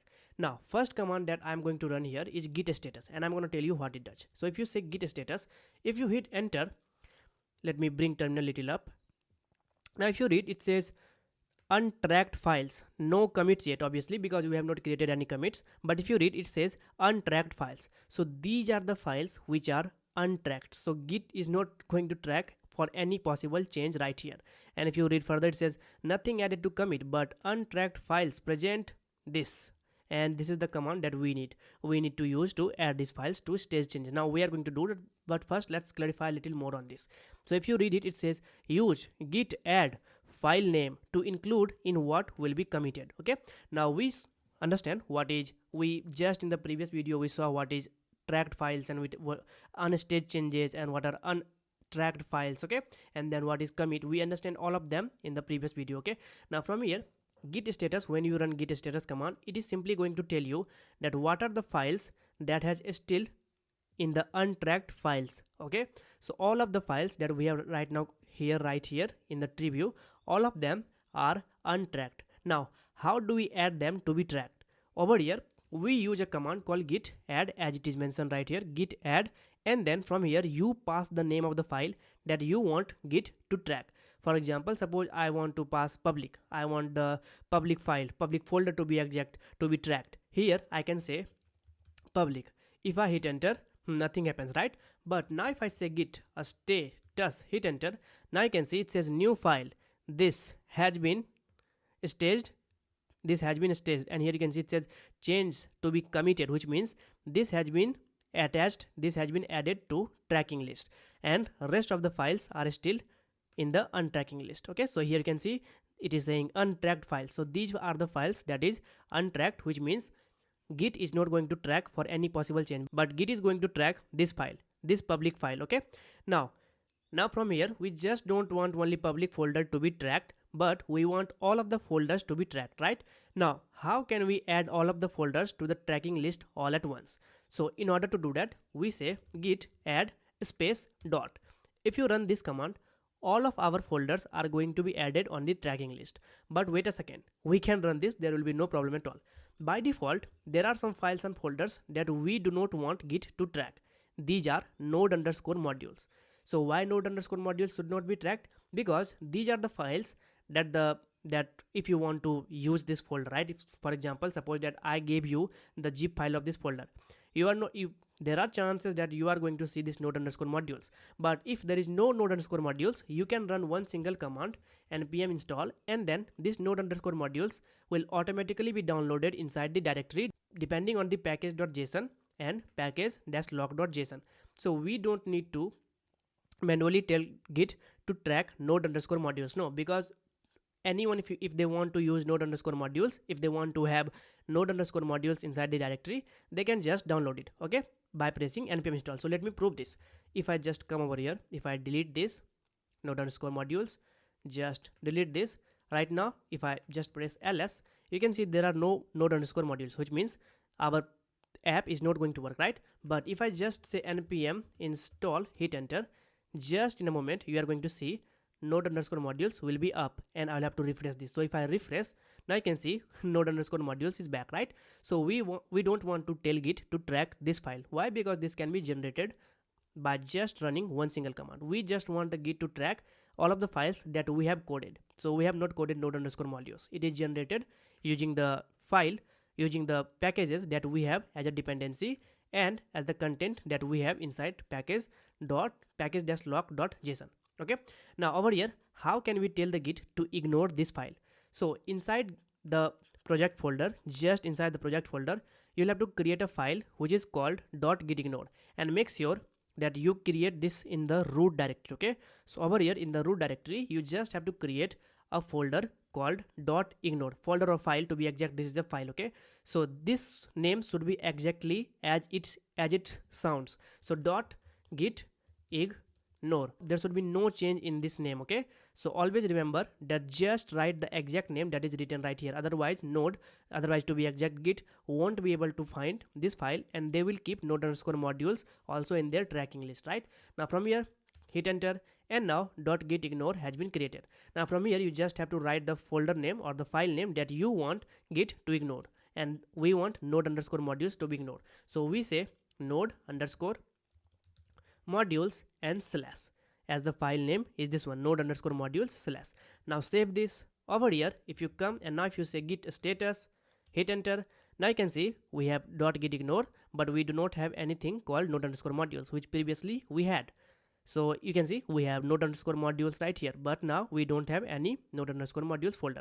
But now we have .git ignore, which holds this node underscore modules file. Okay, now from here, if I just say index.js just to prove, and now if I run the same command, now you can see index.js is also ignored. Okay, but we don't want index.js to be ignored, so I'm going to delete this. Save this, rerun the command, and now this is the status of our directory. Now from here, we want all of this file to be tracked by the Git. So we say git add space dot. If you run this command, you don't have to manually write the file name to add these files to be tracking list. If you hit enter, nothing happens. But now if you say git status, hit enter, now you can see it says changes to be committed. Git, all of these files have been added to the tracking list, which means now Git is going to track all of the files for any possible change, and then it will tell us that these files are changed. If you want to make some commit over this, just you can make this. Now we have just added all of the files to be tracking list. Now we are going to commit it. So remember, what is commit? Whenever we want all of the files, so this is the first stage of our development. So whenever we want to save this part of the app, we are just going to make a commit. So how do we make a commit? We say git commit with -m flag. Now inside this -m flag, you can write any message, but to be exact, whenever you write a message inside a git commit, please try to write the message that is relevant to the commit that you are making at that point. So at this point, we have completed our first level of our project. So here I'm gonna say completed first level of, let's say, whether app development. And now if I hit enter, now you can see, if you read, it says git commit with this message completed, master root commit, and this is the ID for the commit. And then if you read this message, this says with this message it has been committed. 12 files changed with 1300 lines of insertion. So all of these files contains 1300 lines of code, and you can see the details of all the files that is mentioned right here. Okay, now if you just again make a git a status, hit enter, it is going to give you nothing. It says, oh, this come on, git a status, hit enter, and now it says nothing on branch master, nothing to commit, working tree clean, which means you have not made any change right here. Everything is completely fine, which means everything is up to updated. So Git is tracking everything. Now from here, if you just make a change to index.js, or what if I just make a change right here? Okay, so let's just make a change here. Okay, I'm just going to write a little console, and here I'm going to say console.log added. Save this, and now over here, if you just say git status, hit enter, now you can see it says modified, which is the file that modified. Index.js has been modified. So Git is tracking all of the files. So whenever you will make a change right here, Git will simply tell you that, hey user, I am Git. I am telling you that index.js is now modified. So what are you going to do with this? So what I'm going to do is that right now I'm just going to get rid of this. Later, if you want to add some feature, you can add the feature and then you can make a commit at that particular point. Okay. Now from here again, if I run git status, okay, it is still saying that this has been modified because you have completely modified this right now. So what you need to do is that you'll have to commit this file again. So let's add console.log. So let's add console.log. Let's add console.log. Hello, I am a code. I am hello, I am console. Okay, let's save this. Again, if I run git status, it is going to say modified index.js. Now let's add this one. I'm going to say git add, and I can say index.js, and I can say git add dot as well. In this case, it is not going to be any problem because index.js and dot, both of them are represent same because we have just modified only one file. So if I hit enter, and now if I say git status, now I can see this file is turned to green, which means now we need to commit this change because we just made change. So we need to commit this so that git can create different versions of all of the committed file. So now I can say git commit dash m, and now here I can say additional console command added, hit enter, and now you can see one file change, 3 insertions and no deletions. Okay, so additional console command added. Now if you again run git status, hit enter, now again it is saying nothing to commit, working tree clean. Okay, so now we have created 2 commits. The first commit, we're holding the actual file, and the second commit is holding an additional console command, console to be exact console.log in our index.js file. Okay, now this is complete basics of git. Now we want this directory to be hosted somewhere, and here comes GitHub. So in the next video, we are going to take all of this and we are going to host this to GitHub. So GitHub is a place where we can host all of the different versions of our web app, and that is what it is called as repository. So we are going to create one GitHub repository where we will be pushing all of these changes to that repository so that we can manage different versions, right? Now for that, we will have to use further commands like git push, but for that we are going to see in the next video. But if you just run git push right here, it is not going to work. See, it is not going to work. Why? Because there are some problems right here, and we are going to deal about this in the next video. So first we are going to create some repository, and then I'm going to tell you how do we use git command to push all of these codes to that repository. So I'm going to see you in the next video. In the last video, you initialized a new git repository for weather app. You also added a couple of commits. Now we can take all of these commits and send them off to third-party services that we want to use like GitHub, so that we can use all of these codes later. Now the question is, how are we going to transfer this code over to third-party services like GitHub in a secure way? And the answer is SSH. SSH stands for Secure Shell, and it gives us a medium for securely connecting with another machine. And in this video, we are going to set up what's known as SSH key pair. This is a set of 2 files that we will be using to facilitate this secure way of communication between 2 machines. So now to generate this file, we will have to run some commands from the terminal, and then in next video we will push our code to GitHub. So if you are on Mac and Linux, you can stick to your normal terminal of VS Code, but if you are on Windows, this is where you have to use Git bash program that I told you to install while we were setting up Git in our system. The commands that we are going to run are not going to available in your standard Windows command prompt. You need to use git bash to access them. So Mac and Linux, they can perfectly work with terminal, but Windows, you will have to use the git bash program that comes with Git. Now if you did not install git bash program in your system in the first attempt, just try to reinstall the Git, and then at some point it is going to ask you to install git bash. Just click it and install git bash and then follow along. So now from here, the first thing that we need to do is to see if we already have SSH keys in our machine. It's possible you have that from another project you are working on. So right here, we are going to run a command, and the command that we are going to run here is ls, which stands for lists all the files inside a directory, and then we say -a, which means list all the hidden files as well, and then we say -l, which is just going to just print all the files in a list view manner. and then we say tilde slash dot ssh. Now when you will execute this command, the possibilities are that it might fail. It might say that .ssh file does not exist. That's completely fine. You don't have to panic, okay? It is going to be created automatically on the way. Now if you hit enter, now if you are seeing output something similar to me, that's completely fine. We are going to follow along. But if you have file called id underscore rsa and another one called id underscore rsa.pub, that means you already have SSH set up and you can use those instead of creating a new one. Okay. Now if you seeing output something as me, then we are going to write another command so that we can create another file. Now if you don't have any file, then we are going to execute some commands to generate one. And the command that we are going to execute is ssh-keygen.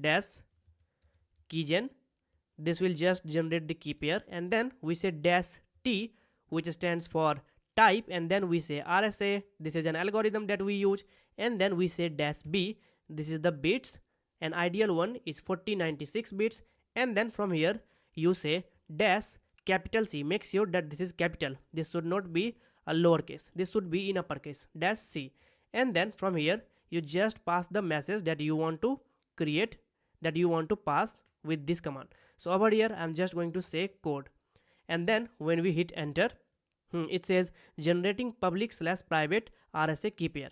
Now if you run the same command, okay, it is still generating, but if you read it, it says enter file in which you want to save the key, and by default the key will be saved in this file, and I'm going to keep this one, and I will request you to please keep this one. Just hit enter right here, and then we are not going to give any passphrase, so just hit enter again and enter the same passphrase again, and now here you can see that the key has been created. Now if you run the same command, this one ls-a-l, now if you hit enter, now you can see we have two files. One is id underscore rsa and another one is id underscore rsa.pub.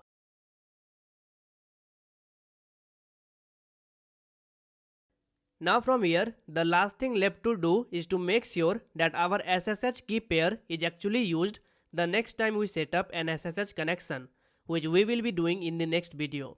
From here, first thing we need to do is to make sure that the program is running, and after that we are going to register our new private key file. So right here, in order to check if the program is running, we are going to execute one command. So here we are going to say eval, and then inside quote we are going to write dollar, open parenthesis, close parenthesis, and inside this parenthesis we are going to write ssh-agent space -s. Now Windows user, you don't have to write this code. Please skip this.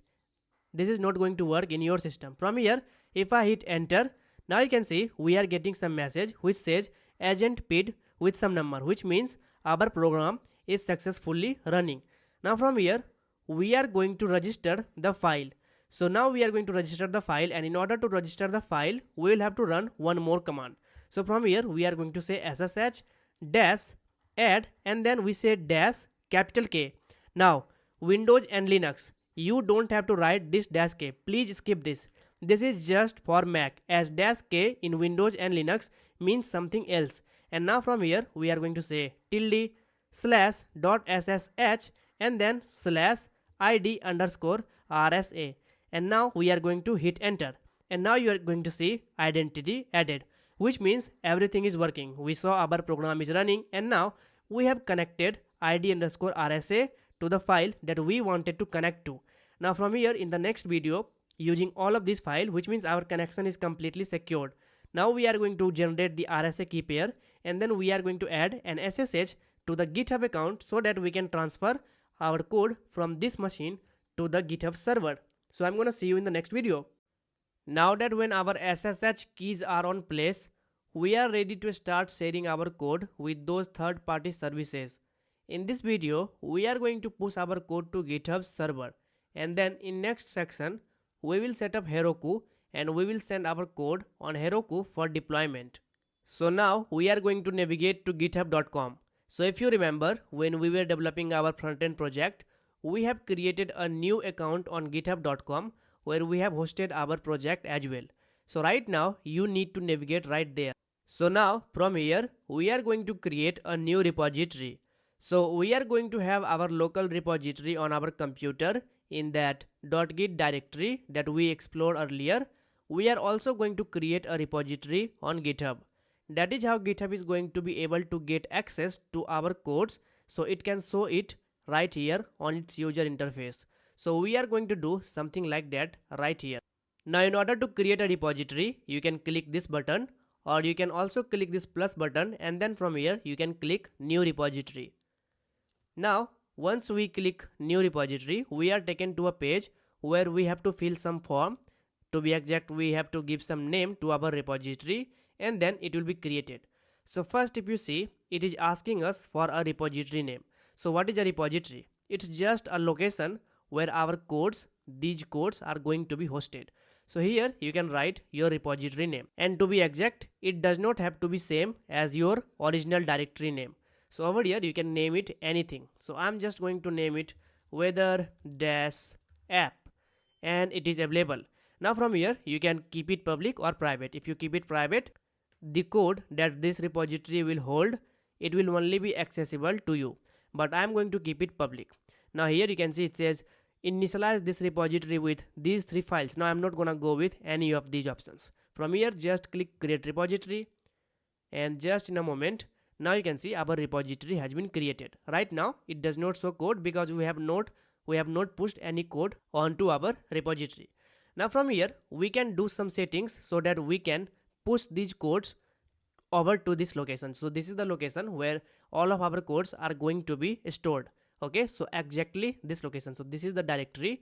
To be exact, this is the directory that GitHub has created for us, which is going to hold all of these codes. So this is local and this is on GitHub server.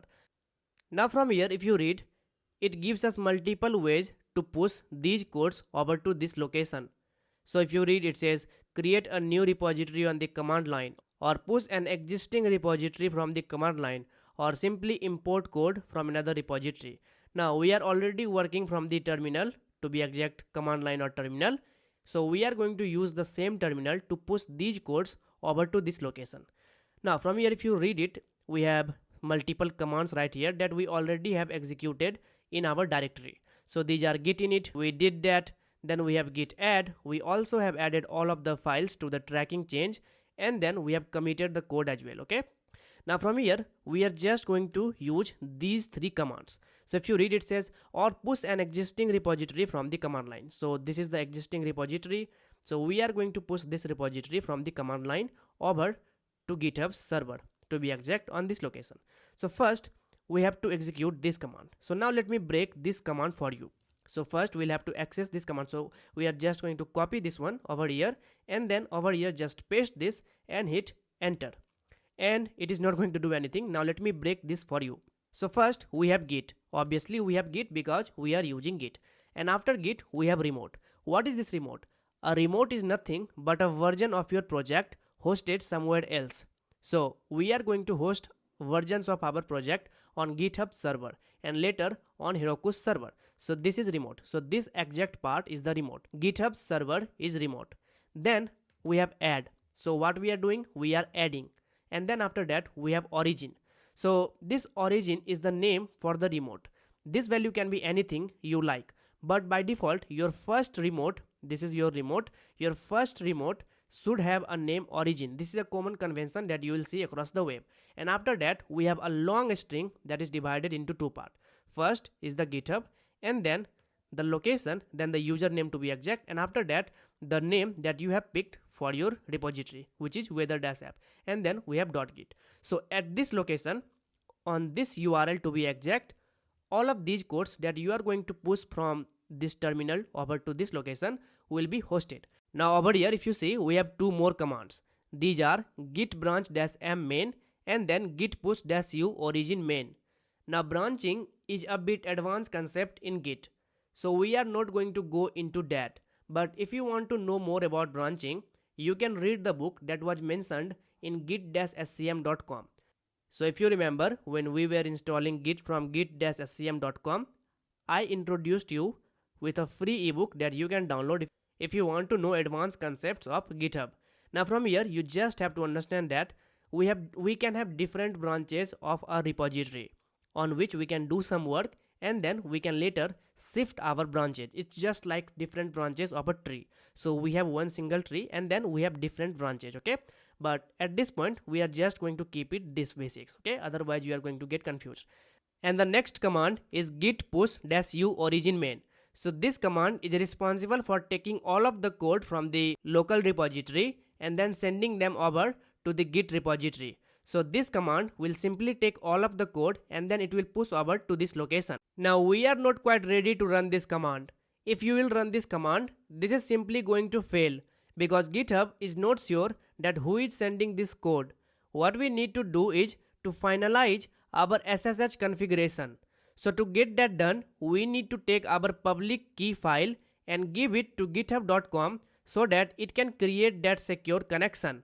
To create that secure connection, click this drop down and from here go to settings, and then from here go to SSH and GPG keys and then click new SSH key. Now here you can see it is asking us for two input. The first is the title and second is the key. Now in the title you can write anything. I'm just going to write code block and you can write anything. And then in the key we need to paste the content that is inside id_rsa.pub. So now over here go to the terminal and from here just execute this command which is going to give us the content that it is asking us for.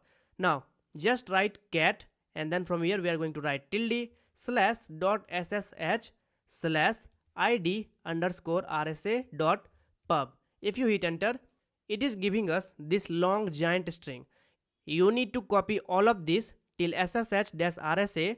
Just copy this, come over here and paste it right here and then click add SSH key. And now it is asking us for password. I'm just going to confirm password and now it is done. And now our connection has been established, but it is saying never used because we have never used it before. Now we are going to check if our connection is established correctly or not. So in order to do that, we are going to execute a command. Now if you are on Windows, make sure to use git bash. So here we are going to say ssh dash capital T and then here we are going to write git @github.com. Now if I hit enter, this is not an error, okay? So it says the authenticity of host can't be established. Now from here you just have to write yes, hit enter, and then here you can see the username of our GitHub account is right here. So now it is saying, hi, the code block dev, you have successfully authenticated, but GitHub does not provide cell access, but that's completely fine. Now from here if you go back and now let's select the repository that we created. And from here, now if you copy this command git push -u origin main and now if you paste this right here, hit enter, just in a moment, just allow this and it is asking for some authorization. It is going to be authorized automatically and just click continue and then just click authorize GitHub and now we are being back. So now we are just going to click cancel. So now that when we have authorized, now if I copy this command, come over here in the terminal, paste it right here, hit enter. Now all of our code is going to be uploaded on this repository. So just in a moment, now you can see everything is done over here. If I refresh, all of our code are right here with this readme.md file, and if you read it, everything is written right here, okay? And if you read it says render two files name. Okay, so this is the readme.md file that I had created just to introduce you with the challenge. So if you create a readme.md file, by default Git is going to assume that this readme.md is containing files, to be exact files related to this as a documentation, okay? So that's how we have set up Git, and that's how we have used Git commands to host all of our code from local to over to a web server. I ran into a problem. You see, YouTube has a limitation of 12 hours for one video. Now I'm already at 10 hours and the section I am about to record has a lot of advanced details that needs to be explained thoroughly. Now I'm someone who does not like to break promises or underperform. No, not at all. That is something that I cannot do. So if I start recording now, this last section, it will easily be around 4 or 5 hours long because there are a lot of concepts that needs to be explained in greater details. So if I try to merge this 5-hour long section with the 10 hours long course, it will be around 14-15 hours long and YouTube will not allow me to upload this course and I will be wasting a lot of time unnecessarily. Friends, this is really not under my control. Earlier, YouTube allowed creators to upload videos without limitations. That's why sometimes you may see older video durations extending over 2 days. But now things are different, so I will have to adapt to new changes. So the next section is uploaded separately, making this course officially complete. And with this, I am feeling proud for fulfilling another of my promises. It was a nice journey.